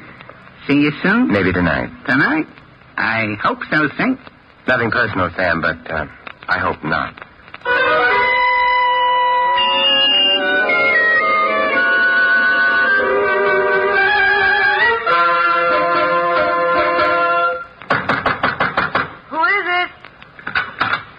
Good evening, Diane. Well, it's our old friend Jack. How are you, Frankie? What is this room, Mr. Templar? Your home, away from home? Diane, let me throw the bum out. Easy, Frankie. Your aggressions are showing. Anything in particular you wanted, Saint? Frankie and I are busy. Yeah, I can see that. Busy packing. Too busy to go to the ball game tonight. Or did you know beforehand how it would come out? Let me throw the bum out. I hate schizophrenics. But he looks like such an interesting one, Frankie. And he's handsome, too. Well, Diane, you're not so frightened as you were. Well, It's all right. I won't tell the boss. Jack, you better get out of here. It ain't healthy. What's your trouble? You got a compulsion or something? No, it's just that when I start out on something, I like to be in on the payoff, and tonight's the payoff. The game should be over by now, and the people will be arriving.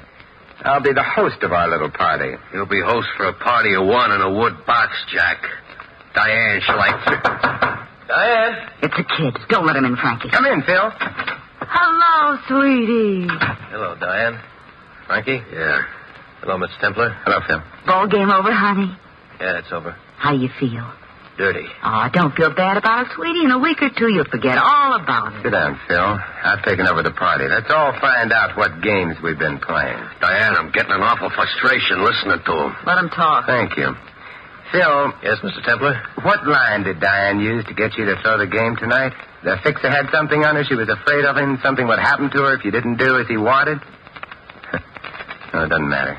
Do you know the real reason? Go on. tell them, Jack. I will, Frankie. It was a trap for you, Phil. This outfit is big and smart. They're willing to make an investment and wait a while to cash in. It's too tough to get next to a major league player. You'll be up there this year and next. And when you get there, you'll do what the fixer tells you because there's a club over your head. Yeah? Yeah. A certain payoff you took in a hotel room at the Regent for throwing a game with the Blue Sox. You understand that? I understand. Your father found out about it. He had the room right over this one, 908, and he listened on the fire escape. He was seen from in here, and he was killed. Then they took him back up the fire escape to his room and rigged the suicide.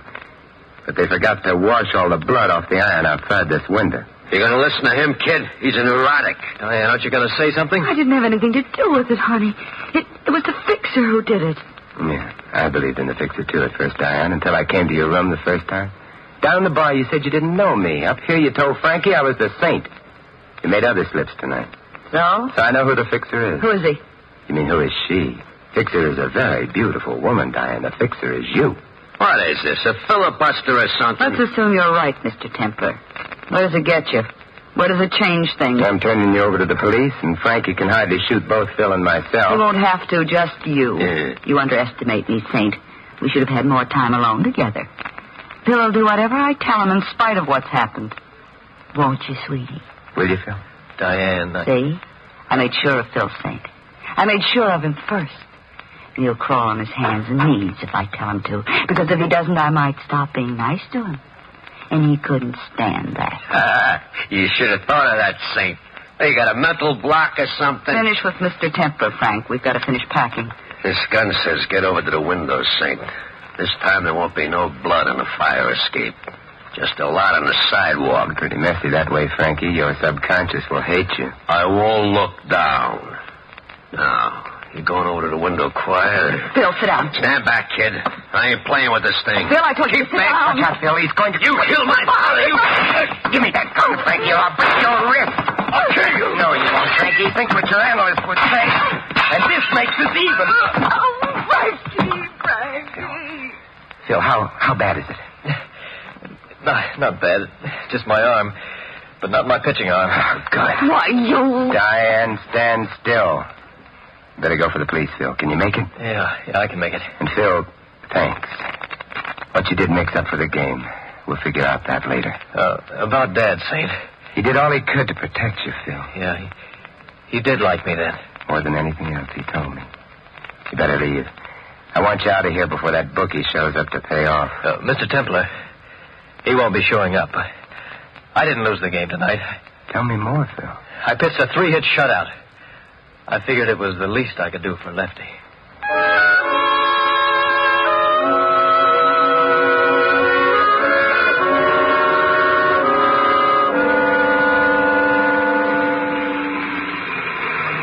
The kid's going to be all right, Mr. Temple? Phil will be all right, definitely. You know, I can't blame him for getting tangled up with that Diane. Now, there is real AIDS in the wood stuff. She won't be quite as attractive when she gets out, Louis. 20 years does something to a woman. Should have seen what it done to my wife if she was no prize to begin with. What do you think was wrong with Diane, Mr. Temple? An emotionally insecure childhood? You've been talking to Frankie. I think Diane felt an urge to corrupt, Louis, to feel power. Revenge, perhaps, for something hidden in her past. It might have been her childhood. Might have been society. So, now society exacts further toll. 20 years. I feel like a drink, Louis. Where to, Mr. Templar? Back to the Regent. I've got a scotch waiting for me at the bar.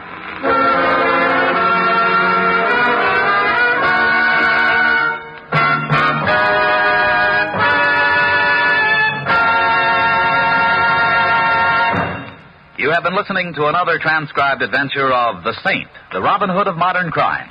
And now here is our star, Vincent Price. Ladies and gentlemen, the most priceless gift which a community can give its children is a fine education. Here in America, your parents have been able to take that education pretty well for granted. But that won't be true of the future, unless we plan now to cope with the educational problems of the future. There are going to be lots of them, we know that for sure. Because of the increased birth rate during and since the war, an extra 7 million children are going to be enrolling in our public schools. And the way things stand, our schools just aren't ready to handle them. The problem varies from district to district. but it's always a problem of shortages. In some localities, there aren't enough classrooms, and in others, not enough books and equipment. And overall, we're suffering from a shortage of teachers. In order to meet the challenge and make sure that our youngsters will get the education they deserve, we'll have to lay down an educational blueprint for the years ahead. Our local school boards are doing that right now, but they can't do it alone. They need everyone's efforts to build a stronger educational system. If you wish to help, simply contact your local school board. And for further information, write to the National Citizens Commission for the Public Schools, New York, New York.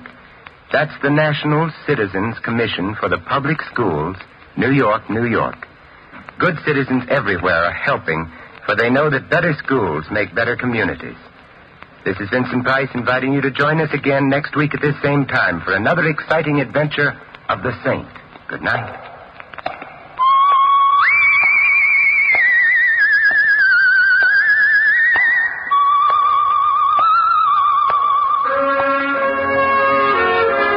Of the Saint was written by Dick Powell. Our cast tonight included Gloria Blondell, Jack Moyles, Hal March, Ed Max, Bob Clark, and Larry Dodson.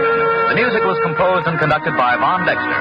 The Saint, based on characters created by Leslie Charteris, is a James L. Safier production and is directed by Helen Mack. Vincent Price is soon to be seen co-starring in RKO's production of His Kind of Woman.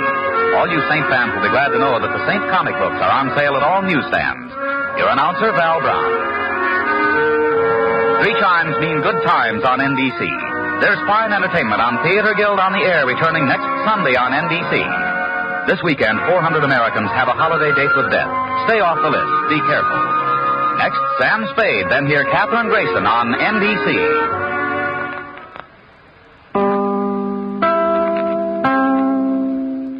Vincent Price, who is usually heard at this time as the Saint, has been delayed in Paris. Tonight, by arrangement with Metro-Goldwyn-Mayer, you'll hear Barry Sullivan in the role. Mr. Sullivan can currently be seen with Lana Turner and Ray Milland in A Life of Her Own.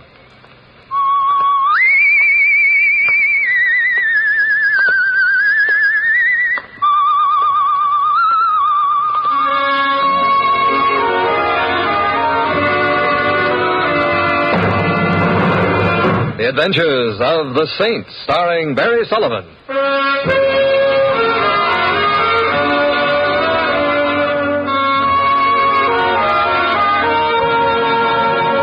The Saint, based on characters created by Leslie Charteris and known to millions from books, magazines, and motion pictures. The Robin Hood of modern crime now comes transcribed to radio, starring Hollywood's brilliant and talented actor Barry Sullivan as the Saint.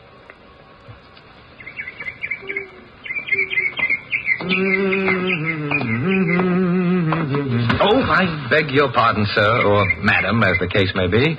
Young man. Yes? I saw you. Well, I'm never invisible in September. You kicked that bird. Oh, no, I didn't. He or she was grousing on the park path. Do you realize what our native wild bird life means to America? Oh, no. Think of the ruby-throated warbler, the scarlet tanager, the great crested grebe. Come to think of it, I used to know a great crested...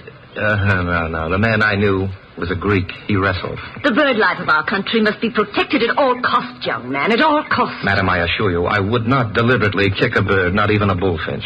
Well, all right. I'm ashamed. I suppose that henceforth I'll be known as a man who hasn't a feathered friend in the world.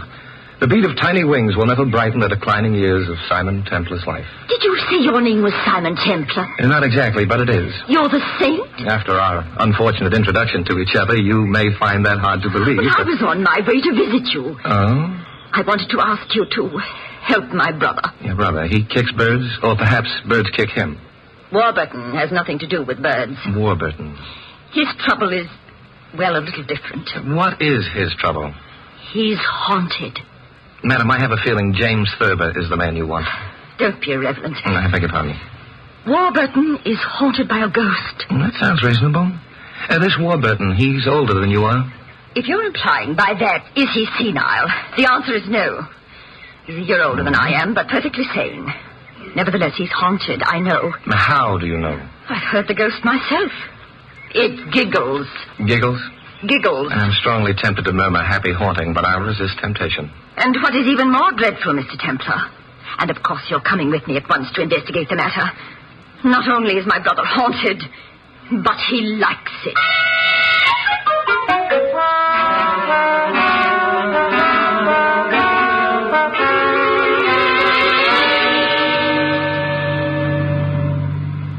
My name, I suppose I should tell you, is Prue Thaxter. How do you do?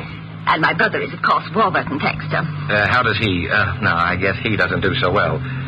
Miss Thaxter, what is his occupation? Warburton has been a banker all his life. Uh-huh. It is not proper for a banker to be haunted. Except perhaps by certified public accountants. Mr. Templar, I shall want you to take immediate steps about the matter. Well, I'm not at all sure that I'm qualified to, although I should like to help. Something will undoubtedly occur to you. Something always does. Perhaps. But in these latter years, it's usually been something more substantial than ghosts. Something blonder. Mr. Templar, your arm, if you please. Oh, of course, lady. Charles will put the car away. Charles must have been listening closely. Miss Thaxter, you and your brother wealthy? Modestly so? Why? It satisfies a private curiosity. I've noticed that ghosts tend to haunt only the wealthy. That's either a characteristic of ghosts or of the wealthy. Well, I'm not sure I approve of your speculations on the subject. We'll go at once to the drawing room. Which is where the ghosts? It is where Warburton may possibly be. At the door to your left, Mr. Templar.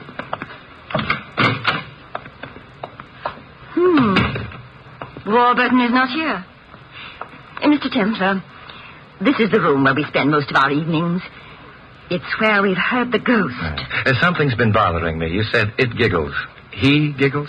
She giggles. And does she do anything else? Clank chains, for example, or utter blood-curdling moans? No, apparently not. No. Warburton and I heard her on a number of occasions. Mm-hmm.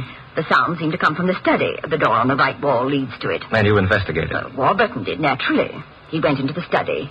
He felt a man should look after such matters. I see. He went in and shut the door behind him to spare me. He stayed on each occasion some little while.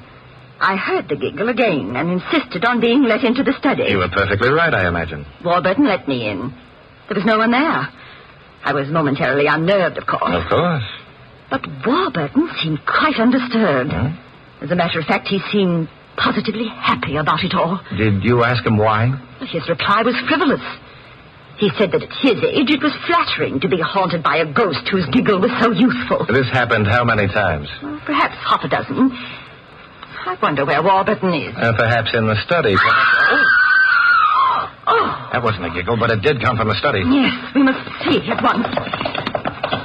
Warburton! Warburton! Mr. Templar, the door's locked. Do you have a key? No, there isn't any. Never kept locked.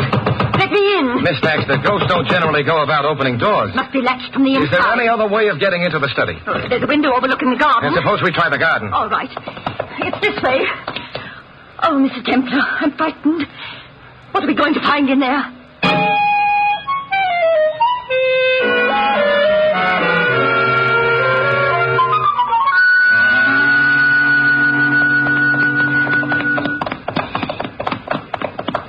Mr. Templar, do you think... I don't know. I've never believed in ghostly things. You needn't start now. Whoever it was that screamed, it wasn't a ghost. You're sure of that? Yes, in a way I wish I weren't, but...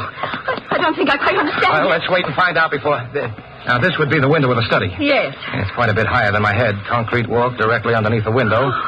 Oh, what on earth does it matter if the walk is concrete? There wouldn't be any footprints on concrete. Perhaps not, Mr. Templar, but do ghosts leave footprints? I suppose not. However, is there a ladder about? The gardener's shed over there. Yes. Is it open? I think so. We can try. So, a ladder. Oh, ladder. Oh, yes, here's one. Now, back to that study window. Hurry, Mr. Templar, hurry. Okay. Ladder against the window. Now, you know, I've always envied firemen climbing up and down ladders all day long. Mr. Templar, why are you delaying? All right. Up the ladder it is. Can you see into the study? Yes. What? You better stand out of the way. I'm coming down. My brother is in there. He is. I think perhaps we'd better go inside. We have a couple of phone calls to make. Phone call? Yes, to a doctor and the police. A doctor? I suspect from what I could see that a doctor won't be too necessary, but your calling him will at least show the proper solicitude. Something happened to Warburton. He's dead. I'm afraid he is. Oh, no. Here, you'd better take my arm. No. Well, thank you very much. I don't need help. We had better nick those colts. All right. By the way, Miss Thaxter. Yes? While the police are on their way here, if I were you, I'd try to think up something to tell them besides a ghost story. What do you mean? Ghosts aren't generally capable of beating a man's head to a pulp.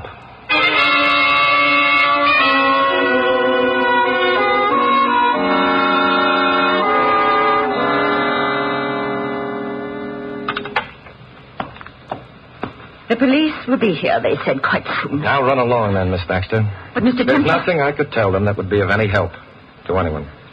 I suppose not. I'll ring for Tom. You don't bother, Miss Baxter. I'd rather walk. Very well. Thank you for having come home with me and listening to my ghost story. Good night, Mr. Templar. Good night.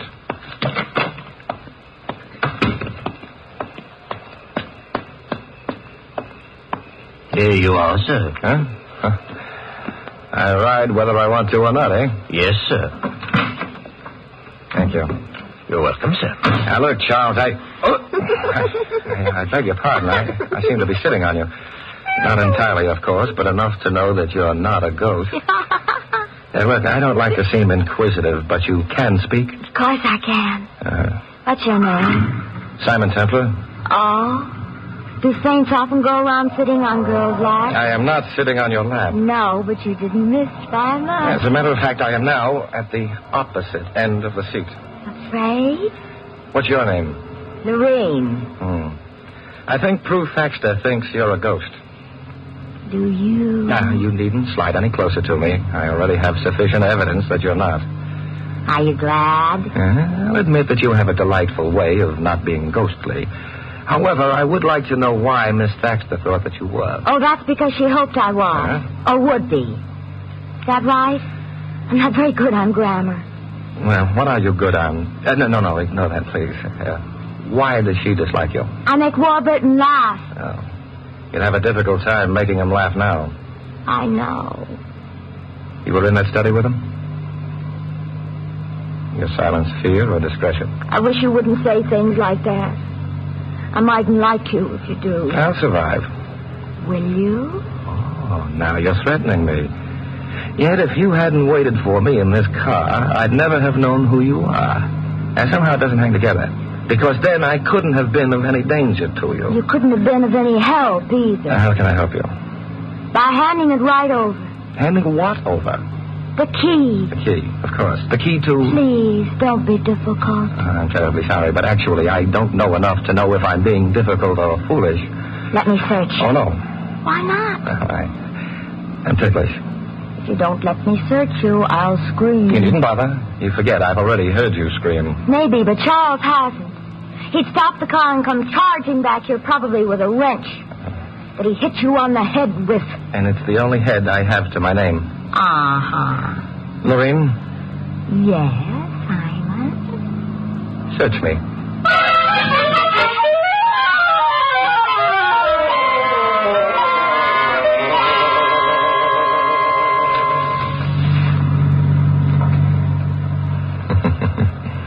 Lorraine, you look like you'd lost your last giggle. Naturally, you didn't have the key. But I told you that before you, searched me. But didn't you like it anyway? I refuse to answer that. And besides, we're at my home. Oh. Lorraine, I would suggest that immediately after I leave you, you visit the police and... Tickle them? No, you tell them of your presence in Warburton's study tonight. I can't. Because you murdered Warburton Thaxter? Because of who I am. I didn't kill Warburton, but they might not believe me. Because of who I am. Who are you? What? Mrs. Warburton Thaxter, of course.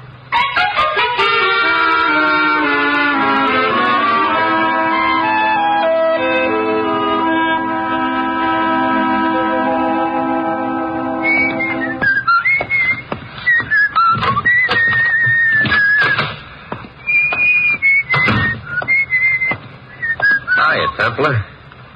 Your feet are on my sofa. What's wrong with that? They're too big. Oh, you're an observant kid, Templar. Have you observed this? Oh, dear. You know, I wish for once that someone would threaten me with a machete or a Malayan crease or an original Australian Sunday boomerang. I get so tired of revolvers. That's maybe because you ain't been shot by one yet. People have tried and tried. Are you going to shoot me with your revolver? No, unless you act nasty. Oh, no, I was the pride of Mrs. Thrushbottom's dancing class. My manners are favorably known throughout the length and breadth of No this... kidding. If Lord Chesterfield's son had had a son of his own, he probably would have been me. Oh, stop it. I can't contain my joy. Besides, I got something to ask you. Be careful. Remember, I'm not your best friend, and I might tell you. Don't you get tired of making wisecracks? It's a living. Who are you, anyway? The name is Galloway. And the feet are large. Proceed, Mr. Galloway. Where is it? Where is what? The key. What key? You know as well as I do. Yeah, perhaps, but what makes you think I have it? You went to the house with Miss Thaxter, didn't you? Yes, I did. But how did you know? I'm psychic. You mean you were following her? I'm a bad boy. And you think my purpose was to procure the key from... Warburton. That's very interesting. One of us who didn't know before now knows the key was Warburton's. He also knows that obviously Warburton no longer has the key. Otherwise... yes, it's very interesting indeed. Except, oh boy, haven't you realized yet that you shouldn't know Warburton is now minus key? Why shouldn't I? Because Warburton is now also minus life. That is a very interesting fact, but it don't get me the key. It may get you the chair. I missed something. You certainly did. Warburton Thaxter, and we'll pretend you didn't know, was murdered. I don't like that. Neither did Warburton. Hey, wait a minute. I didn't bargain on no... Death sentence? Templar, how good are you at forgetting things? Things like what? My visiting you. Oh, no, I could never forget that. There'll always be a warm place in my heart. Oh, my heart. Hey, what's wrong? I think I'm going to have an attack. Help me to the sofa. Yeah. Here, hold on to me. I shall. Hey, you nearly busted my wrist. It's better to take your revolver away. What happened to your attack? I decided to postpone it. You know what? I think you lied about I'm afraid I did, but I have the gun now. Keep it. Galloway, stay where you are. Nuts to you. I got to get out of here. I'm likely to shoot you if... In the back. Stop being foolish. Heroes never shoot guys in the back.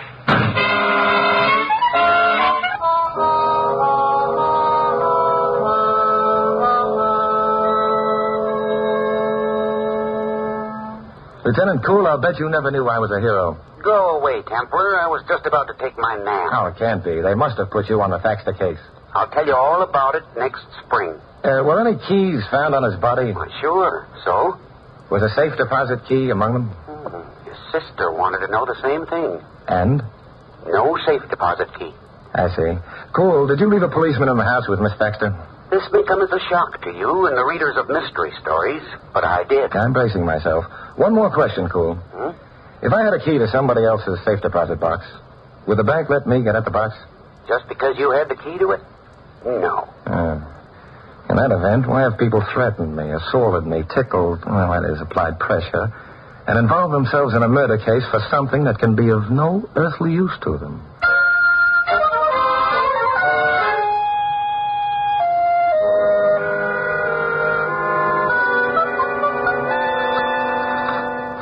Templar, the telephone.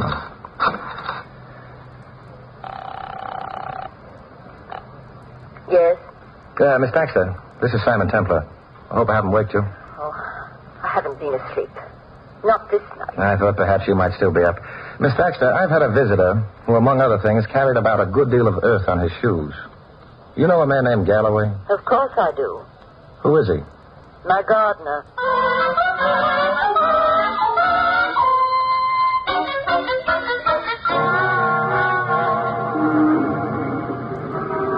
Taxi! 14 Majorca Drive, if you please. That's a high-class neighborhood. What are you going to do there? Louis! Louis? Hey, I'm glad to see you. Yeah, huh? Certainly took your time getting me into this. Oh, look, I'm sorry, Louis, but, well, I didn't have an occasion to call a cab before now. Is that so? Of course, Louis. Well, I accept your apology. And now that we're friends again, who's dead?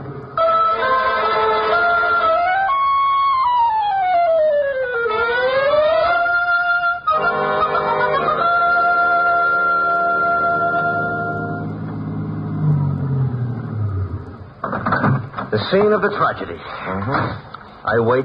You wait. About how old is this Miss Thaxter? Middle 50s, I should think. Why? Oh, I just wanted to know how long I'll have to wait. Middle 50s? Not long.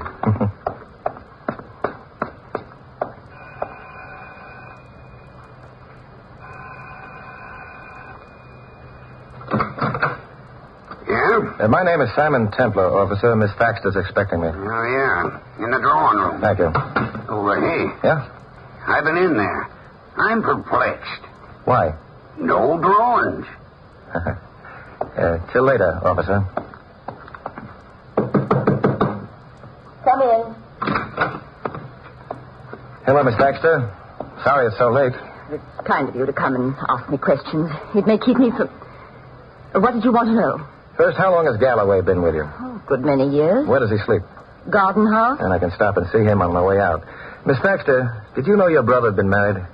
The police told me about it tonight. Uh-huh. I hadn't known before. You didn't really think your brother was meeting a ghost in his study, did you? No.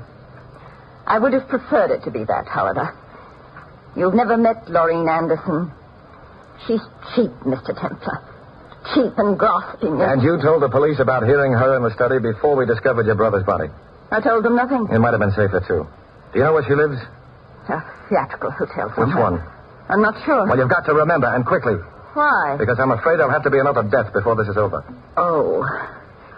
I think it was the... Yes? The Exbrook Hotel. The Exbrook. Thank you. Good night, Miss Thaxter. Good night. Good night, officer. Good night.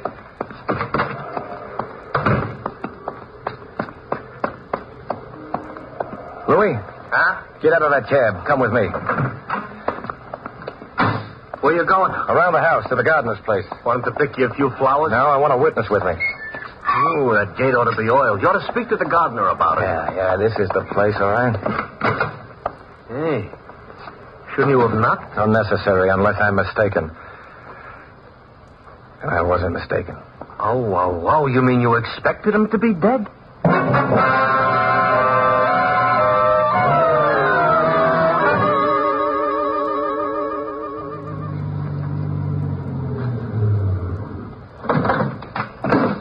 Perhaps you'd better come with me, Louis. Okay, but I'd just as soon not meet near the corpses tonight. They depress me some.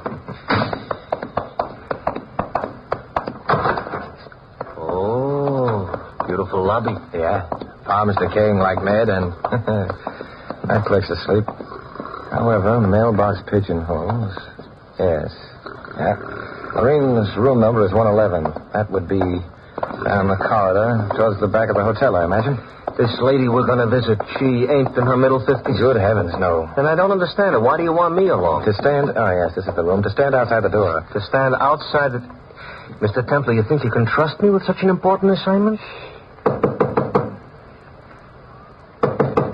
Who is it? Simon Templar. Oh, just a minute. You forgot to mention me. Intentionally, Louis. Oh, well, then I accept your apology. Huh? Get to one side. Simon. May I come in? Of course. I'm not dressed for company. Well, we'll pretend I'm not company. Simon, did you come because you wanted me to search you again? No. This time, I'm going to do the searching. Simon? Yes, in view of the hour, you obviously wouldn't have it on you. Therefore, I shall look elsewhere. You think I have the key? Uh-huh. I'm glad you have such a small kitchenette. Won't take so long to... Oh, Simon. Oh, I'm so sorry. What did I break? A bottle of real lemon juice. Oh, well. I'll come back in the morning and squeeze you some more. Oh. Well, the hiding places in here are entirely too obvious. Where's your bedroom? Now, just a minute, Simon. Well, that's a beautiful bed you have, Lorene. Thank you, kind sir, but... Old-fashioned kind. Bedpost with ornamental heads which come off. Simon, what? A hollow bedpost, a string tied to the inside of the head, and at the end of the string, this. That's a key. So it is. A key to a safe deposit box. Warburton's safe deposit box. Lorene, did Warburton keep his money largely in cash? I don't... It's a little late for lying, honey. Well, I don't know why I should. Yes. He'd recently cashed a lot of bonds. Oh, maybe $50,000 worth. May I use your phone? Yeah. Who are you going to call? The police. Oh, no. Please, Simon, don't call him. I don't like cops. You'd like Lieutenant Cool. He's real cute. He looks just like Willie the Penguin. Walks like him, too. And he parts his hair in the middle. Lieutenant Cool? Simon Templar, Lieutenant. What did you find in Warburton's safe deposit box? How I knew. I'd given you hints enough earlier. I was pretty sure you'd get a court order and... Oh, you did. And? Thank you. Bye. Simon? The police opened the box. And? It was empty. I I don't like the way you're looking at me. Lorene, your window overlooks the alley running back of the hotel. So? So, get me a pillow and a blanket off the bed. Well, all right, but... Now, I shove this chair in front of the window. Draw the blind down. Here. Thank you, darling. Now, if I fold the blanket into a roll, plop the pillow on top of it so it extends a bit above the chair. Yeah. If it were blind from the outside, it would look as though you were sitting in that chair. Maybe it would. Now, you put a coat on. But... Come with me. We're going to bowl in a different kind of alley.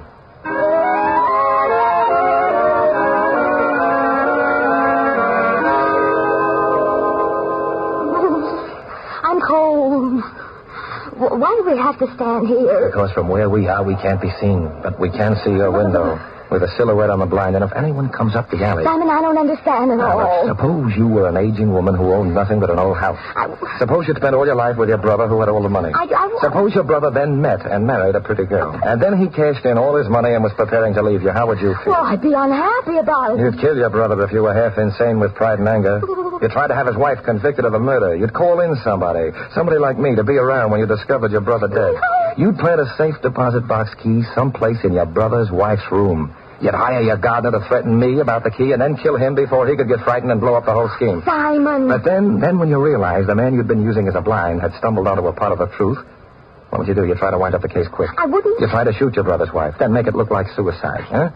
Now, Louie is at the door of your room, so that won't be tried. But the alley here... It's Prue Baxter. Yeah, she's coming down the alley. Stopping outside your window. Simon, she has a gun. She's lifting... That's all we needed now. There. I'll take that gun. It's a pity that your brother and Galloway weren't birds, Miss Baxter. What do you mean? They'd be alive. You were so fond of birds.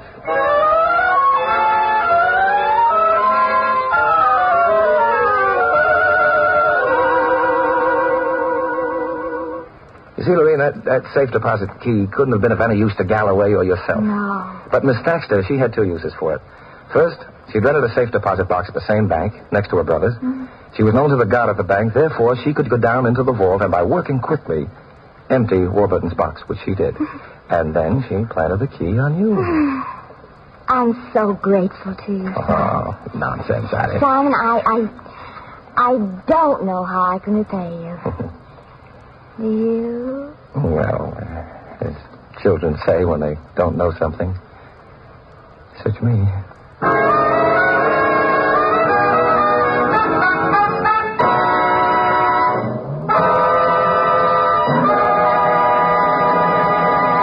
You've been listening to another transcribed adventure of the Saint, the Robin Hood of modern crime. Now here's our star, Barry Sullivan. Ladies and gentlemen, 10 years is an awfully long time to be hungry. For us in America, it's an unbelievably long time. But for millions of people in Europe and Asia, it's not very hard to believe because they've lived hunger. They're living it right now. But there's at least one family abroad that can experience once again the strength and vigor of proper nourishment. That family is the one you help by sending a personal care package. Your compassion can be turned into material aid by sending a food gift through non-profit care. For instance, CARE's $10 food parcel will supplement the diet of a family of 4 for a whole month. It contains 24 pounds of nourishing meats, fats, sugar, and other foods high in vitamins. This or any other CARE food package will be sent to the person you specify. Or if you wish, CARE will select a suitable recipient for your gift, and either way you'll receive a signed receipt upon delivery and probably a heartfelt letter of gratitude. All you have to do is send your money order to CARE, New York. CARE will do the rest. Remember the address, it's CARE, New York. And now this is Barry Sullivan inviting you to join us again next week at the same time for another exciting adventure of the Saint. Good night.